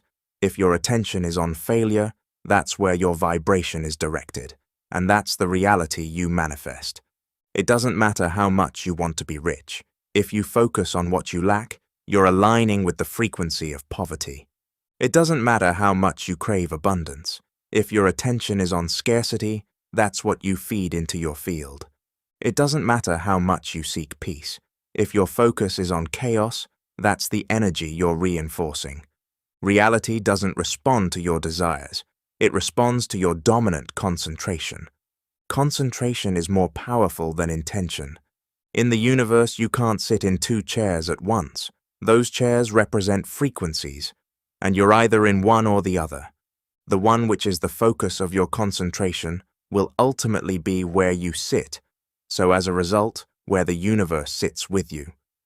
To the universe, concentration is not measured by what you desire, but with what your attention resonates, implies, or reflects, meaning matching the emotional or energetic tone. If your attention resonates with a particular reality, the universe aligns you with that reality. If your focus implies that something is true, even subtly, the universe interprets that implication as instruction and begins moving you toward it. If your attention reflects a certain belief or expectation, the universe mirrors it back to you through your experience. In short, it doesn't matter what you want. What matters is what your attention is affirming. The universe doesn't respond to desire. It responds to energetic consistency. Concentration will forever revolve around 2 polarities in your life, the desired reality and the unwanted reality. Quite simply, if you can concentrate on your desired reality, whether directly or through things that resonate, reflect, or imply it, you will set in motion its creation at a foundational level.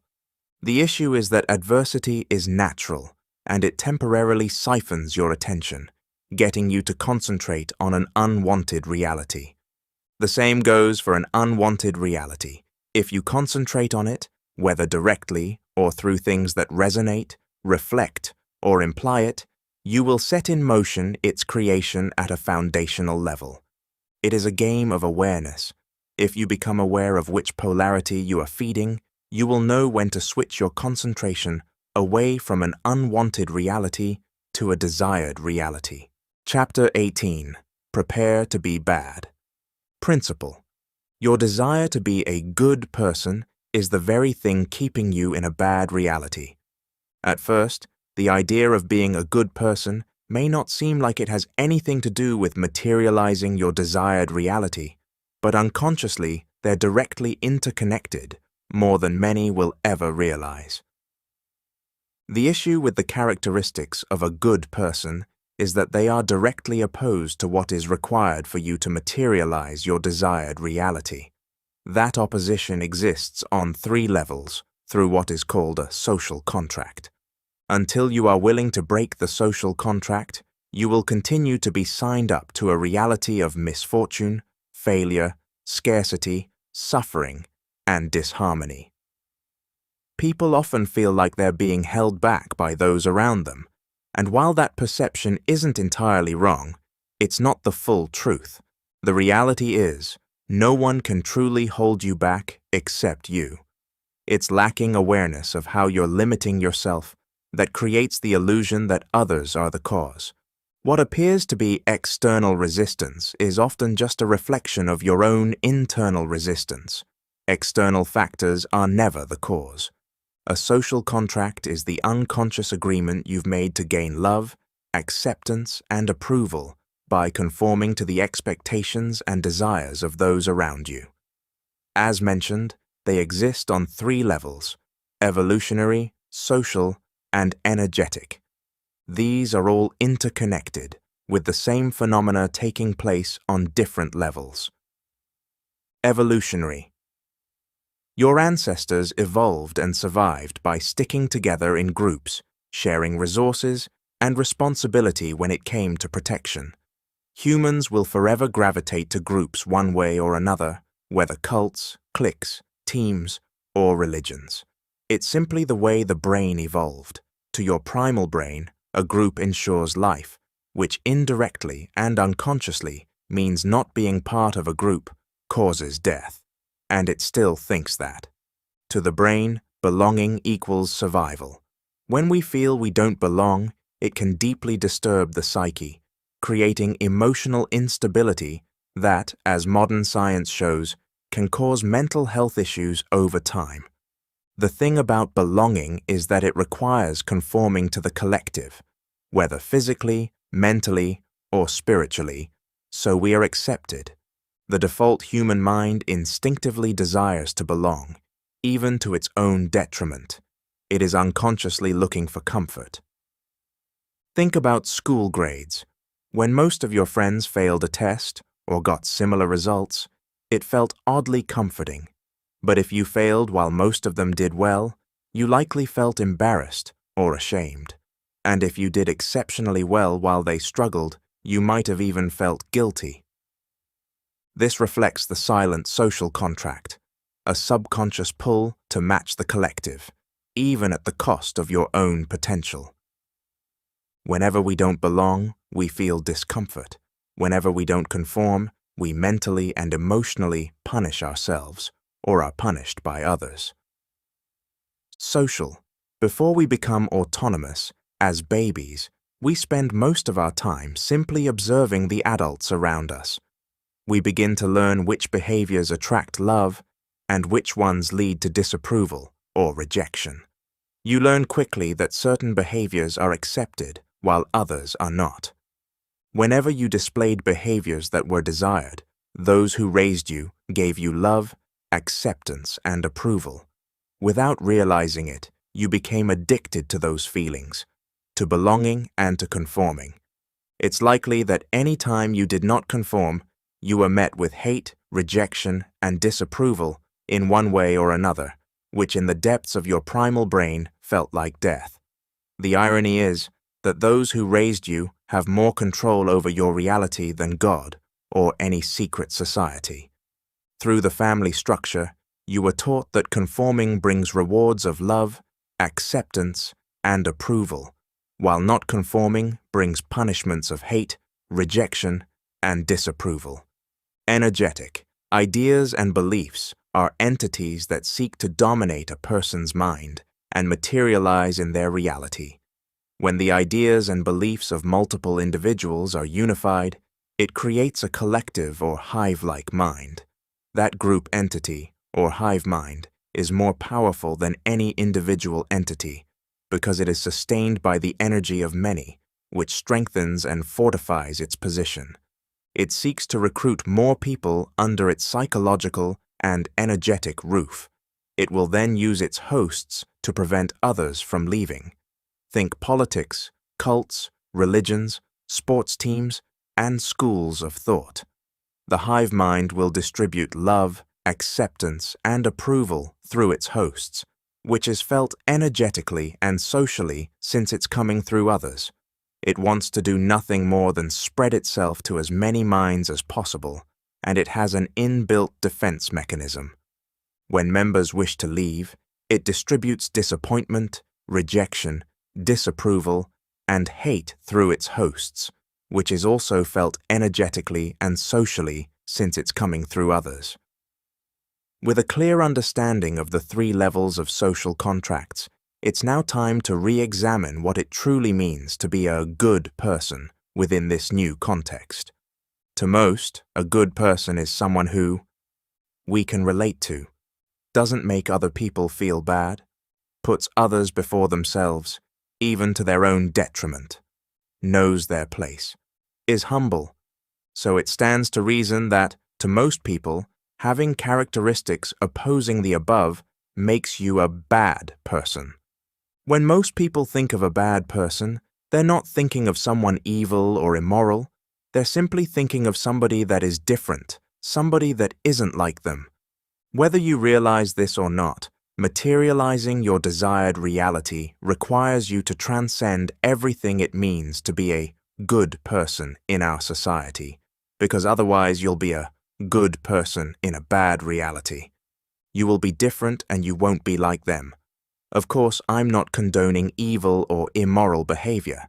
This is simply a call to unapologetically accept the differences between you and those around you. The process of materializing your desired reality will require you to unapologetically break the social contract that you signed on all three levels.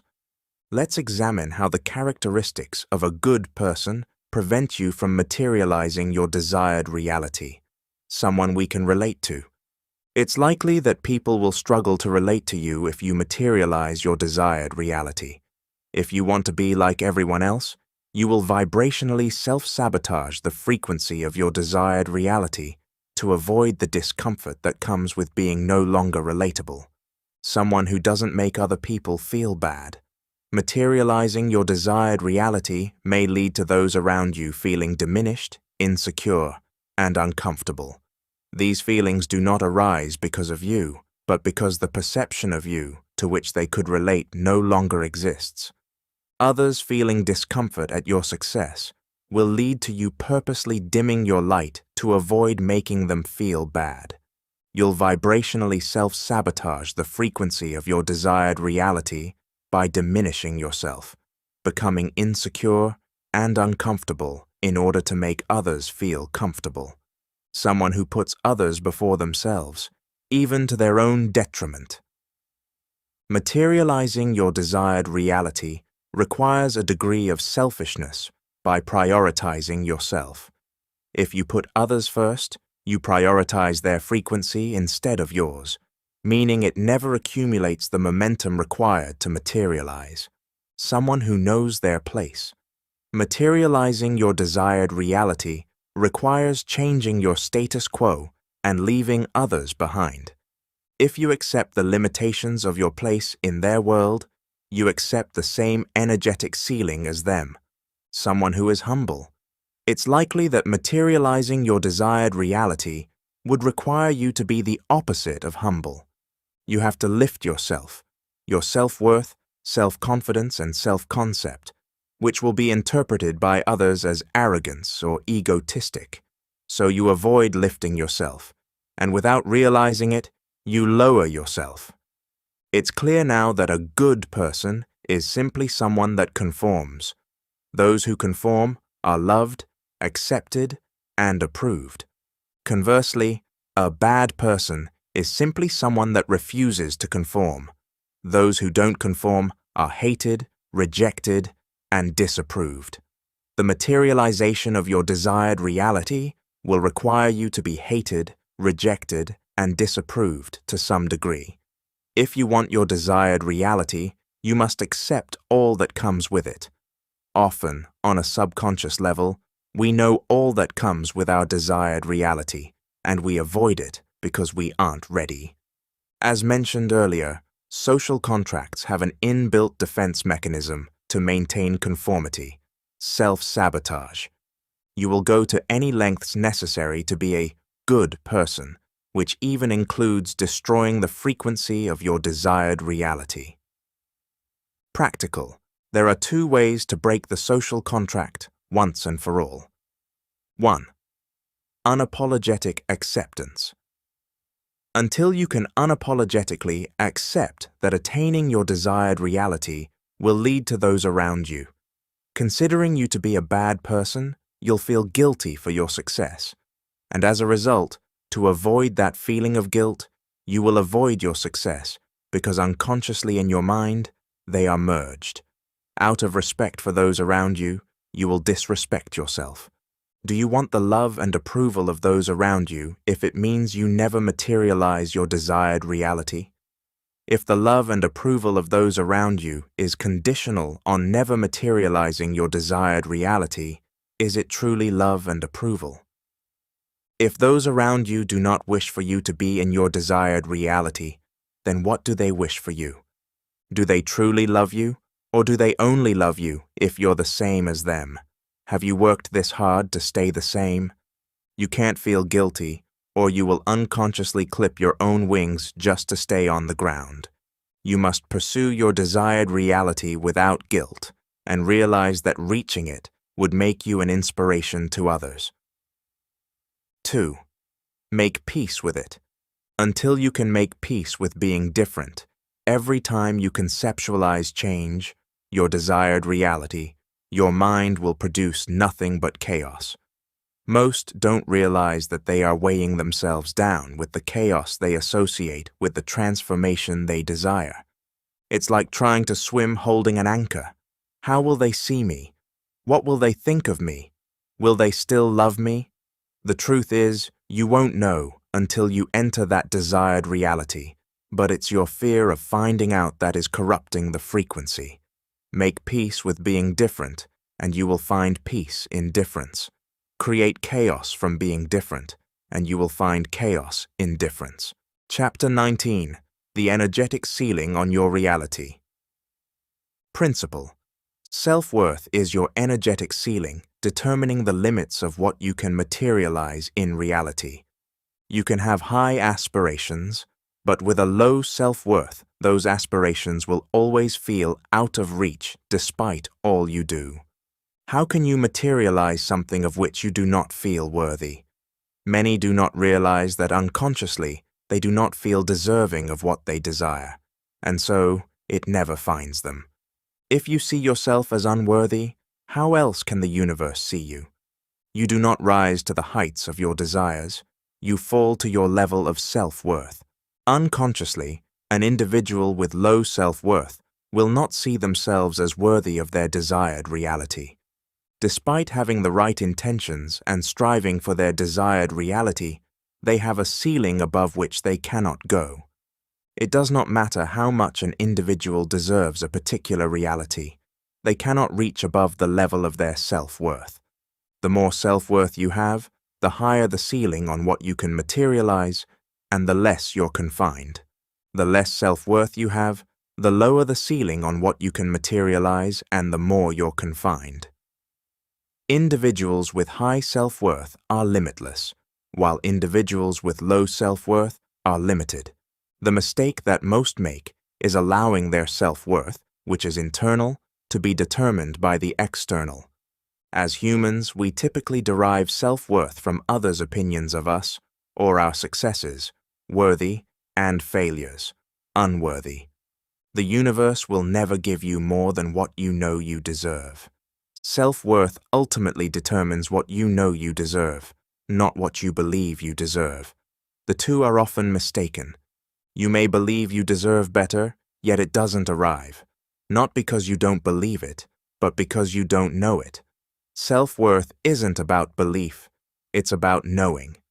Belief lives in the conscious mind, but reality responds to the subconscious, and the subconscious speaks in emotion. Knowing transcends belief because it's emotional and embodied. The universe reflects not what you consciously believe you deserve, but what you've emotionally experienced. The most emotionally intense moments, whether positive or negative, imprint the subconscious and define your baseline of worth. This is what sets your frequency or state of consciousness. An individual can believe they deserve prosperity, but due to their emotionally intense experiences with suffering, their subconscious mind only knows suffering, unfortunately leading to the materialization of suffering. An individual can believe they deserve wealth, but due to their emotionally intense experiences with poverty, their subconscious mind only knows poverty, unfortunately leading to the materialization of poverty. An individual can believe they deserve a healthy, loving relationship, but due to their emotionally intense experiences with toxic relationships, their subconscious mind only knows toxic relationships, unfortunately leading to the materialization of toxic relationships. An individual can believe they deserve abundance, but due to their emotionally intense experiences with scarcity, their subconscious mind only knows scarcity, unfortunately leading to the materialization of scarcity. Until your self-worth matches your desired reality, you will vibrationally self-sabotage its materialization without even knowing it. To the universe, what you deserve is what you have emotionally experienced. An individual who desires love but feels undeserving of love will vibrationally self-sabotage, whether directly or indirectly, consciously or unconsciously. An individual who desires respect but feels undeserving of respect will vibrationally self-sabotage, whether directly or indirectly, consciously or unconsciously. An individual who desires appreciation but feels undeserving of appreciation will vibrationally self-sabotage, whether directly or indirectly, consciously or unconsciously. Your frequency speaks before you do. Knowing is determined by what you have experienced internally, emotionally, and intensely. The epicenter of self-worth is the annoying law of the universe we touched upon earlier. You can only have what you already have. To deserve better, you must intensely and emotionally know better. To deserve love, you must intensely and emotionally know love. To deserve wealth, you must intensely and emotionally know wealth. Anything you do not know will never grow. Anything you believe is what you ultimately fail to achieve. It seems frustrating that what we deserve is what we have experienced intensely and emotionally, especially when we have gone through adversity, pain, and suffering. However, this presents an opportunity. Since the mind cannot distinguish between reality and imagination, this allows you to alter what you subconsciously know, altering what you think you deserve, which lifts your self-worth, which eventually leads to your energetic ceiling being lifted. All you need to do is internally cultivate an experience that is so emotionally intense that it becomes real to the mind.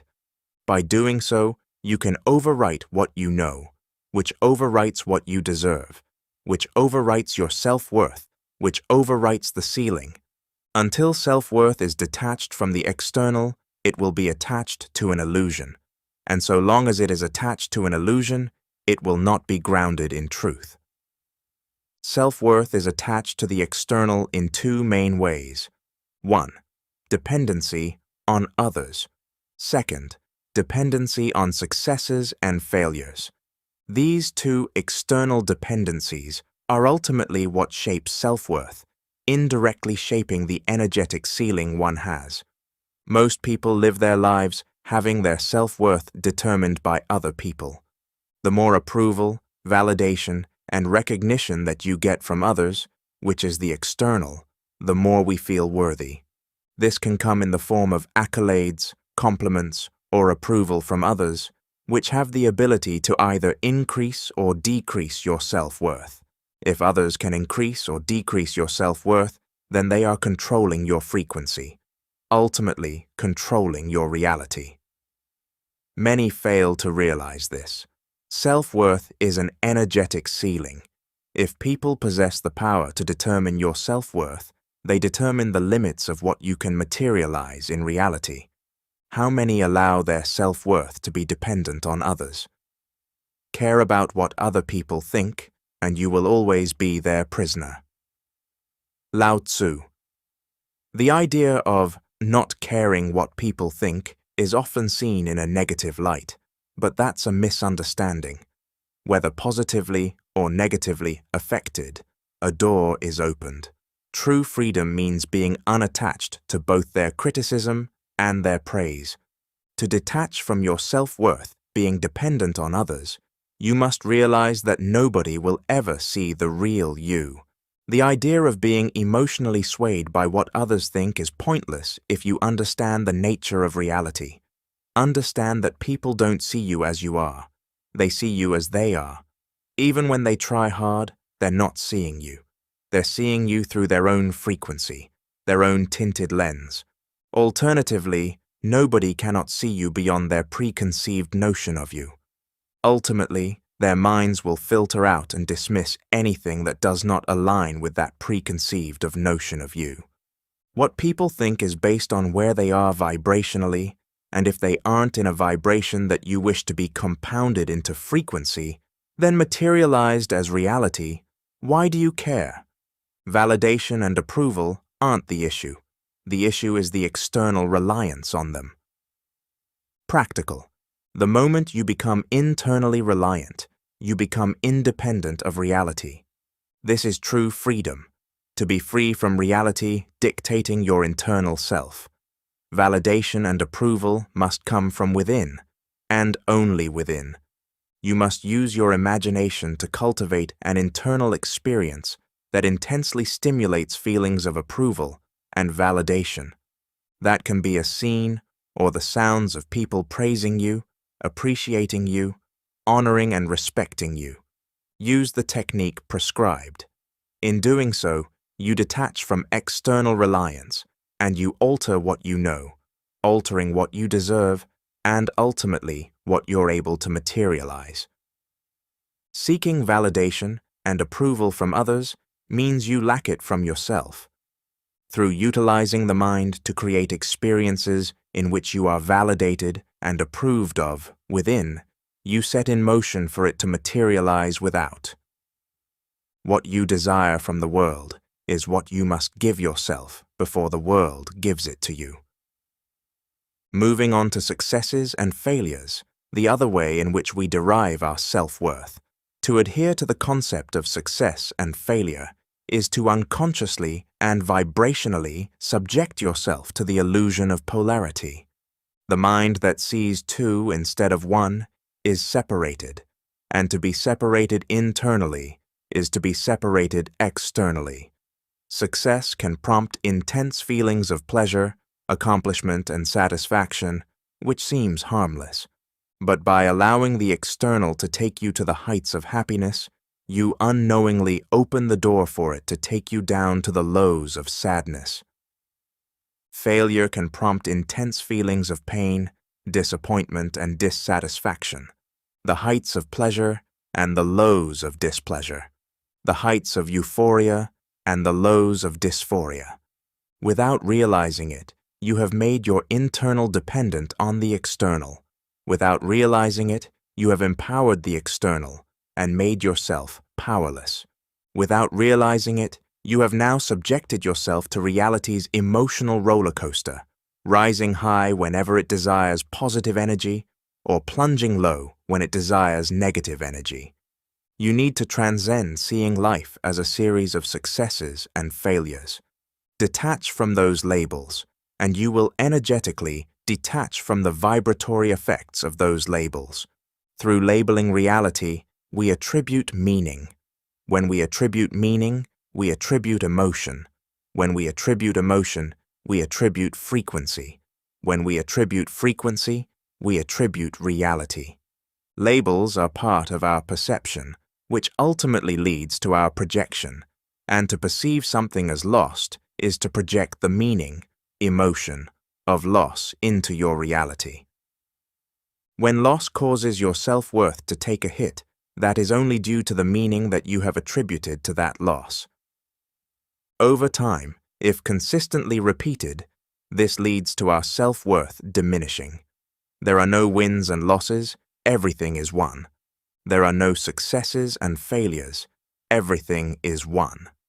Categorizing some things as wins and others as losses is the source of your separation, which is the source of your limitation. See everything you experience as a win and only a win.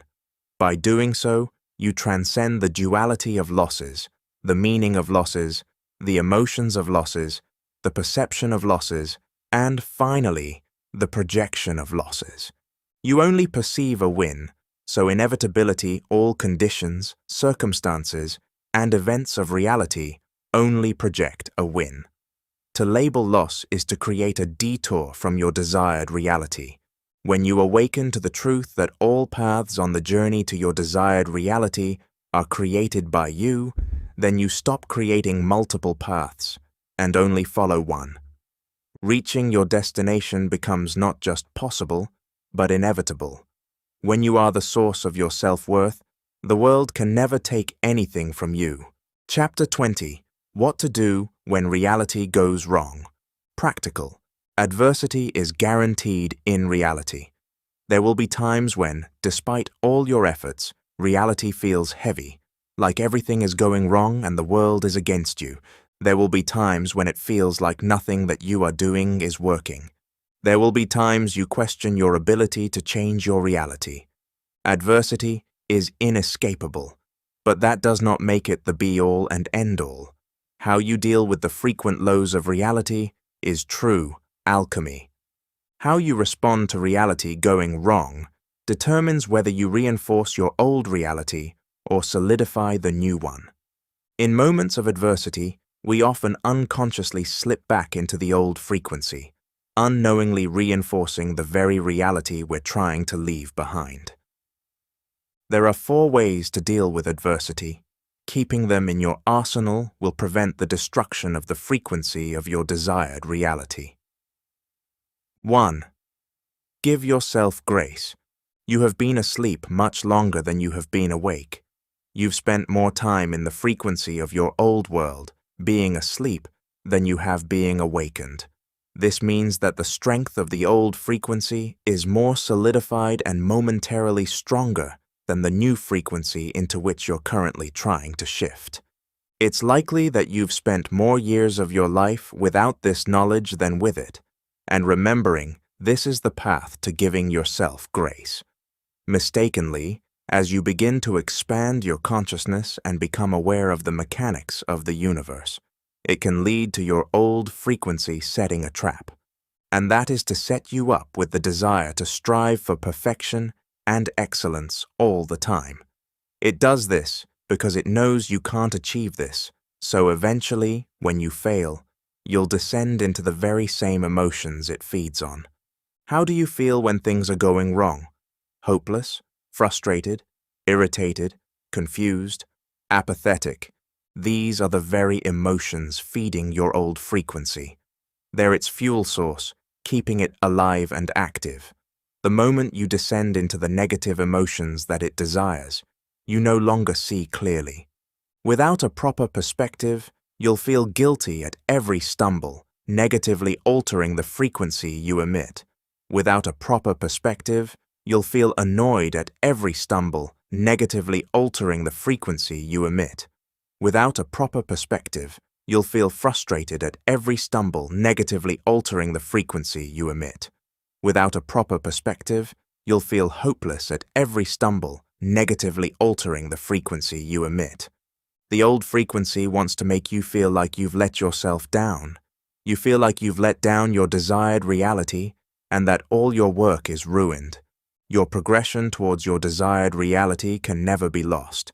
The only loss is in the belief of your desired frequency already existing. People often spiral when they slip, thinking they've gone back to square one. But the truth is, you only return to square one if you decide you're back there. It's not the slip that resets you, it's the meaning you give it. It's a scam. Before Ponzi, there were entities.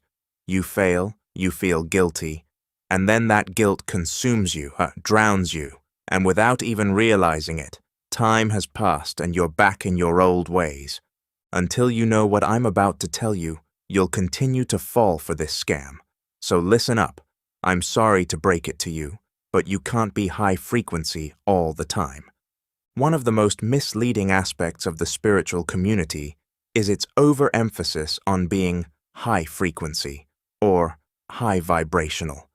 Ironically, it's this very fixation that often keeps people stuck in so-called lower states. Trying to be on a higher frequency all the time will cause you to be on a lower frequency. Frequency is simply a level of awareness.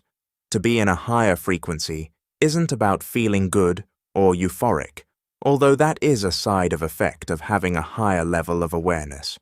To be in a low frequency is to have a low level of awareness. The lens through which you see reality is distorted and blurred by you. Frequencies are forever oscillating. Upper, down, upper, down. This is the nature of the universe. So why do you think you can fight it? Frequencies aren't still. They're always moving, even if ever so slightly. The truth is, you falling back into your old frequency is completely normal. In fact, it's forever going to happen. As you know, you can't have high without low, and light without dark. So why are you shocked you've fallen? Did you not rise first? This is the nature of the universe. The ancient alchemists referred to this as the law of rhythm. Everything flows, out and in. Everything has its tides. All things rise and fall. The pendulum swing manifests in everything. The measure of the swing to the right is the measure of the swing to the left. Rhythm compensates. The Kybalion. All things rise and fall. The measure of the swing to the right is the measure of the swing to the left. Falling back into your old ways is part of the universe. The issue is, you're trying to fight a tide, and you can't. Being frustrated with falling back into your old patterns is like being upset that night turns to day. You're striving for something that doesn't exist and isn't attainable. Once again, you're being set up. Once you recognize that falling back into your old frequency is simply part of the ebbs and flows of the universe, you'll be in a position to actually transmute it. You're not going to be disappointed every time you have a slip in frequency, because it's normal. You can't rise without a drop. You can't have higher without the lower. The first step to getting back into your new frequency is freeing yourself from the frustration and guilt. Frustration and guilt bind you to your old frequency. They are a poisonous glue that destroys you. The more you resist, the more they persist. The only reason you've fallen is because you've risen. While you're wallowing in self-pity, guilt, and frustration, those emotions blind you and make you forget that you rose to begin with. You couldn't have fallen back into your old frequency if you hadn't risen out of it, which means you can do it again. This revelation can give you the confidence and empowerment to disrupt the negative emotions that are currently clouding you. The mistake most people make when they fall back into their old frequency is focusing on their failure. This feeds their old frequency, which becomes stronger. They fail to realize they could have just fed the new frequency instead. Feeding the new frequency is so simple. Just focus on your past wins. This will tap you into the frequency you had while you were rising. This energy can never be destroyed, as it exists within, so you will always be able to return to it. It all begins with your concentration. Whether you realize this or not, you've been focusing on what you don't want to experience, consciously or unconsciously. As a result, your concentration has altered your vibration, altering what you experience in reality. You need to stop concentrating on your fall and concentrate on your rise. The moment you release the guilt, frustration, and irritation you believe you deserve to feel, you stop feeding the old frequency. That emotional weight does nothing but reinforce what you're trying to move beyond. Recognizing this is the prerequisite to 3 key steps you must take when reality feels like it's falling apart. How did you feel when you rose? How do you feel when you think about how much you elevated yourself? Immerse yourself these feelings and let them marinate. The inability to see your rise isn't a confession that you have not risen, but an indication that the old frequency has clouded your consciousness. You just need to give yourself permission to feel that pride, confidence, and self-accomplishment. Feel it all, because that is the fuel that'll take you back to your desired reality. 1. Transcend the label of wrong. Things only go wrong because you adhere to the illusion of wrong. Reality will only ever be unmovable to the degree that you are unmovable, and you need to rid yourself of adhering to the concept of wrong.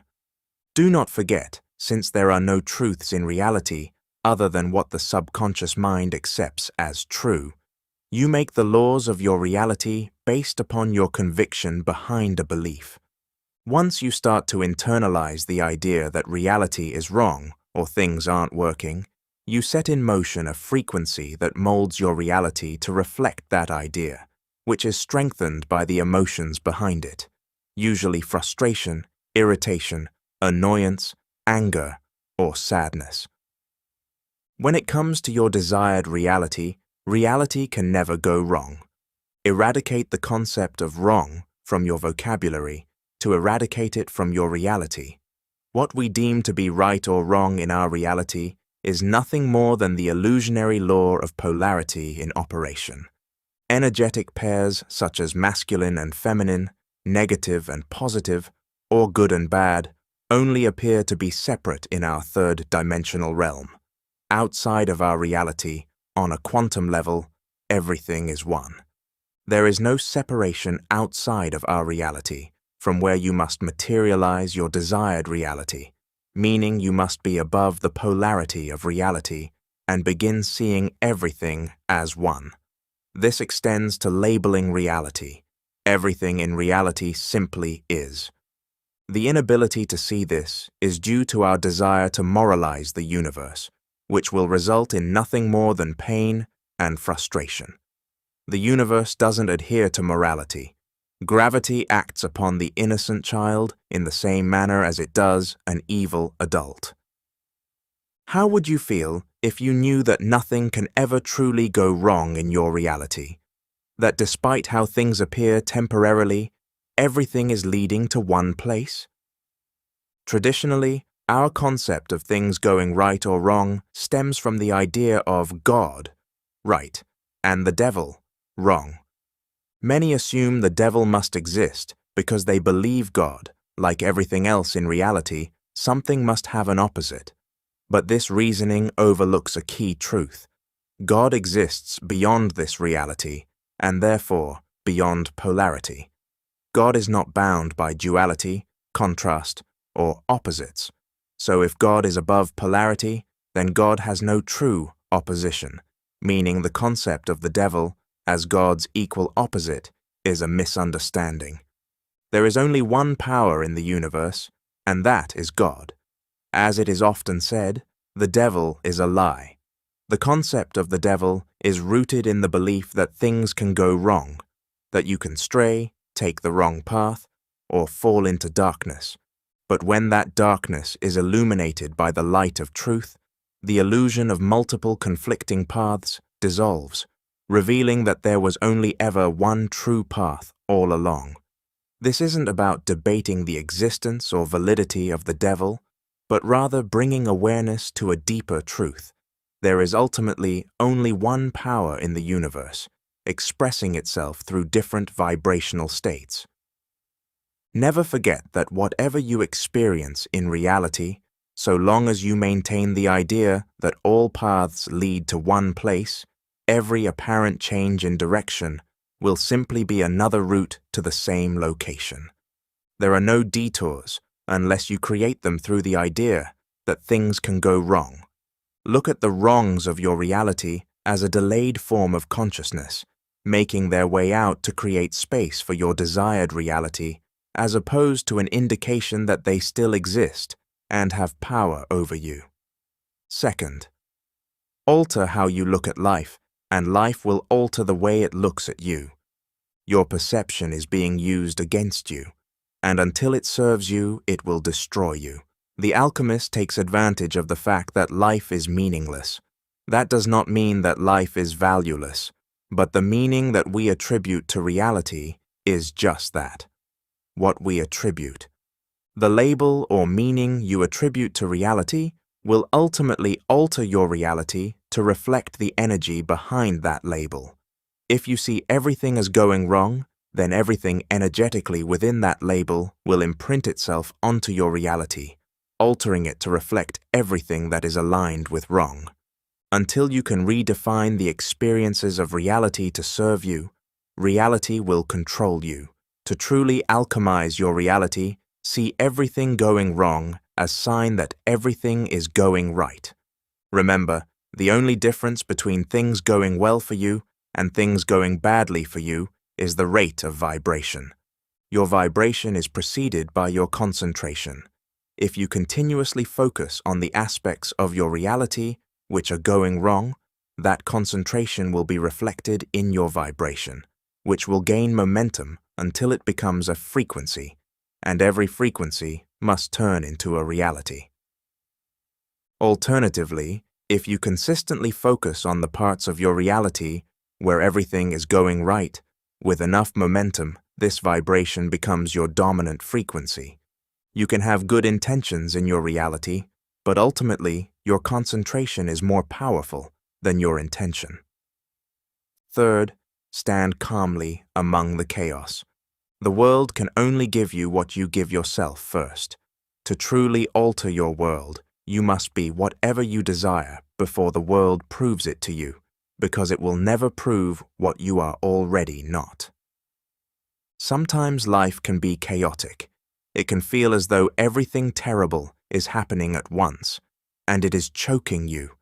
The only way out of the chaos in your external reality is through cultivating peace internally. You need to be able to stand calmly among the chaos. The chaos will remain so long as it exists internally, but once removed and dissolved, eventually it has no choice but to do the same externally too. In some instances, it can feel as though we are powerless over reality, and the conditions, circumstances, events, and even people around us have more power than us. But you can regain your power with one realization. The power creating the chaos that's getting you down is owned by you. It has simply been externalized. The strength of the chaos is fueled by you. The power of that chaos doesn't belong to the external, it belongs to you. Any control the external has over you is only what you give it. The same strength of that chaos can be redirected to peace. It has no power or strength over you except what it borrows from you. You're projecting your power onto the chaos, thinking it is strong. No, it is you that is strong, and you always have been. You can redirect that same strength towards peace rather than chaos. The waves outside of you can only be brought to stillness by the stillness inside of you. It's worth reiterating here that the notion of things not working or going wrong is a confession of misalignment with the true essence of manifestation. Manifestation is internally shifting to a degree to which you are no longer emotionally dependent on seeing reality change. Things not working is an admission that you have not shifted internally to such a degree that your mind has accepted your desired reality. Introduction. Outsmarting reality is like a game of chess in which you are outsmarting your old frequency. At first glance, the title of this book raises a lot of questions. What does it mean to outsmart reality? Can I outsmart reality? How do I outsmart reality? Why do I need to outsmart reality? What will I get from outsmarting reality? It may seem like something completely audacious, something beyond you. However, that is only if you're not operating from your true self. The truth is, outsmarting reality is the only way you will create your desired reality. If you cannot outsmart reality, then you will always feel like you're one step behind where you want to be in life, which I assume is already how you feel. Unfortunately, this is how the masses live, forever wishing they were in another reality, without realizing they are simply losing a game for which they weren't given the rules. Imagine playing a game of chess without knowing how all the pieces move. Whether you realize this or not, there is another version of you that you spiritually created, a version that desires nothing more than to remain the same at any cost, even to your own detriment. The word reality may be in the title of this book, but the truth is, it's just you. Until you can make sense of you, nothing in your reality will make sense, because reality is no more than what you are. You and your reality are one. There is no separation between you, and the unawareness of this unity is the source of your disharmony. This book isn't even about reality. No form of manifestation should ever be about reality or changing the world. It's about the only thing that matters, and that is you. That brings me to the sole purpose of this book, to get you to give yourself your desired reality before the world gives it to you. Whatever it is you desire to be in this life, you need to become it before the world proves it to you. I don't believe you should be worried about enlightenment, opening your third eye, ancient civilizations, the true origin of humanity, bloodlines, 5G, or psychic abilities, if you're still struggling to pay your bills, or worse, still wishing your reality was different. Now, it may not be that extreme for you, but the basic premise of this book is, if you're not in your desired reality, then what is the point? With all due disrespect, you have bigger concerns, and those concerns revolve around actually living in a reality that you want. Don't get me wrong, those things have their place.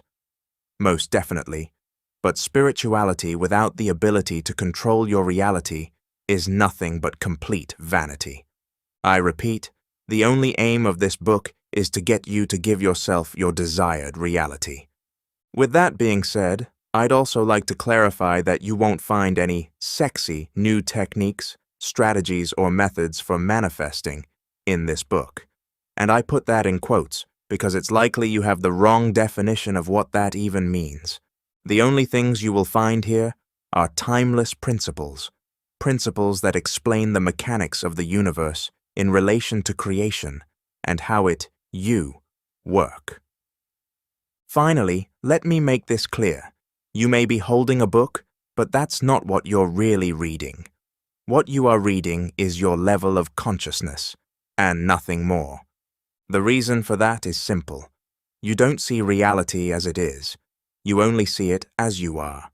And you are forever evolving, forever changing.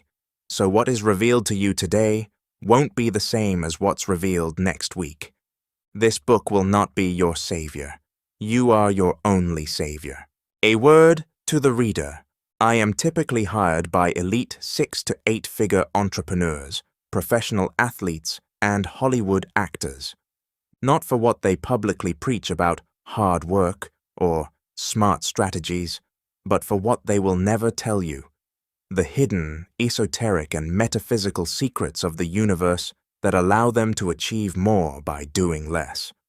I am brought in to help them transcend effort entirely, to show them how to operate multi-dimensionally, where it is no longer about working harder or even smarter, but about stepping into a state where the universe itself seems to be on your side, where results flow effortlessly from alignment, not force. My clients have doubled, tripled, even quadrupled their revenue in weeks, landed TV roles, and accelerated their careers, not by working harder or doing more, but by shifting their beliefs and aligning with the success they once chased. This is the real secret behind many of the world's elites. It is not that they are intentionally hiding it from the world. The truth is, even if they did speak of it openly, most people would dismiss it because it defies the logic and beliefs that society is conditioned to accept. In a way, through this book, you have hired me, and for that I thank you. I have not held back at all. It's an honor and truly a pleasure to share with you the knowledge usually reserved for those at the top. However, it must be made clear that this book will do no more for you than you allow it to. You will find no more in these pages than you allow yourself to find. Decide that this book will position you to alter your reality for the rest of your life, and you will position yourself to do so. Decide that you will experience light bulb moments while reading this book, and let your mind light up. Decide that this book will be more than enough for things to change, and change will come. Foreword. Written by Mama Nero. When my mother was a little girl, it was her dream to be an author. I wished to make that dream come true, so I asked her to write my foreword. Thank you, Mama. I stood motionless for a moment, clutching the worn-out broom in my hand. My thoughts were far away. I stared intently at one spot near the ragged fence that separated our yard from the neighbors. I vaguely took in the ailing hedge that had not quite prospered in its duty to provide added security and privacy to us. What occupied my thoughts was an image of me living abroad. I saw myself working hard to support my family. my thoughts spun around to what my father had said a while ago. He told me that the only way our family's life could improve was if he were dead. Then we could do whatever we thought was best to improve our lot. I clutched the broom tighter due to an intense feeling of frustration and felt the dried grass digging into my hand. With determination, I started sweeping the leaves away. I continued this motion, my back bent, until the small area in front of the house was clean. All the while, my thoughts had transported me to an unknown land, far, far away from here. I knew back then that I was going to make it. There was no doubt in my mind. I was going to be the one to take my family out of poverty. My father was a government worker with a relatively good salary. My mother was a homemaker. However, despite my father's job, daily life was a struggle. I could feel my mother's unhappiness like a sharp knife in my side. I saw her struggling to raise us children, trying to make ends meet. I saw her pain after my youngest brother was born. She suffered from a mysterious illness that left me fearful she was going to die. I was 9 years old at the time, living in fear every day that the one person who struggled daily for our well-being might not make it. I started to pay more and more attention to her. I realized at that young age that she was suffering. In the tiny home we lived in, it wasn't difficult to overhear the adults talking, arguing about money, school fees, and daily living expenses. Daydreaming became my escape. I started to imagine a better life than the one I was in, a life where I could provide a safe, loving home for my family, where all basic necessities were met, and money was plentiful. This led me to dream vividly about being a millionaire. Thus, my childhood was spent watching my mother's face daily, trying to gauge the level of stress she was under, feeling powerless in the face of her misery. I vowed not to be a source of added stress for her. I began hiding anything I thought might cause her worry. When my shoes were torn, I would sit quietly in the corner and mend them with pieces of twine I had picked up near the tree where the shoe mender waited for customers. My source of joy became escaping to the only place no one else in the world could penetrate, a corner of my mind where everything was as it should be. My mother was happy, safe, and free from worry about the next meal, school fees, rent, or other basic needs. In that space, I could give her money freely, so she didn't have to worry about anything. I imagined her having more money than the so-called educated woman my father constantly compared her to. My mother's words constantly rang in my ears. She told me I could be more, do more, and most importantly, to never settle like she did. She always emphasized the importance of having a certificate in my own name. When I passed my GCSE exams, my uncle who lived abroad sent me a check for what was a substantial amount at the time, as a way of congratulating me. I knew the money would solve a few immediate problems, but I wanted more than a handout. I dreamed of a job that could truly change our lives. I persisted in my vivid daydreams, seeing myself living abroad, sending money home to my mother, helping with bills, and paying my brother's school fees. I never cashed that check. Instead, I held onto it as a symbol of hope, proof that I could escape this life. My intuition told me my uncle was going to be my way out. My imaginings became more focused, more realistic. I could feel the tension in my spirit as the realization dawned that my dreams could come true. I could feel it in my bones. I withdrew into myself more and more, spending time alone with my thoughts, imagining my uncle sending for me to join his family in the UK. I felt immense joy from this exercise. This escape into my secret world became a daily routine. I used every opportunity, especially during solitary chores, to visit that wonderful life where I was able to solve all my family's financial needs. Then, one day, after I had written my GCSE examinations and had started working as a shop assistant in a local shopping center, news came from my uncle. He was going to send an air ticket for me to attend university in the United Kingdom. When I heard the news, I wasn't surprised. There was no ecstatic moment of joy. What I had been waiting for had finally happened. I hastily sent a message to my school friends to say I was traveling, then went to the capital city and arranged for a passport, which came through in a few days. Within weeks, I was in the UK. It wasn't until years later, when my son became my teacher, that I realized what had truly happened. I had a burning, overwhelming desire to succeed. That desire led me to create and cross a bridge of incidents that caused my dream to manifest into reality. Somehow, my untrained mind had caused a shift in the universe, prompting my uncle and his wife to make arrangements for me to join them, making my desires come true. In a new and foreign land, I started working toward my goals, barely an adult, but already taking on responsibilities within my family, just as I had promised myself I would. Then my son was born, before I had even completed my nursing education. My family was disappointed in me, seeing it as a failure. But I remembered my mother's words, how her own family had seen no value in educating her simply because she was a girl. They believed she would just get married and never benefit the family. I became even more determined.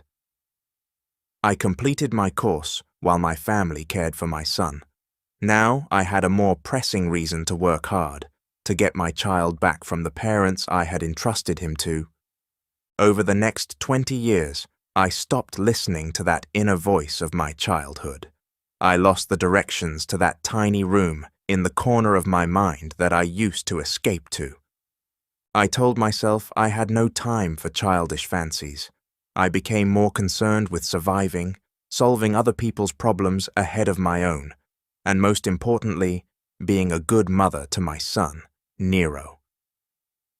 Occasionally, I would think back to that time when I held the broom in my hand, pressing hard on it while daydreaming, only to have my strongest desire come true. That moment became a reminder of what I could achieve with my thoughts alone, and a strong desire. My greatest joy growing up was bending reality.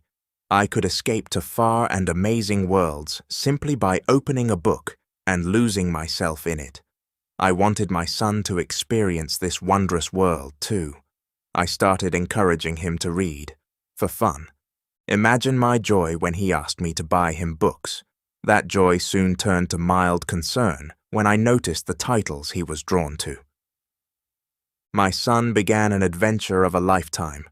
Before I knew it, he was devouring books daily, asking for one after another, all while completing his education. Even as I tried to guide him, I sensed that his energy was greater than mine. I had lived in survival mode. He did not. I became curious about the books he was reading, wondering how his mind worked, slightly perplexed by this person in front of me. Then I tried reading the books myself, and I couldn't understand a thing. Then the haze began to lift, and I started thinking again. I tried to reconnect with that part of my mind that could make the unseen real. I am currently working through the fear of who and what I can become if I once again apply myself and harness the power of my mind, as that young girl once did. I walk through the maze daily, with my teacher Nero holding my hand. Having learned that before I can change anyone else, I must first change myself, I continue my onward journey of self-discovery. I am forever a student of the universe, learning its laws and its secrets with the belief that I can partake in the banquet that is laid out before me. Say not ye, there are yet 4 months, and then cometh harvest. Behold, I say unto you, lift up your eyes, and look on the fields, for they are white already to harvest. John 4:35. Seeing things that are not yet seen, as if they were seen, has been the biggest lesson so far. For everything, every circumstance, starts off as a thought and becomes visible for all to see. Happy learning, reader.